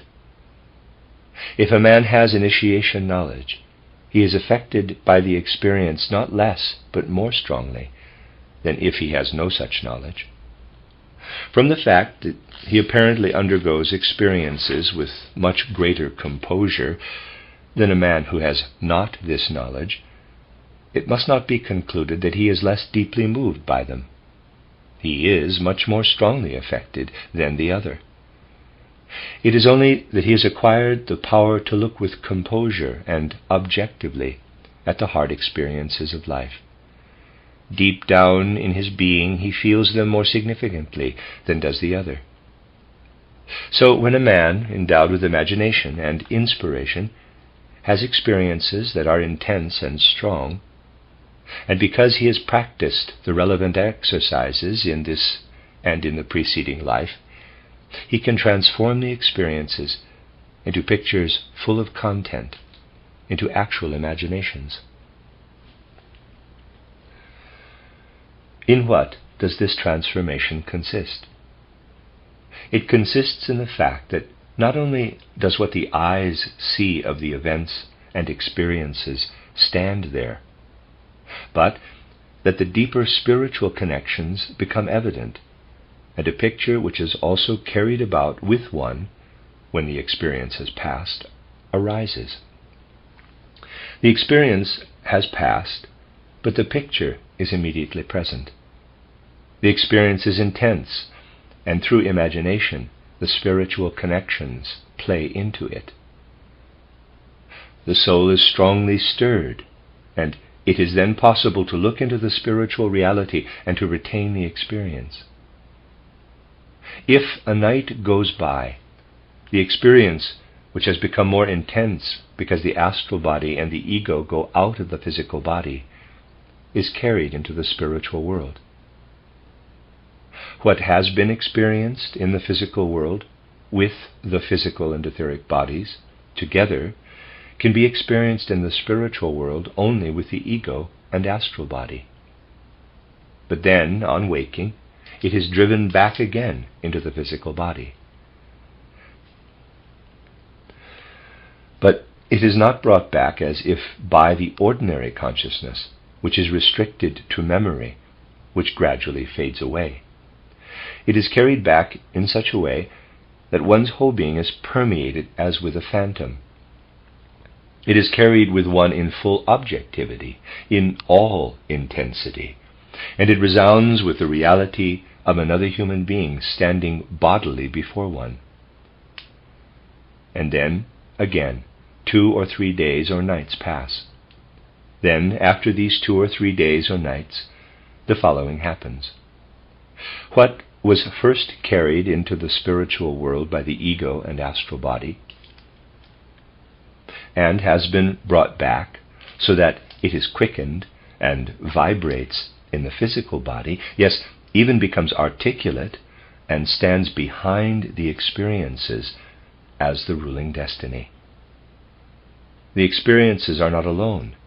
They are now colored by what produced them in former earthly lives, by the forecast of how they will go on working in the earthly lives to come. Just as we put memory as a shadowy image behind us, one who has initiation knowledge puts experiences in front of him so that they are clearly there before him. But they become as transparent as glass, and behind them, like a mighty cosmic memory, stands the evolving karma, the objectivized memory. And one becomes aware that man not only has within him the shadowy memories of earthly life, but that his karma is engraved around him in the cosmic ether, the Akashic Chronicle. Within is shadowy memory. Without is the cosmic memory of our destiny through the lives on earth, even although it remains unknown to the ordinary level consciousness. Our passage through the world may be sketched like this, and the sketch was made.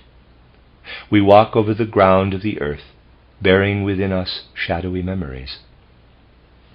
If we were to picture to ourselves a human being with these shadowy memories in him, we should have to picture them as a little cloud in the region of his head, where the head passes over into the body, gradually becoming more and more shadowy toward the body. As a human being moves through the world, he is surrounded by an etheric aura in which all his experiences are inscribed, but also everything that is inscribed in him from the previous earthly life. We have an inner memory, and we have the world's memory outside us. Every human being is surrounded by this aura. Not only is the present life engraved in us by way of memory, but round about us the earthly lives of man are engraved. It is not always easy to decipher this memory, but it is there. The deciphering is difficult, and in the instances of which I have spoken to you during the last 2 days, the deciphering was not easy to convert into knowledge. But everything is there. Man has not only a memory within him, but an auric memory around him. It is not possible in a single moment to call up a remembrance of what one has passed through in life.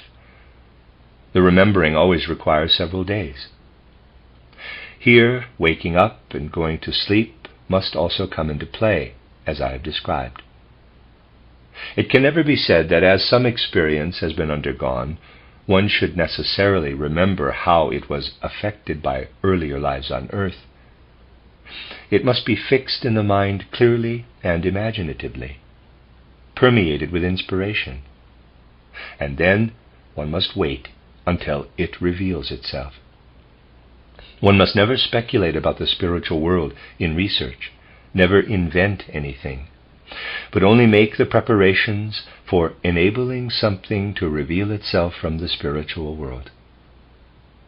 Anyone who believes he can force the spiritual world to reveal this or that to him will be very greatly mistaken.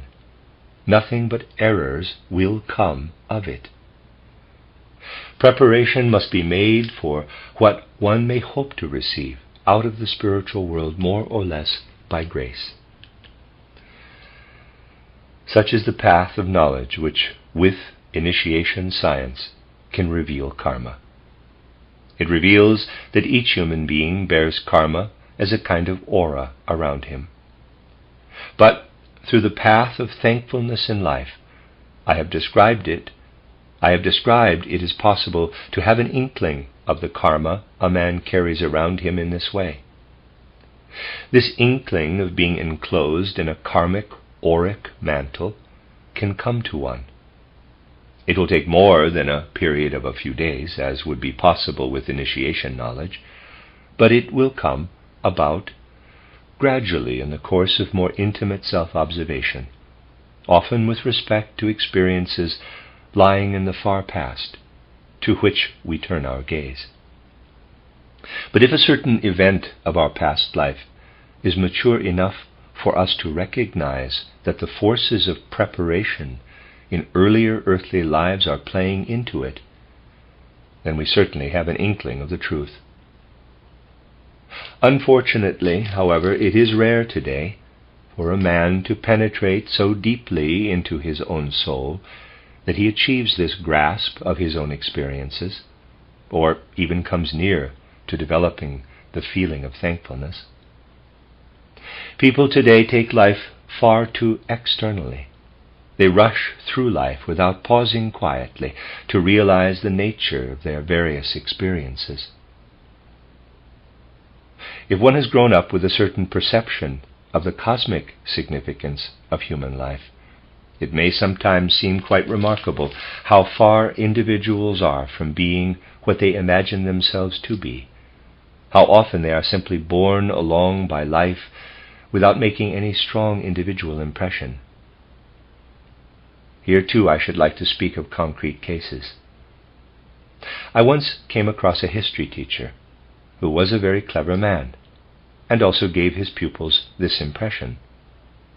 It might be said that when he chose to do so, he lectured with a certain inner enthusiasm, which lent emphasis to his words, and when the right moment came, enthusiasm for him as a teacher was aroused in his pupils. There was something remarkable about him. I saw him at the time when he could arouse real enthusiasm among his pupils. But then life got the better of him. He became slack, and the enthusiasm that formerly permeated his lectures was no longer there. He read aloud from books, supposing that the pupils did not know them and would not come across them. But one day a pupil went up to the rostrum and saw the book from which he had been reading, whereupon all the pupils bought it, learned its contents thoroughly, and became excellent scholars. At last he became so superficial that he no longer knew what he was telling the pupils in his class. This transformation came about in a relatively short time, and one could not help being amazed to see how ineffectual he was after having quite recently been able to generate such enthusiasm. A few more years went by, and the same teacher of whom I once heard a number of pupils say with the characteristic enthusiasm of youth, quote, "There's a man for you. He is really enthusiastic about history. One can learn something from him," close quote. This man ended quite remarkably in a life of stagnation and triviality. In a few years he had degenerated to such an extent that he was obliged to live outside the town where he had been a teacher. He was so little respected that it was impossible for him to live in the town. Such a change for the worse in destiny seems a great riddle, and if life is taken earnestly enough, it is through such cases that one begins to ask questions about karma. For very many other human beings seem to jog along in the same old groove, undergoing no such radical changes. To genuine spiritual knowledge, such destinies as the one of which I have told you become great problems. Through spiritual knowledge we are led, on the one hand, to the great problems, which in the lecture yesterday, at the end of a series of incarnations, brought us to Woodrow Wilson. But on the other hand, in the life immediately surrounding us, we are led in thought to the great questions of human destiny. If we observe an example of this kind, quite without prejudice, we make the discovery that surely it cannot have its origin in the present life. And there will be countless other quite different cases where no such twists of destiny take place. We must therefore set to work with a strong desire to understand such questions of destiny. And other cases arise. I will give another example. These examples always seem to me to have been placed in my own path in order to give my conception of karma the right coloring. I also came to know another man personally, also a teacher. He was even more revered than the one of whom I have spoken, quite extraordinarily revered by his pupils. They believed him to be the greatest sage at present existing in the world. This was the impression made upon his numerous pupils. Not upon all, not, for instance, upon myself, but that is a personal matter and is not characteristic.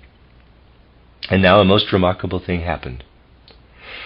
One could have believed, from the relation of this man to his pupils, he had thrown himself into his teaching with all enthusiasm, with every fiber of his soul, that it apparently satisfied him. Yet one suddenly discovered that he was extremely glad not to be obliged to teach any longer. He had been appointed director of a much less important school than the one in which he had formerly taught. He was delighted to be able to carry out the business of director, which was much more trivial work than actual teaching. And the most striking and surprising thing of all was that the same man who could speak inspiringly about Homer and Aeschylus, who presented geography in a wonderful way to his pupils, that the same man ended in trivial party political circles. It was absolutely incomprehensible. I am bringing this forward only as an example, for I could add any number more to the two cases of which I have spoken. They would be personalities about whom one has the feeling that their ego has been little affected by life. They stand there as personalities upon whom life has little effect. It has touched them externally only. If it touched them when they were still near their training college examination, or during their university training when they listened with enthusiasm, then they were full of zest. If life has led them to trivialities, then they accommodate themselves to the trivial and are contented too. Nothing touches their souls at all deeply. If it were a matter of cleverness, of intelligence, well, how many people would be anthroposophists today? Millions of individuals today are clever enough to grasp anthroposophy. What hinders them in our time from coming to anthroposophy is that in their souls they take life superficially, letting life flow past in its depths, its superficialities, its banalities. They can be unimportant school reformers for a time, and after that sit all day in cafes and play billiards without a single pause from morning until night. Such things do indeed go on in our modern life. Here the great question arises as to why this happens. In the case of many souls, it becomes apparent in what a remarkable way such circumstances have come about. A whole number of personalities, such as those described through the two examples, lead one back into the early Christian centuries, when they had their most important previous incarnations. One is led to those centuries when in the South, and also already to some extent in Middle Europe, Christianity had assumed the form which later on it has still in many ways retained. It was a time when, as I have shown in the book titled Christianity as Mystical Fact, the mystery wisdom out of which Christianity had grown had faded away. The mystery wisdom had contained the experience of the cosmic Christ, the knowledge that the Christ had proceeded from the Son, which is a spiritual reality in the cosmos, and had come to the earth in order to be for the earth that which he has indeed become. This knowledge, which extends from the earth into realms of cosmic spirituality, existed among influential Christians in the 1st century and faded away in the 4th, 5th, 6th, and 7th centuries A.D. Then it faded away so thoroughly that today it has come to the point, but it began at that time, when the strongest rebuke leveled against the conception of Christ held by anthroposophy is that anthroposophy regards Christ as a cosmic being, as a sun being. Everywhere among our opponents it is accounted to be anthroposophy's greatest crime, that it has a cosmological conception of Christ. It is said that this is a warming up of what once existed as Gnostic Christianity. Now, people have no idea whatever of what Gnostic Christianity is.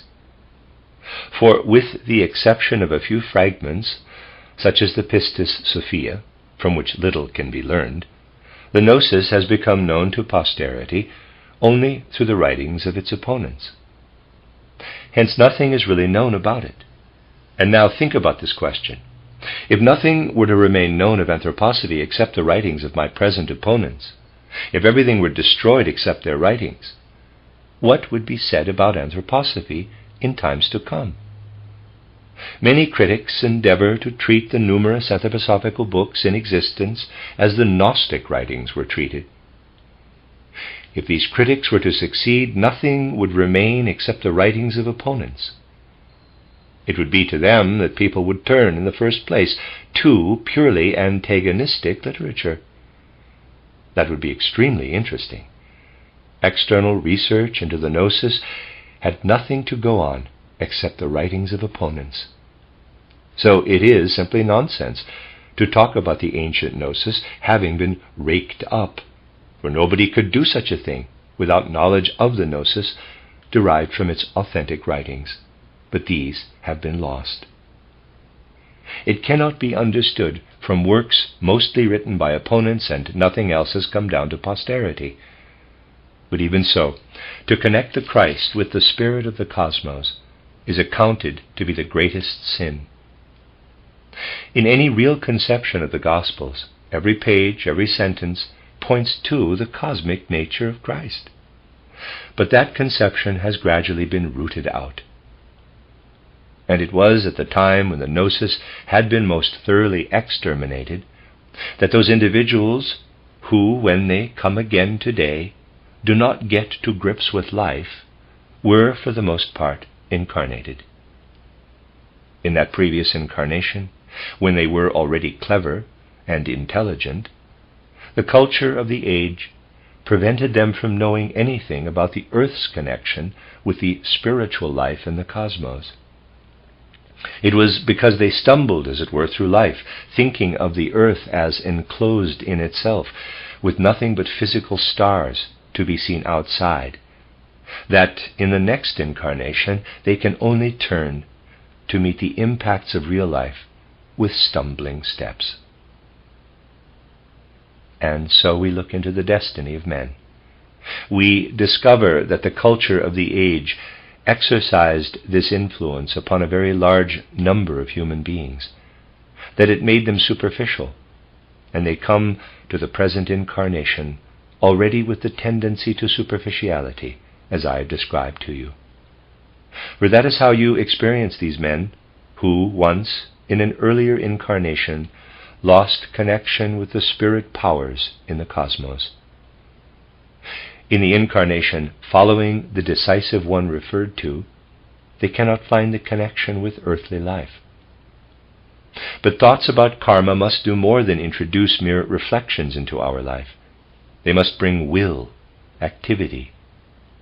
We must therefore bear constantly in mind, how will it be in the future, if to the inability to grasp the spirit in the cosmos is added the inability to grasp earthly life, if men's attitude to the trivialities of life is no different from their attitude to the deep realities of life. Then indeed the study of karma becomes a serious matter. It can thrive among us only if pursued with the greatest earnestness. My wish today was to consider karma more from the aspect of feeling. The end of Lecture 7, and chronologically this is Lecture 45 in the series. You are listening to RudolfSteinerAudio.com. This is a reading of Karmic Relationships, Esoteric Studies by Rudolf Steiner. This is Volume 7, and this is Lecture 8 in that volume, which chronologically is Lecture 45. From many studies on the subject of the forming of human destiny, or karma, you will have realized that human life is not viewed in its entirety if sleep is left out of consideration. When a man reflects about himself with the ordinary consciousness of today, he looks back only upon the days, because the nights are passed in unconsciousness. In the case of normal sleepers, therefore, as nowadays there are no 7 sleepers, a third of life is disregarded. But for experience of the supersensible and of man's participation in the spiritual world, it is this very third of life that is of essential importance. When a person has reached a definite age, he looks back over the days he remembers, as far back as his memory goes. The nights are between the days, but in his recollection the nights are left entirely out of consideration. A true retrospect is really not possible for a man of modern times, because his observation of life is far too superficial. But if he were capable of carrying out such a retrospect, then precisely through what he does not see in the ordinary way, he would have an indication of karma. Observation of the life of sleep gives significant hints of individual karma. Attention must above all be paid to the essential difference between the two moments of waking and going to sleep. Ordinary consciousness can feel this difference instinctively, but initiation science alone can throw light upon it. The difference between the moment of waking and the moment of going to sleep is particularly evident to people who are sick or ailing. They notice more readily than do those in good health that the moment of going to sleep is often accompanied by at least a slight feeling of pleasure. The moment of waking, on the other hand, has something slightly unpleasant about it. Waking is accompanied by happiness only if the attention of the person concerned is at once turned to the outer world, and when his consciousness of the outer world drowns what is rising up from within him. For many people, the moments both of waking and of going to sleep are shrouded in a certain dimness. At the moment of going to sleep, a man has the feeling that he is somehow dragging the past day's experiences along with him, that these become more and more nebulous, and that he then abandons them. The moment of waking is accompanied by a slight feeling of oppression, a feeling of lifting oneself out of certain depths, bringing from them something that is carried over into the day and is got rid of only during the course of it. The result is that a certain feeling of unpleasantness may be associated with the experience of waking. An unpleasant sensation of taste may intensify into an equally unpleasant sensation of a stupefied head. People do not, as a rule, distinguish between these delicate experiences, but they are unmistakable indications of a great deal in human life, for what is really taking place. We describe quite correctly, and from a certain standpoint very exactly, what is taking place if we say, during sleep, the physical and etheric bodies lie in the bed, and the ego and astral body pass out into the spiritual world, returning into the physical and etheric bodies in the morning, on waking. But how does this process take place? In order to make progress in our study of karma, we will envisage the whole process, which to begin with it is justifiable to describe in a rather abstract way. This emergence of the ego and astral body from the physical and etheric bodies can be sketched like this.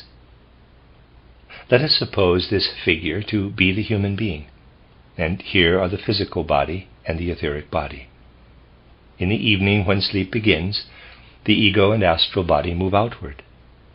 We will draw quite diagrammatically how the two members widen out, expand, but describe a kind of circle. In the morning, on waking, the ego and the astral body pass into the physical body again through the limbs, actually by way of the fingers and toes. The fact is that a circle is described, and this statement must be taken more literally than is usually imagined. In reality, when a normal human being wakes in the morning, the picture seen by clairvoyance is not of the whole astral body and the whole ego being immediately within the physical and etheric bodies. On the contrary, ego and astral body pass only slowly and by degrees into the physical body from morning onward until toward midday and afternoon. You will say that if this were really the case, we should feel our ego and astral body moving only gradually from the tips of the fingers and toes toward the head. To very exact clairvoyant observation, this is actually the case. Only the person concerned does not inwardly feel it to be so, for the reason that the way in which these higher principles work is different from any kind of physical activity. You see, if a locomotive is propelling a carriage, it pushes forward from the spot where it is at the moment. And if a railway line is, say, 30 meters long, and the engine is pushing forward, as long is needed for the first meter, then so long for the second, and so on, at a certain point there may be no effect from the engine if it has not yet reached thus far. But with spiritual conditions it is different. Spiritual conditions are effective at other places as well as where they happen to be centered. So the waking hours of the day are used for the purpose of bringing our ego and astral body slowly into our physical and etheric bodies from the tips of our fingers and toes. But the ego and astral body begin to be active from the very beginning, from the moment of waking, so that one has the feeling of being completely filled by them. To clairvoyant sight, however, it is clear that an actual revolution takes place through the day.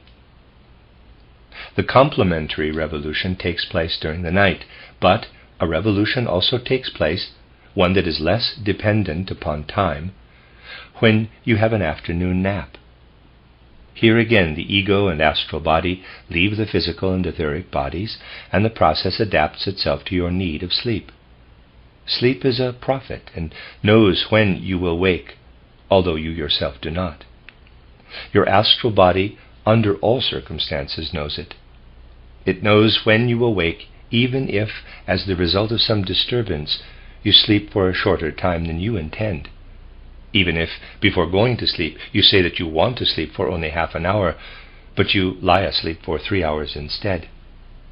The astral body knows exactly how long you will sleep. It is an accurate prophet because the inner spiritual circumstances are, in fact, different from the external circumstances experienced at the time. You will certainly have realized that there is a very great difference between the process of going to sleep and that of waking.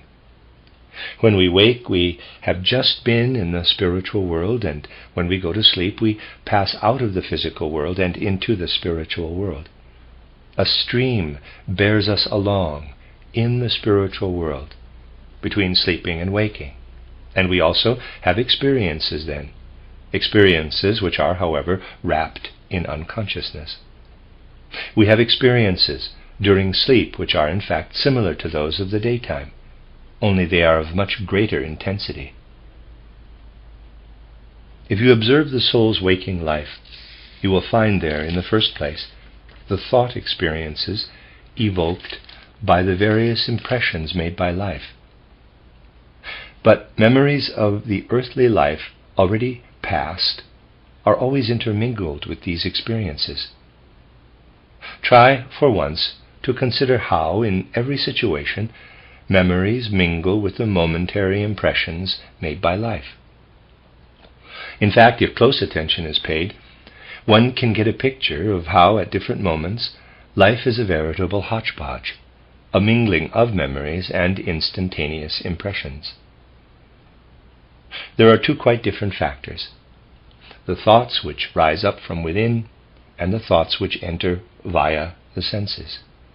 These are quite different currents of the inner life, and during sleep they are also in evidence.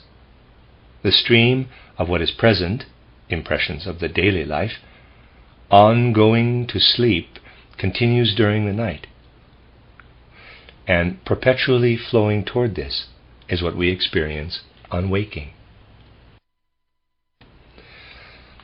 these two currents stream toward each other. The one stream, experienced particularly on going to sleep, is the one already mentioned. The one that is experienced consciously, vividly and powerfully during the first decades after death, when life is lived through again in reverse order. As I put it to you rather drastically, if you give someone a box on the ear, then in living through the event after death, you do not experience the anger which you consciously felt on earth when giving the blow, or maybe the satisfaction at being able to express the anger. Instead, you undergo what the other person experienced, his physical pain, and also his moral suffering. This is what you would experience, but in a picture, not yet in reality, if you could consciously continue your life when it is already becoming dim at the approach of sleep. If you were to pass into sleep with full, clear consciousness, you would live through the day's experiences in reverse, but in pictures, whereas during the first decades after death, it is all experienced as reality. What I have described applies approximately to life by day in the waking state, when we are given up to outer life merely with our thoughts. But there is also the other current, and this has something stupendous in it. We experience it on waking, as I have explained. But there is an element of heaviness in it, which is carried into the day and is only gradually overcome. Later in the day, we become free of it. When this second stream is fully perceptible to initiation vision, it is seen to be a repository of the whole karmic past, which passes before the human being every time he sleeps. Whereas a person can experience something of the karma that is taking shape for the future, when he wakes from sleep, he has, in the feeling I have described, a faint, admittedly a very faint, glimpse of his present karma. The moment of waking brings a faint indication of what an individual bears within him from his past earthly lives. This is, of course, taken into what the astral body and the ego radiate when, from the tips of the fingers and toes, they spread through the body. A very burdensome karma, a karma that is difficult to bear, radiates unhealthy material deposits into the head, whereas a good karma radiates health-bringing deposits. And it is here that the spiritual and the natural make contact. The good in a man's karma radiates the healthy states of the organism into the head in the morning and clarifies it. Healthy elements radiate upward from good karma. From bad karma, from the residue of whatever guilt has been incurred, unhealthy deposits in the human organism are reduced to a kind of vapor which rises up into the head. The head then feels dull and heavy. The weaving of karma right into the physical can be perceived from the condition prevailing on waking in the morning. Karma takes shape through the alternating effects of sleeping and waking life. Now, just as the karma that takes shape from what we have done every day of our life until its end signifies in sleep during the night what the momentarily formed thoughts signify during the day, so does that mighty spectacle encountered when we have slept from evening to morning signify the cosmic memories of our past karma. Just as we have personal memories when we wake, from going to sleep until waking, we have our karmic memories, if our consciousness extends so far. Memories of the different lives through which we have passed on earth come to meet us. Soon after going to sleep, there can be revealed to one who is able to understand such experiences through initiation wisdom and initiation insight, the last earth life, the last earth life but one, and so on, right back to lives which become indefinite, because the individual himself was then still living in the universal all, with a dreamlike, plant-like consciousness. Thus, sleep is actually the window through which man looks at his karma. He becomes familiar with his karma and works at its further shaping during sleep through the deeds and thoughts which fill his waking life. This is the first weaving of karma. It takes place during sleep. We have already considered a second weaving that takes place during the first decades after death. We shall acquire a more serious conception of life when the significance of sleep has been grasped in this way. When we realize that we sink into sleep every night because it is then that we work at the formation of our karma, and because it is during sleep that our karma from previous earthly lives finds the way whereby it can play a part in our daily life.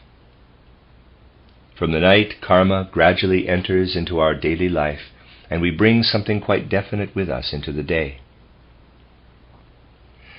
An individual who can recollect clearly how at one point in his life a particularly significant event occurred to him will, if he has a more intimate, finely developed faculty of introspection, easily perceive that if, let us say, this event took place in the afternoon, ever since morning an inner restlessness was impelling him toward it. Most people who can perceive something of the sort will have had the feeling that from the morning onward they had been moving toward an event that was to be significant in their life. Such an event, if it was a really fateful, although entirely unexpected event, affected all the preceding hours of the day.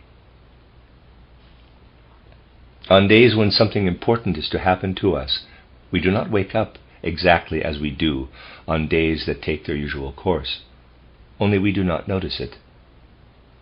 Those who used to lead the life of peasants on the land, such people knew about these things and did not like to be torn suddenly out of sleep, because when there is no gradual transition into the waking life of day, one is wrested away from such intimate experiences. Peasants say that on waking one should never look at the window at once, but away from it, so that, while the light is still dim, one can become aware of what is emerging from sleep. The peasant will not at once look at the window, nor does he like to be startled into waking suddenly. He likes to be wakened naturally, at the same time every morning, by the church bell, so that he can prepare himself for this through the whole period of sleep. Then the day dawns, the church bell sounds into his life, and then in the early morning he has inklings of his destiny, of events of destiny, not those resulting from acts of free will. This is what he likes to happen, and unlike people claiming to be highly civilized, he would hate to be wakened by an alarm clock, for that drives one with dead certainty away from everything spiritual, much more forcibly, of course, than the window looked at immediately on waking. But our modern culture has introduced materialism into all the circumstances of life, and will continue to do so. There is a great deal in modern life which makes it impossible for men to perceive the spirit living and weaving in the world. The more aware they become of that indefinite, half-mystical influence which can radiate from sleep, the more clearly is their attention directed to their karma. And now you will understand why I was able to say that we readily dream of individuals whom we meet in life, and to whom we at once feel drawn, or the reverse, quite independently of whatever outer impression they make. What is happening in such cases? These are individuals with whom we were together in earlier lives on earth. Let us say that in the afternoon of 14th June 1924, we have had the experience of meeting someone we perhaps dislike. We now carry into sleep the experience that gave rise to the feeling of dislike, But there, in sleep, the karma is revealed. This person stands before us as he was in the last earthly life, or in the last but one, and so on. We meet him as he was in his earlier life. We encounter everything we experienced in connection with this individual, who has now appeared and who simply reminded us of something. We meet him as a bodily figure, but in a spiritual way. No wonder that we begin to dream of him. With ordinary consciousness, we cannot do otherwise. But if we come across an individual for the first time, however beautiful or ugly his features may be, or however strongly he interests us, in our sleep we never meet him, for he was never with us in earlier lives on earth. No wonder we cannot dream of him. You see how transparent such things become when the facts are examined spiritually.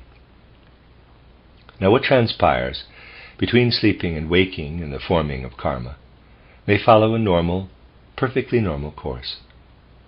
Then a man will experience how his destiny takes shape as the fulfillment of what he brought upon himself in earlier earthly lives.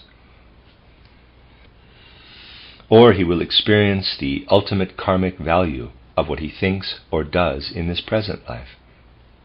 It will, as a rule, live itself out in what he thinks or does. But something quite different may come about. Suppose a man who is living on the earth today achieved in deed or thought something of real importance in an earlier life.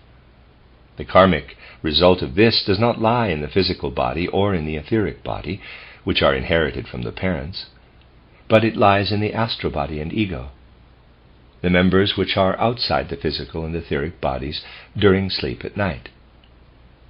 But suppose that this karmic load has such strength that it cannot wait until the age of life when the astral body may be weak, for in old age muscles and bones have already become brittle.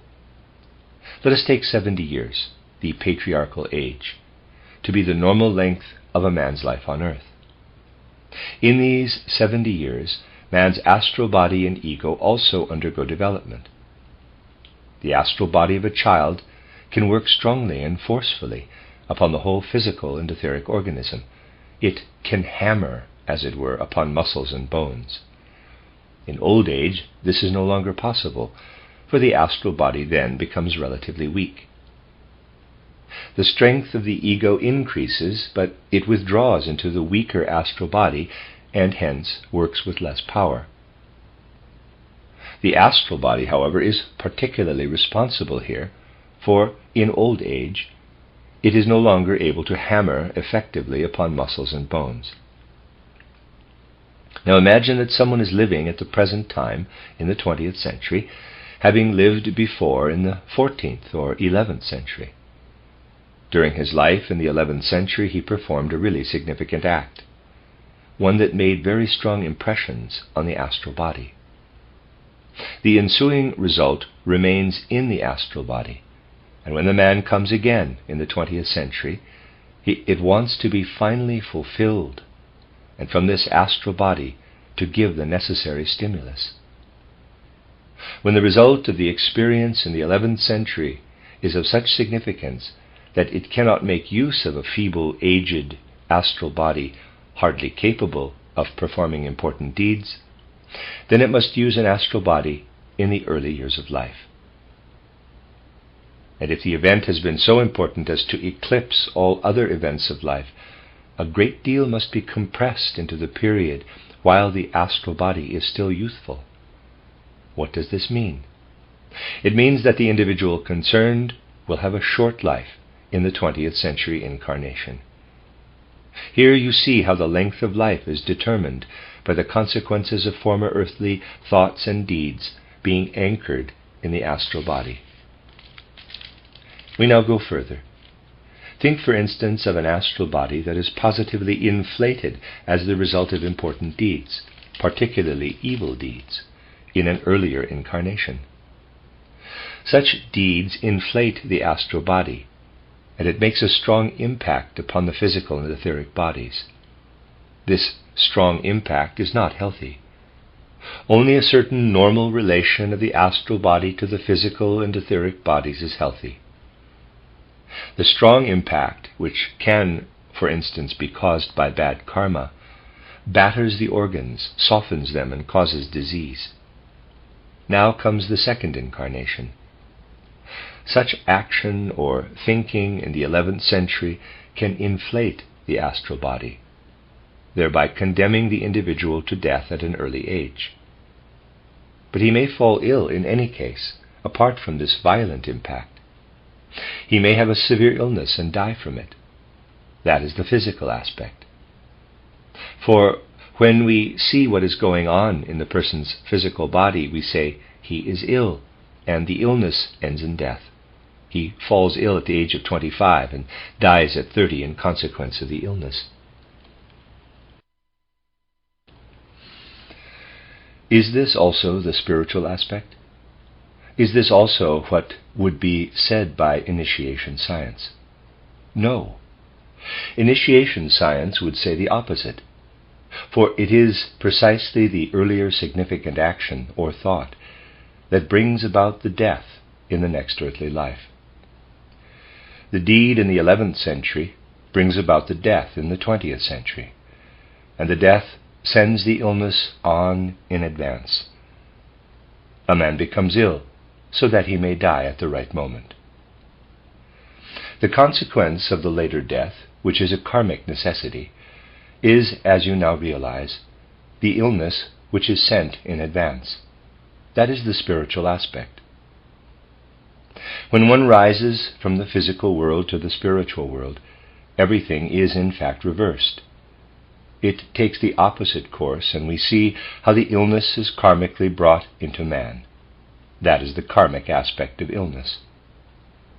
This karmic aspect of illness can be an extremely important factor for diagnosis. It need not immediately be discussed with the patient, but it may certainly be important. If you bear in mind that what is contained in karma has its own definite place, you will certainly discover it. Now, if the significant incident, action or thought affecting another human being, or some particular matter occurred in an immediately preceding incarnation, let us say in the 11th century, when we are asleep we encounter what took place in that century before anything dating from a still earlier incarnation, let us say in the 2nd century BC. Thus we gradually encounter what has happened to us in earlier earthly lives.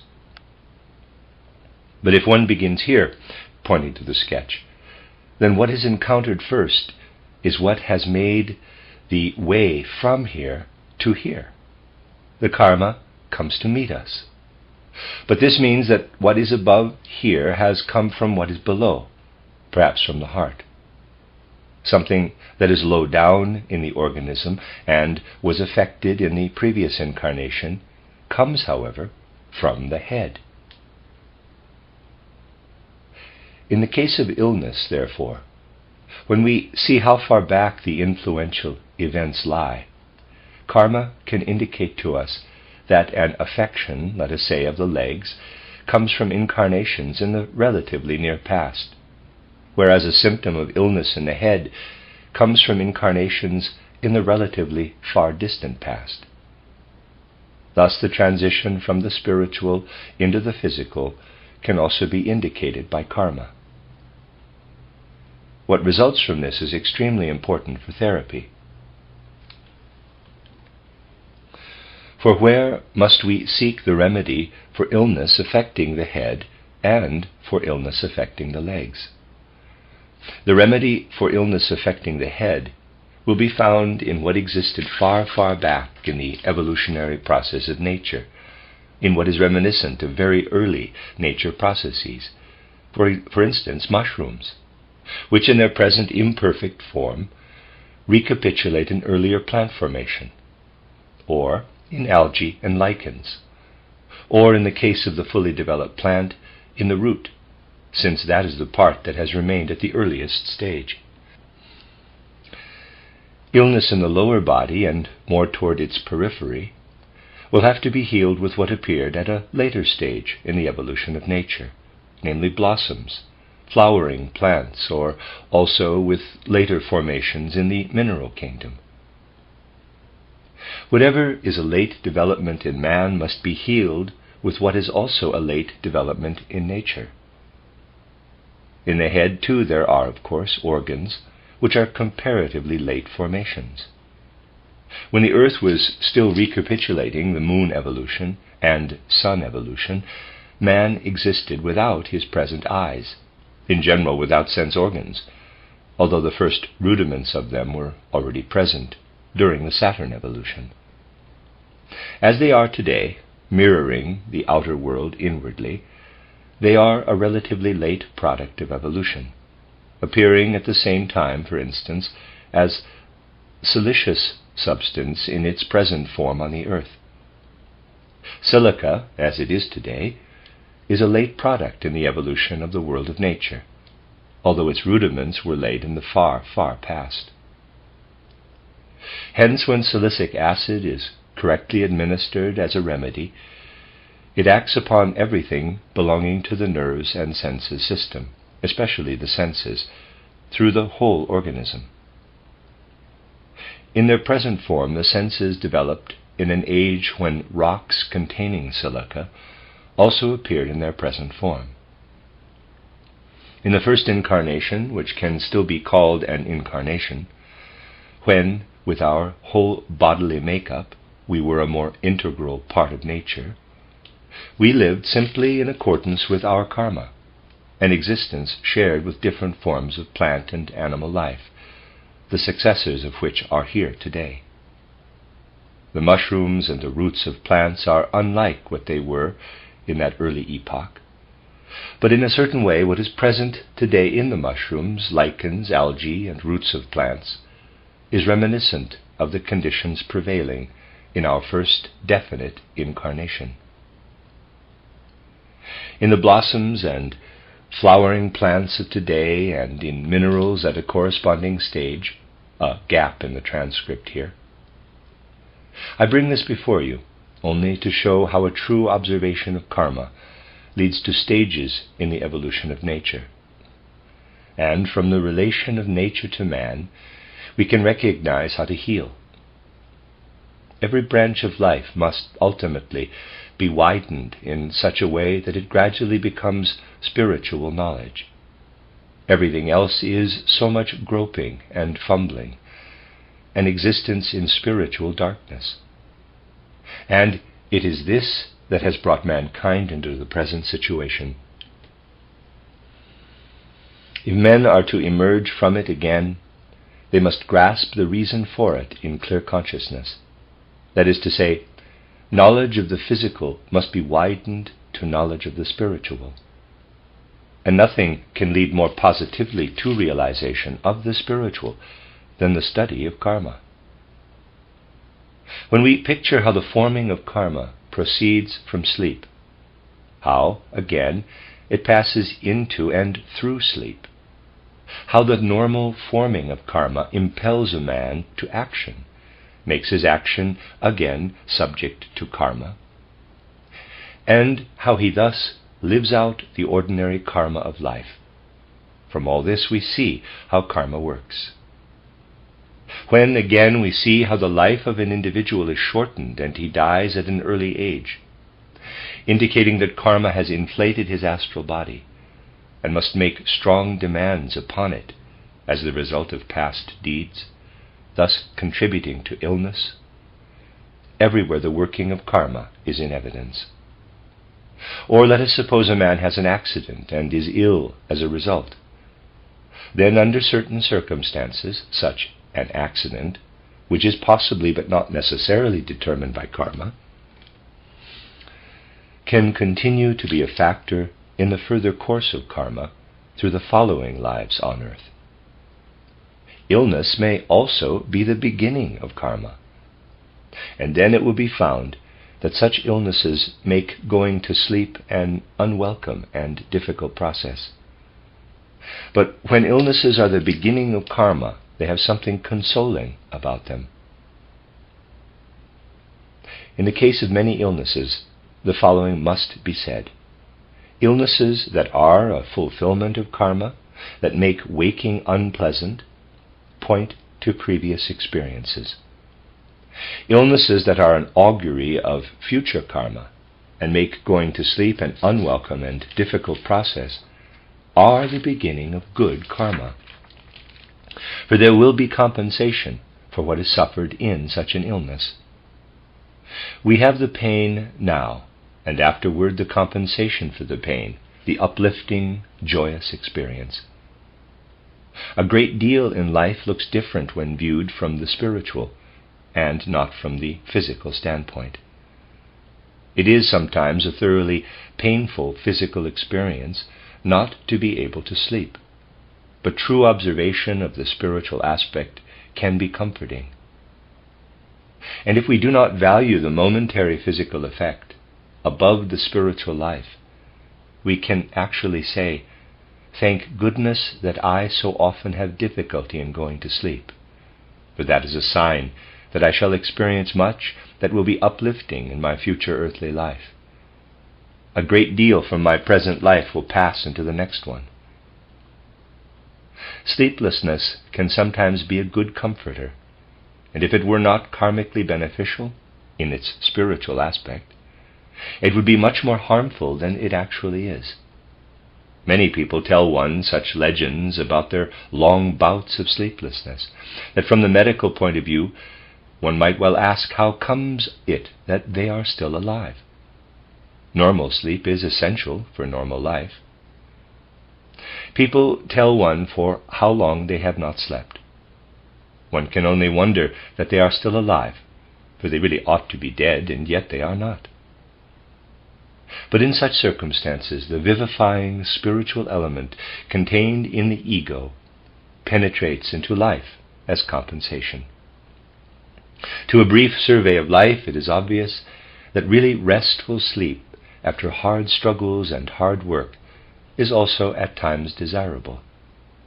But to lie in complete restfulness without sleeping, and to pass the night quietly and fully awake, is nevertheless the more desirable, because when it is done of set purpose, a person then becomes more and more aware of the eternal. But the will must be in operation. The condition must not, in essentials at least, be due to physiological causes. Nevertheless, there is karmic consolation for difficulty in going to sleep and in sleeplessness, for this really points to future karma, points to the future in certain respects. That is the end of Lecture 8, which was chronologically Lecture 46.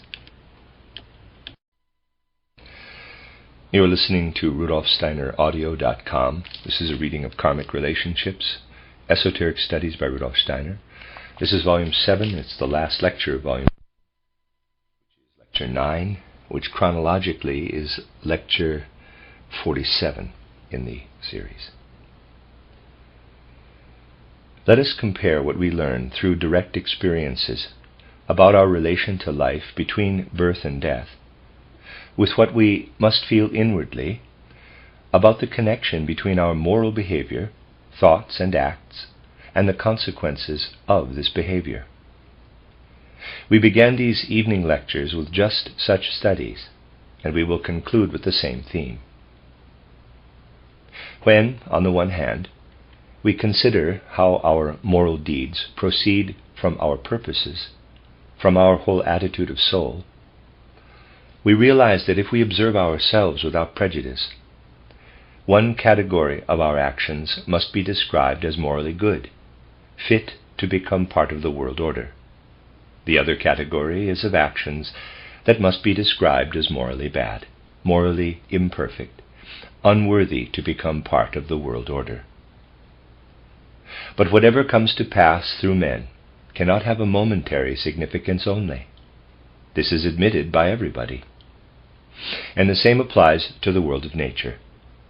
Everything has its effects, its consequences, becomes the cause of something, or is itself the effect of something.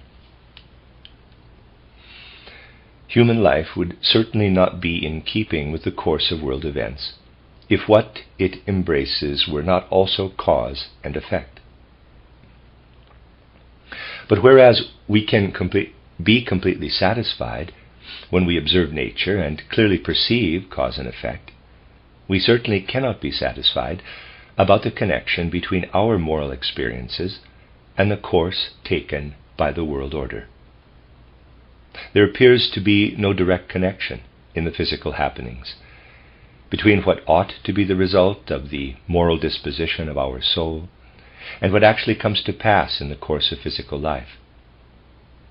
And if we consider happenings in wider circles of people, we see that a man who, in respect of his soul life, seems to be morally good, encounters misfortune and evil in the world, while a man who seems inwardly weak and immoral may encounter external events that are in no way a requital for what is harbored in his soul. In short, we find no connection between what a man experiences as his destiny and the essential quality of his will. It could be called an irresponsible illusion if anyone were to deceive himself that in the one life on earth the destiny he encounters is in any way the effect of his moral will. The bad can be fortunate, the good unfortunate. These two statements really summarize that characteristic of earthly life which makes it incomprehensible to begin with to human faculties. And we shall see from this that man, as he is now placed in the world, is himself not in a position to bring about the consequences answering to his deeds. In the single life on earth, morality remains an inner disposition, an inner attunement of the soul. It cannot become directly manifest in outer physical reality. Admittedly, the inner disposition of the soul can be a direct result of the moral attitude. We can be inwardly contented with our good conduct, in spite of being hit by misfortune that is in crass contrast to what we have actually done. But the experience brought about in this way remains in the realm of the soul. Man must acknowledge that in physical life he is not in a position to bring to outward manifestation in the world the inner moral content of his soul. When we study karma, as we have been doing during the last few days, seeing how early lives work over into later incarnations, we realize that in the moral sphere of the life of soul, the earlier is inwardly connected with the later. But put briefly, however, this means that here, in physical life on earth, man has a constitution which forces back his moral conduct into the realm of soul, does not allow it to take effect in one earthly life. In a single earthly life, man is powerless to give effect to the moral content he bears in his soul. His physical corporeality, his etheric substantiality make him powerless. In the life between death and a new birth, however, he becomes as powerful as here in physical life he is powerless. But if in his physical life the physical and etheric bodies render him powerless, there must be something in the life between death and a new birth that enables him to give effect to this soul content, to make it a reality there, and physical reality too in later lives on earth. On earth we live in our physical and etheric bodies amid the kingdoms of nature, and it is what we have to take from nature for these bodies that renders us powerless. With our own being of soul and spirit, which passes through the gate of death, we become powerful after death, because we are then united with the beings of the higher hierarchies, just as on earth we are united with the kingdoms of nature. The beings of the hierarchies belong, as you know, to three realms. To the lowest realm belong the archai, archangeloi, angeloi. To the middle realm belong exousiae, dunamis, curiotities. To the highest realm belong thrones, cherubim, seraphim. In the course of these lectures we have learned how man lives between death and a new birth with the inmost essence of the stars, and hence with these higher hierarchies. But in order that the moral content of the soul may come to expression in life on earth, the following must take place. It is true that to begin with we have to retain in our soul the effects of our moral attitude of thought, feeling, and will. We have to wait until in the life between death and a new birth we are vouchsafed the help of the beings of the higher hierarchies. What lies in our soul is first carried through the spiritual world, emerges again in a new earthly life, and appears then in the form in which it is right to appear. For what should we be if in earthly life we could bring to direct fulfillment the moral content of our soul? We should not be typical men of terrestrial life. Just imagine that you bore within your soul a moral content that quite justifiably you considered could be capable of creating a favorable world situation, and that you could actually bring it about. What would you be then? You would be magicians, not typical men of the earth. For when a power of spirit and soul is brought to direct expression, that is an essentially magical achievement. In our present cycle of existence, man is no magician in the single life between birth and death. But he is a magician when, together with the beings of the hierarchies, he is active between death and a new birth, and is able to continue these activities when he again descends into life on earth. The karmic development through these two entirely different modes of existence is in fact the process where the human being works magically. The physical human being standing before us in external life is membered, as I have shown at the end of the book titled Von Seelenrätseln, Riddles of the Soul, into the nerves, senses man, the rhythmic man, and the metabolic limb man. Metabolism and limbs are connected. When we use our limbs, metabolism is activated and must continue. Forces in man must be used up. Metabolism must continue in inner experience too. But both are related. When we observe the human metabolic system as it operates in the physical body, we may be tempted at first to regard it as man's lowest system. There are people who claim to be idealists because they have accustomed themselves to look down with a certain superciliousness upon the metabolic limb system. It is the lowest system, the system that the respectable idealist would prefer to be without. But without it, earthly life would be impossible. It is the system that represents man in his imperfection in earthly life. Now, the facts of the matter are these. In the physical human form, the metabolic limb system is the lowest, and therefore has little to do for what is essentially human in earthly life, but it is connected in this earthly life with the beings of the highest hierarchy, the thrones, the cherubim, the seraphim. As we move about the world or work with our hands, in this mysterious activity, the activity of the thrones, cherubim, and seraphim is present. These beings remain helpers when man's life continues between death and a new birth. They remain helpers. Now, it is quite erroneous to believe that the moral content of the soul proceeds from the head. In reality, regarded from a higher point of view, man's head is by no means such a tremendously important organ. The head is really more or less a mirror of the external world. And if we had the head alone, we should know nothing. We should know about nothing except the external world. The head simply reflects the external world. The experiences of the head are mirrorings, reflections of the external world.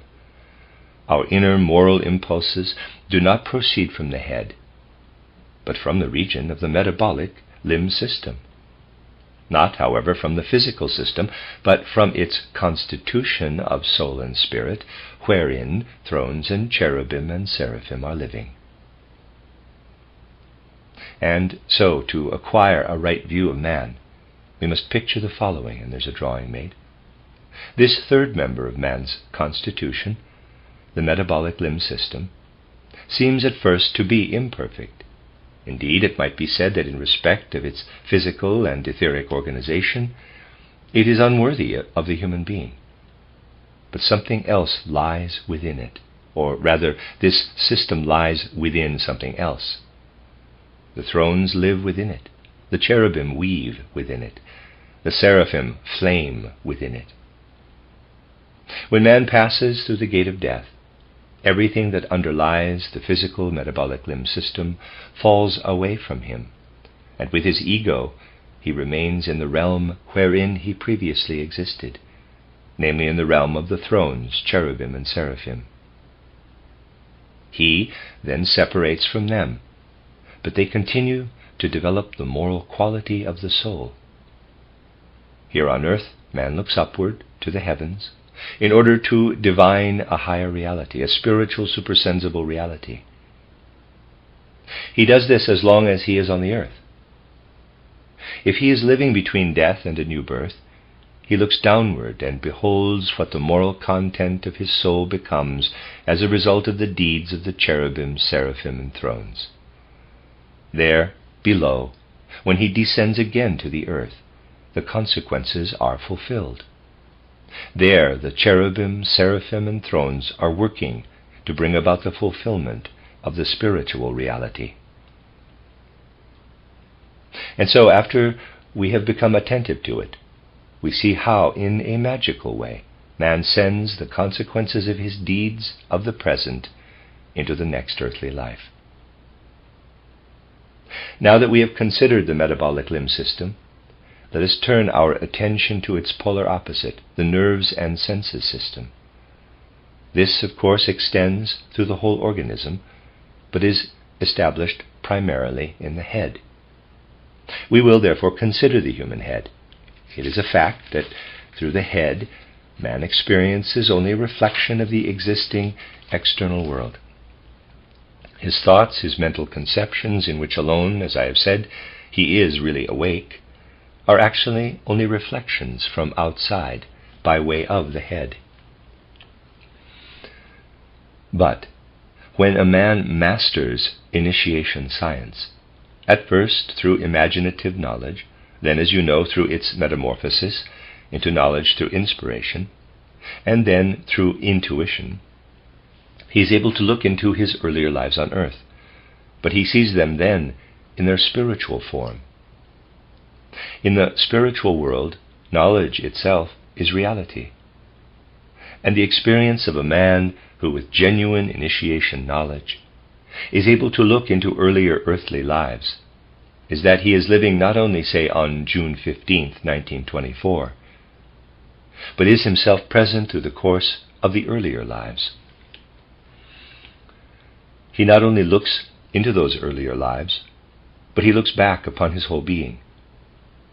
It is not abstract, theoretical observation, but direct identification with his own former existence.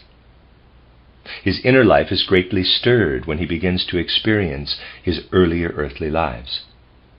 But this experience makes it possible to change the focus of his world outlook. What is the usual focus of a world outlook? The usual focus is the head.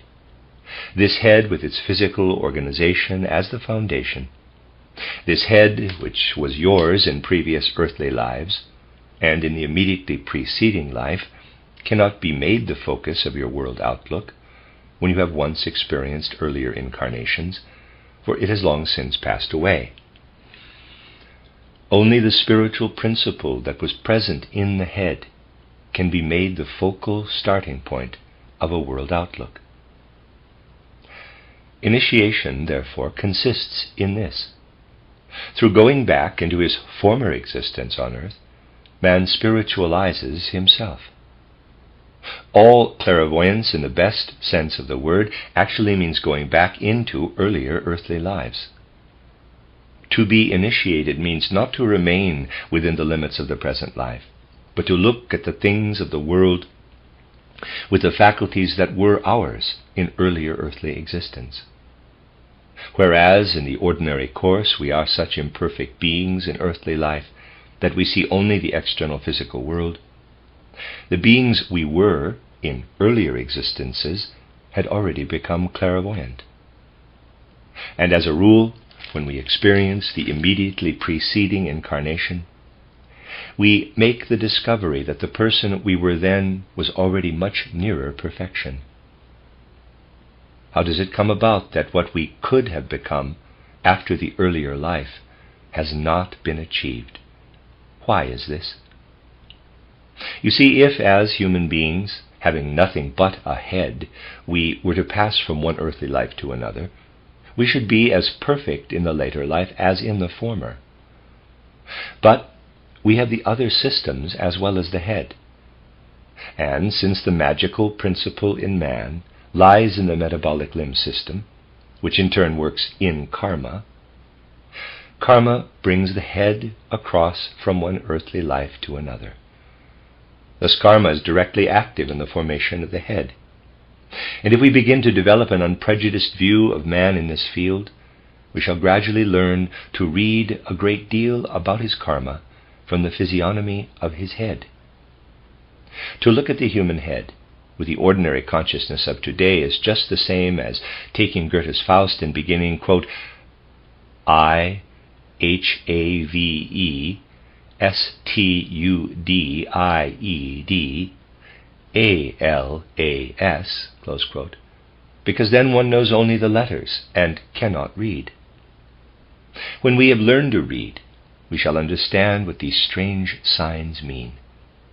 As I said once before, this trivial fact brings it about that whereas we should otherwise see only about 30 different shapes of letters in books, we have Goethe's Faust, Hegel's logic, the Bible, and so on, simply because we have learned to read. In the same way, we can learn to read the living things around us. The progress from merely spelling the form of the human head and reading it leads into the secrets of the karma of that particular person. As regards the outwardly perceptible form of the head, we may say that every human being has his own particular head. No single individual has exactly the same shaped head as another. Although individuals often look alike, they are not alike in respect of their karma. In the head formation, the karma of a man's past is revealed to physical sense perception. In the metabolic limb system lies future karma. Spiritually concealed, invisibly, it is there. So that if we speak of man in the spiritual sense, we can say, man is so constituted that on the one hand he makes his past karma visible, and on the other hand he bears his future karma invisibly within him. In this way we can eventually acquire an inwardly spiritual view of the human being. Man's metabolic limb system is inferior in respect of its physical and etheric nature only. For in that system live the beings of the highest hierarchy. When we consider the physical, material aspect of the head, it is undoubtedly the most perfect system, because it bears within it, externally and visibly, what works over spiritually from earlier earthly lives. The head is generally the most highly valued, for it is not the most perfect in a spiritual respect. For whereas thrones, cherubim, and seraphim live in the metabolic limb system, in the head system live archai, archangeloi, angeloi. It is they who stand behind everything we experience with our head in the physical world of sense. They live in us, in our head system, and are active behind our consciousness. They encounter the effects of the physical world and mirror them back, and we become conscious only of the reflections. What we are aware of in our head system is only the semblance of the activities of the archai, archangeloi and angeloi, and the drawing was made. If I am to continue this diagram, I must say, the archai, archangeloi, and angeloi are working at the other pole in the head system. I always use the nomenclature of the early Christian world conception, in which the spiritual connection was still intact, although the spiritual beings may just as well be given other names. Between the nerves and senses system, which is based primarily in the head, and the metabolic limb system, man has the rhythmic system, in which everything that is active between the lungs and the heart is contained. In all this activity live the beings of the hierarchy of the exousiae, dynamis, kuriotetes. In concluding our studies of karma, we are led again to the realization that while man faces the three kingdoms of nature here on earth, behind him are the spiritual kingdoms of the hierarchies, one above the other. And as here on the earth his physical body encompasses him and prevents him from bringing to fulfillment, by magic, the moral forces of his soul, after death the world of the hierarchies receives him and enables him to make effective, magically, for the next incarnation, what he cannot achieve in one earthly life. When a man passes over from one earthly life to the next, he would, in all circumstances, if his further evolution were to proceed consistently, develop clairvoyance with the head system, yielded by the former life. Archai, archangeloi, and angeloi would lead him to clairvoyance. Hence, if a man is to have insight into spiritual reality, insight that without an iota of superstition or charlatanry can be called clairvoyance, he must be able to project himself with a certain cosmic consciousness into his previous life on earth, although in the external world he has progressed to his present incarnation.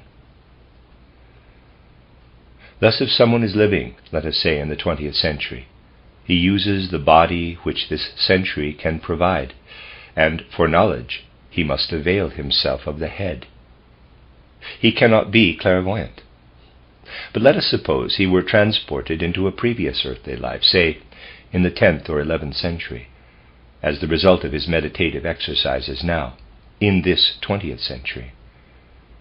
He is not the same person as he was at that earlier time, but through his own forces he has brought it about spiritually, that now in the 20th century he is the man he was in that earlier epoch, a clairvoyant personality. Clairvoyance can reveal this clearly to initiation knowledge during life in the physical world. When we look closely into human life, however, it is revealed to clairvoyant consciousness that in the deeper impulses of a man's nature, in the deeper foundations of his soul, what was present in a former incarnation rises up again in a different form.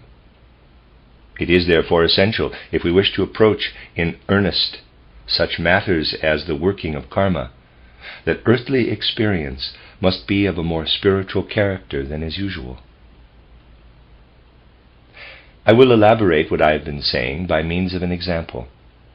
You know from the way in which I have given such examples that they are the findings of spiritual investigation undertaken with a deep sense of responsibility. A certain individual lived in the European Asiatic Orient, somewhat earlier than the founding of Christianity, with a task that was far from his liking. It was in an epoch when slavery was still prevalent, and his task was to supervise a number of slaves belonging to a certain owner. Supersensible vision leads us to a situation where a human soul, incarnated at that time in the body of a slave overseer, was obliged to carry out whatever the cruel owner of these slaves decreed. The slaves were in the care of the overseer, and relationships of an ethical nature developed between them. But there was deep conflict in the soul of this overseer. It went against the grain to carry out the often cruel disciplinary punishments ordered by his master. Nevertheless he obeyed, because he was accustomed to these circumstances, and because it was natural at that time to act in such a way. Now just consider for a moment, are people today always what they would like to be? They do not often think about this. They deceive themselves about the disharmony between what they are and what they would like to be. This individual, too, was not what he would have liked to be, but intrinsically he had deep sympathy, deep love for all the unhappy slaves upon whom he was obliged to inflict these cruelties. Social customs, so to say, caused him to hurt the slaves in many ways. He therefore shared the responsibility, although the master and owner of the slaves was primarily the culprit. Both individualities were born again in the middle of the Middle Ages, and now as a married couple. The former slave owner came again in a male incarnation. The overseer came as a woman. In the middle of the Middle Ages, the reincarnated slave owner held a position in a certain village commune, a position that was by no means pleasant, for he was a kind of police jailer, and was held responsible for whatever happened in the commune. He felt that life was full of hardships. If we look for an explanation, we find that these villagers were, for the most part, reincarnations of the slaves whom he had formerly owned, and whom he had caused to be ill-treated by his overseer. The karmic result turned out to be that the former slave owner, although he had become a fairly high official, was nevertheless the village jailer, who, together with his wife, was held responsible for whatever happened in the commune. But at the same time, because the wife shared in all the suffering that the one-time slaves caused her husband, the karma was fulfilled between her, the former overseer, and the slave owner. The bond between these two was dissolved, but not the tie between the one-time overseer, now incarnated as a woman, and the members of the commune. They came together again in the 19th century. The earlier overseer, who in a certain way had adjusted his relation to the former master, came again as the great educational reformer Pestalozzi. And those who had been the slaves under him were the children who received such infinite benefit from his educational principles. These things must be viewed not merely with a prosaic intellect, but with soul, with feeling, and with love that must become as clear and brilliant as the intellect, and be able to develop genuine knowledge. The intellect can develop only pictures of outer nature, and anyone who thinks that he gets something more than pictures deceives himself. It is possible to get more only if soul, feeling, and love become forces of knowledge. And it is only by going back to earlier karma that we are gradually able to realize how karma works. But the whole soul must participate, and the content of these explanations of karma must be grasped by the whole being of man. It really amounts to this. The soul must penetrate into the very essence of the anthroposophical movement. A short time ago I was deeply moved by a certain incident. What I have told you about Pestalozzi I had also said in a lecture in Dornach, and later on had occasion to visit an official in Basel, accompanied by another member of the Dornach executive. The well-known picture of Pestalozzi among the children was hanging on the wall in the waiting room. It was known to the member of the Vorstand who was with me. He was deeply moved by it, and he said, "When one looks at this faithful portrayal of Pestalozzi, one realizes that such a situation can only have come about in the way that is revealed through anthroposophy. This kind of thing is just what ought to occur more often, this realization in direct experience of what has been discovered by anthroposophical investigations." These indications of karma, which I have now been able, to my great satisfaction, to give you, cannot make demands merely upon your intellect. What has been presented during these 8 days calls not merely upon intellect, but upon heart, upon the whole soul.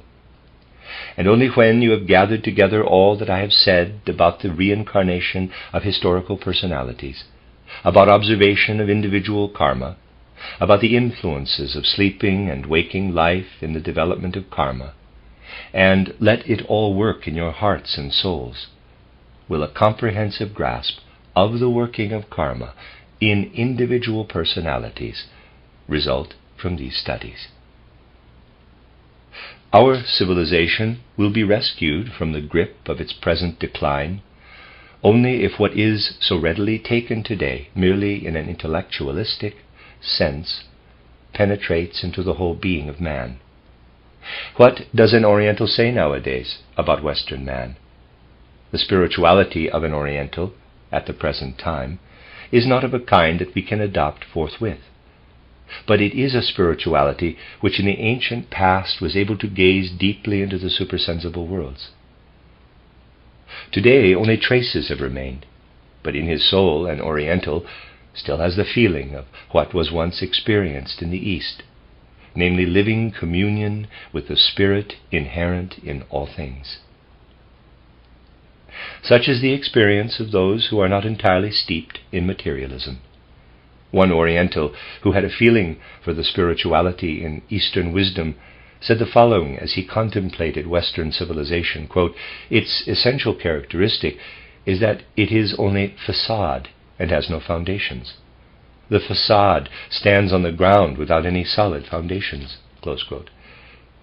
And this Oriental went on to say, quote, "Yes, in nearly everything that belongs to his civilization, Western man actually starts from the standpoint of his ego, the ego that is enclosed within a single life, and therefore has no reality.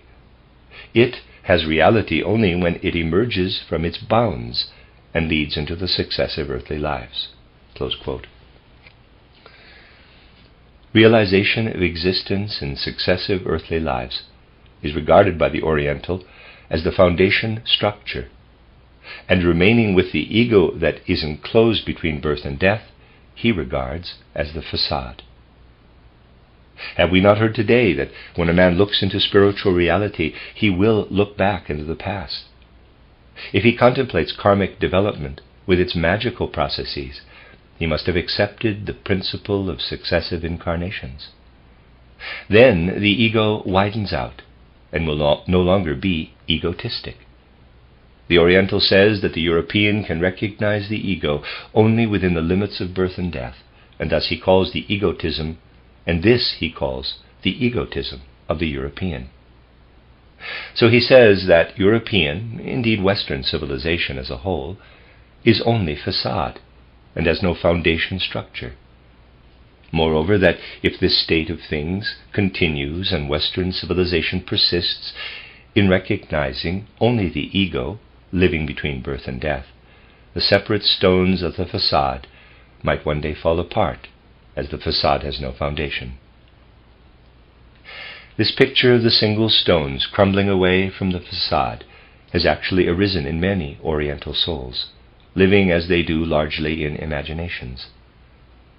It is insight into such matters as have been studied here during these last few days that can add the foundation structure and supplement the mere facade. Contemplation of the karma which reaches from earthly life to earthly life leads man beyond the restricted activity that is limited to a single life on earth. In what must be our final lecture, I should now like to place before your souls a vista into the cultural task of anthroposophy. If it works on within you, revealing many things, you will become co-workers in the task of creating the foundation structure for a true and genuine facade of Western civilization. I have nothing to add to what has often been said by men of the East. What they really mean is this: the West has departed too far from the Spirit. It can no longer find the foundation structure. The East must contribute what it still possesses from ancient times in order that civilization on earth may not perish. Whether this terrible fate that is prophesied for Western civilization by all clear-sighted Orientals can be avoided depends upon endeavors such as those of anthroposophy. Resolute will is needed to penetrate into the spiritual world. In order that its forces may again be received, into the hearts of men. Hence, a community of human beings who have come together, as you have done, for spiritual activity, has grasped what this truly means, only if the resolution is taken to apply all the forces of the will to the task of furthering, for the sake of humanity, experience of the Spirit. My purpose in these lectures was to point the way to experience of spiritual reality, and thus to the moral principle that is everywhere implicit in it. For this reason I wanted, in these hours when we could be together again, to give you just what I have given. But in anthroposophy, spiritual things should be taken in earnest at all times, during every moment, not only during every lecture hour.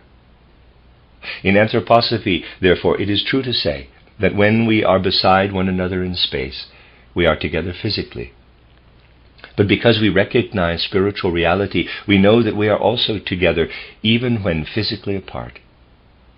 And as I know that some of you here must travel back after the lecture, I will add this. As we make our farewells, let us say to ourselves that we will be true anthroposophists by remaining together in our souls through the Spirit, which becomes alive in us through our view of life.